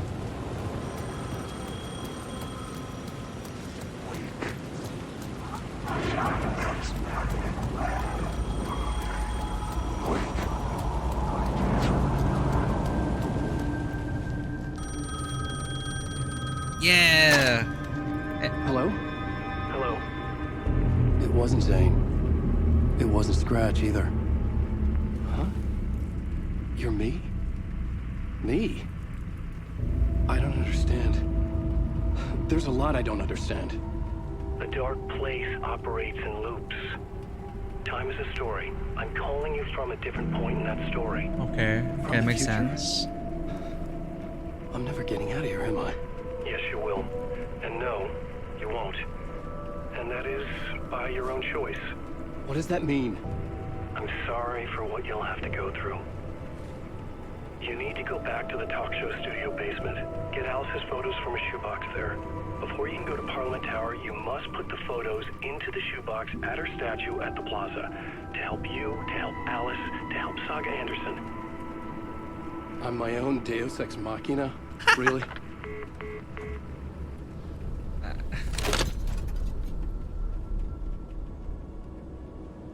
Simple. Put the photos in the talk does show. it take to finish a story? How many writers? One for each draft. It's the same writer, but in a different point in time.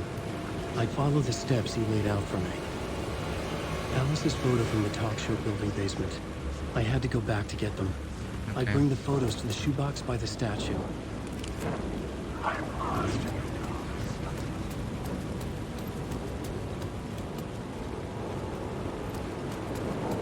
Stop following me.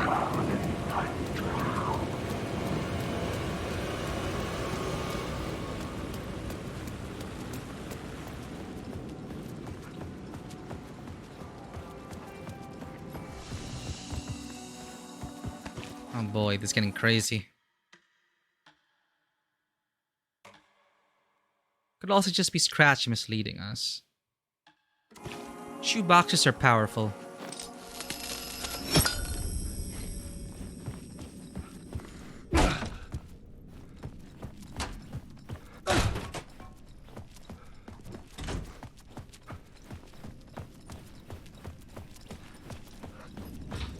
Oh shit, how do I go down again? Oh, wait a minute. Fudge.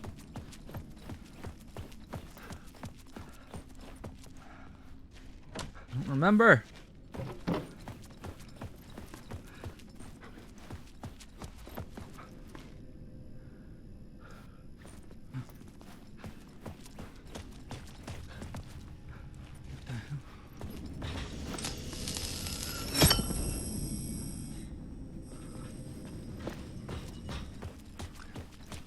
Ah, there we go. Oh no, it's flooded.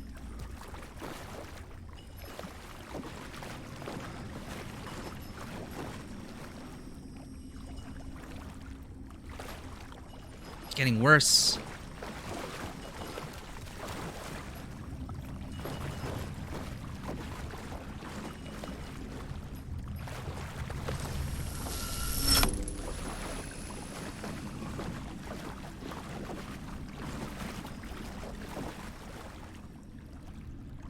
Trying to remember.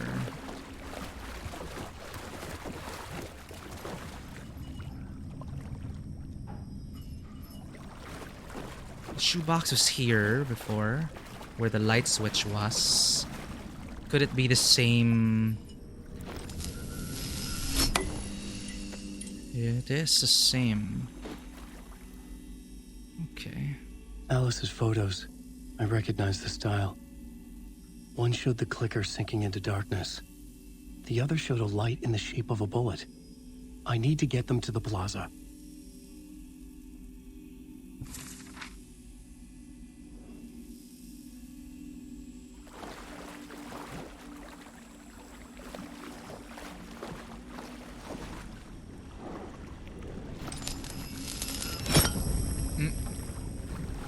Well.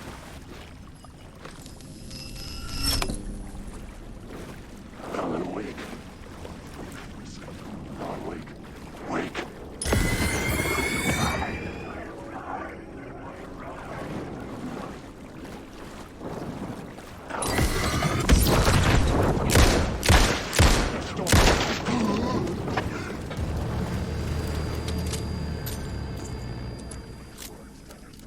Out, out, out.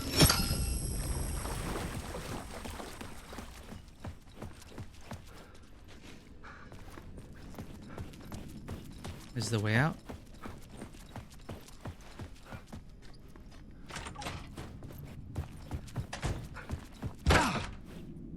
Yep.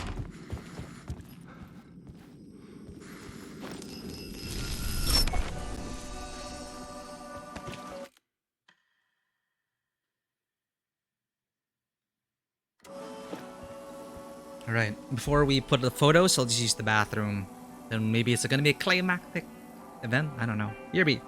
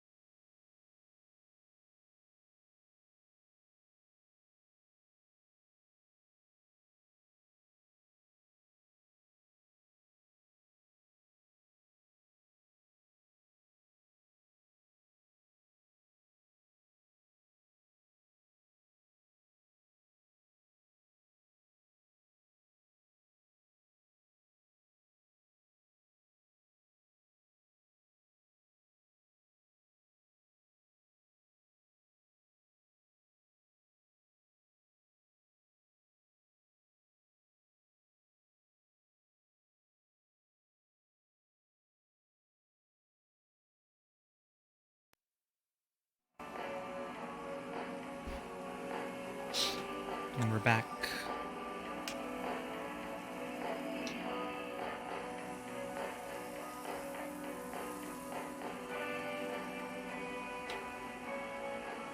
Alright. Let's make sure we're equipped. Got enough. Got enough.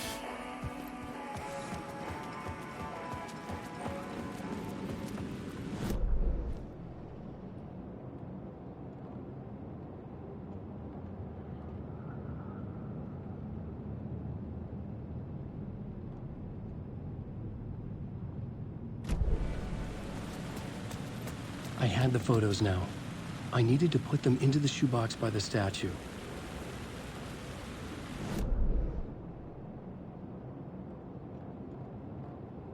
Apparently there's an echo here we didn't find.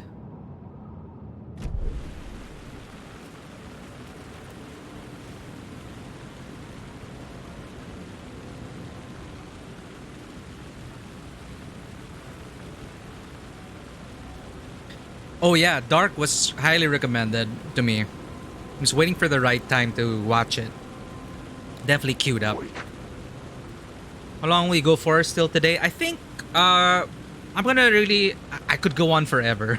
But I do need to get some rest. I'm gonna finish this arc. I'm gonna go back to Parliament Tower. We'll see how that ends. But we'll continue with Saga's story over the weekend. I'll most likely be feeling better as well.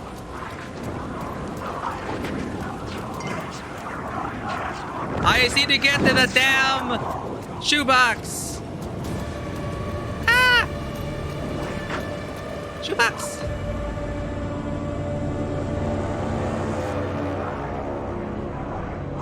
This might be a trap.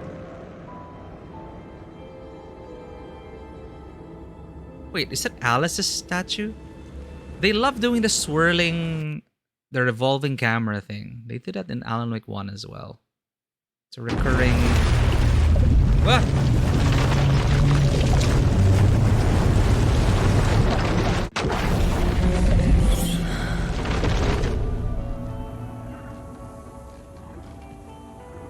Oh, we're forced to go back to Saga. Okay. That's new. We were never like forced to... Well, I guess we're gonna do a Saga segment then.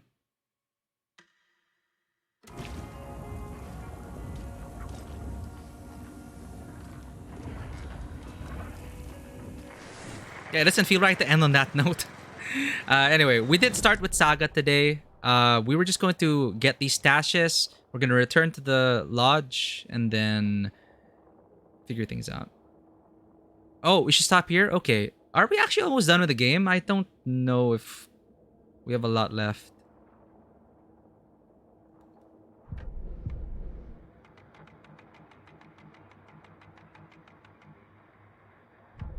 Kind of close? Okay, okay. Yeah, we should start fresh then. Thanks for the suggestion. I'll trust you on that. Where are we? Oh, we're not even in the real world. Save.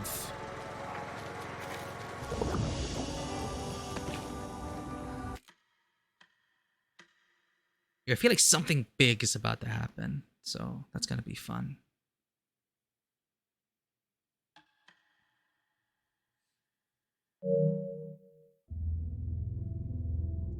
Oh yeah, I was excited for 1899. I heard it, other than the accusations of the plagiarism, whether it's,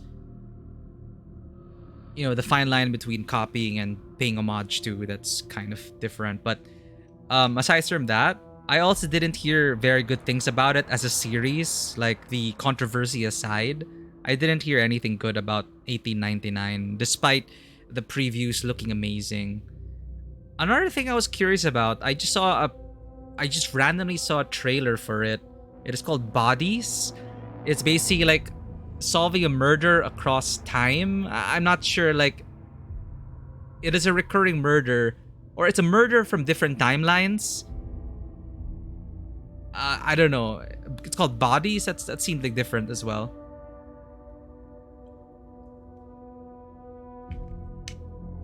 Very sus. Yeah.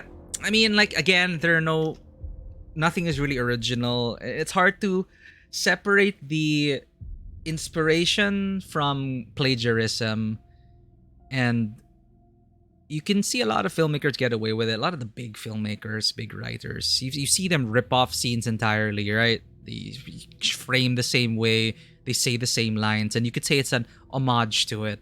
I guess there's, of course, a certain limit of how, if it's the whole story, then that's a problem. So I don't know how it was with 1899, I didn't really read into that, but if it's like beat for beat for most of the plot, then we have a problem. Show was great, can confirm. Bodies, right? Though, yeah, it seemed like an interesting premise to me. The solve a crime across different timelines. So I might check that out as well. But yeah, I guess we're gonna pause here for now. It is 3 a.m. here. And thank you for hanging out here. Despite me being sick, I just really wanted to get some progress into this. It's like I felt like Alan. I was starting to forget like the story and everything getting lost. But it is great getting back into the saddle. We'll be continuing on Sunday as best as I can, though I will be quite busy. Actually, I want to send you guys over to a streamer I discovered based on another raid. They are a game master and very into immersive simulations. And they currently have this thing called Star Citizen. We're gonna go ahead and visit. I want to send you guys over to Cord. I don't know if it's one of you guys that... Anyway, Cord is currently a Star Citizen streamer, and they call it Star Cinema. So it's highly immersive. They get up to some shenanigans. They have a whole storyline to follow. It's RP focused Star Citizen. And apparently they're a game master. They produce actual plays. I didn't really get into it, but Cord seems like a super interesting streamer. I just love chilling there and checking it out. But thank you everyone for being here. Bonebreaker, Vanua, Dodo, it's always been great. And Tego, everyone who dropped by, I really appreciate it. I'm just sorry, but probably energy is a bit low because, again, I am recovering, but we're feeling much better now, and Alan Wake just made me feel better. This was the medicine I needed. But 1899 is not bad, leaves too much open questions. Okay. Plot is kind of different, but a similar key bits, plenty of visuals, too much alike. Yeah, that's when it becomes like sus. Ponder. Sorry. Thank you so much for the hydrate. But yeah, we're gonna send you guys over to Cord. I just find it a very fascinating experience. Something I might actually be inspired for in terms of content that I'd be interested in doing. But you know, Star Citizen, it's just a vibe hanging out there. And again, they are into immersion and roleplay, and some really emergent storytelling happened while I was just hanging out, and there was this whole heist in space. And Star Citizen, it just made me realize how much of an engine it could be in terms of being a platform for role-playing. But for anyone who may be lurking, if you did enjoy this content, please consider hitting that follow button and checking us out on Twitter, Instagram, and YouTube. Our Discord is also open 24/7. And of course, who could forget Ponderkind? Thank you for being here, Ponder. We will be continuing the story of Alan Wake 2. Ponder has been going through Dark Souls 2 currently. They're an amazing streamer. If you have not already checked out Ponderkind, please do go check him out. Super awesome community, super awesome streamer. And they're going through Dark Souls 2 right now. All the Souls games, right? That's pretty crazy. Space Station 13. But yeah, let's go ahead and raid Cord. I'll see you all on Sunday, as we can say. I'll see if I can stream tomorrow, but we'll see. Oh, that's wrong. All right.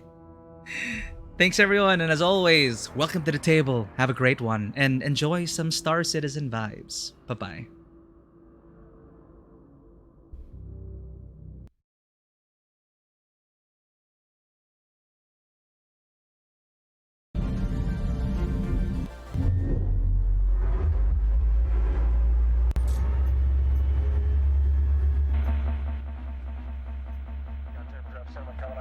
What's up, Tabletop Tabletop Cinema. Good to see you. Welcome. We are flying around with Meyer right now. We got a couple other friends. We're making a trade. We've been salvaging and scrapping over the dangers of Brio's scrapyard, Brio's brickyard. The last couple of days looking for a quantum drive. We finally found one, made our trade, and now we're going to finish up the trade. We got some security flying around as well. We got my brother Treat flying, and I think Austin is coming to join us as well. So, got a good day ahead of us. Good day ahead of us. I hope you're all doing well. Thanks for stopping on by. Hope you had a good stream. My name's Cord. I'm also a... My name's Cord. I'm a producer. I do tabletop on Mondays on my channel. Called Spoils of the Evervein. It is a comedic heist campaign in the Spellwind setting. What's Spellwind, you ask? It's my own homebrew setting. Stop by and enjoy. Have a laugh. Have a laugh.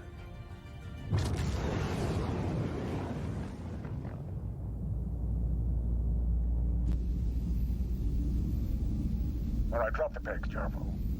Very well, sir. Landing gear deployed.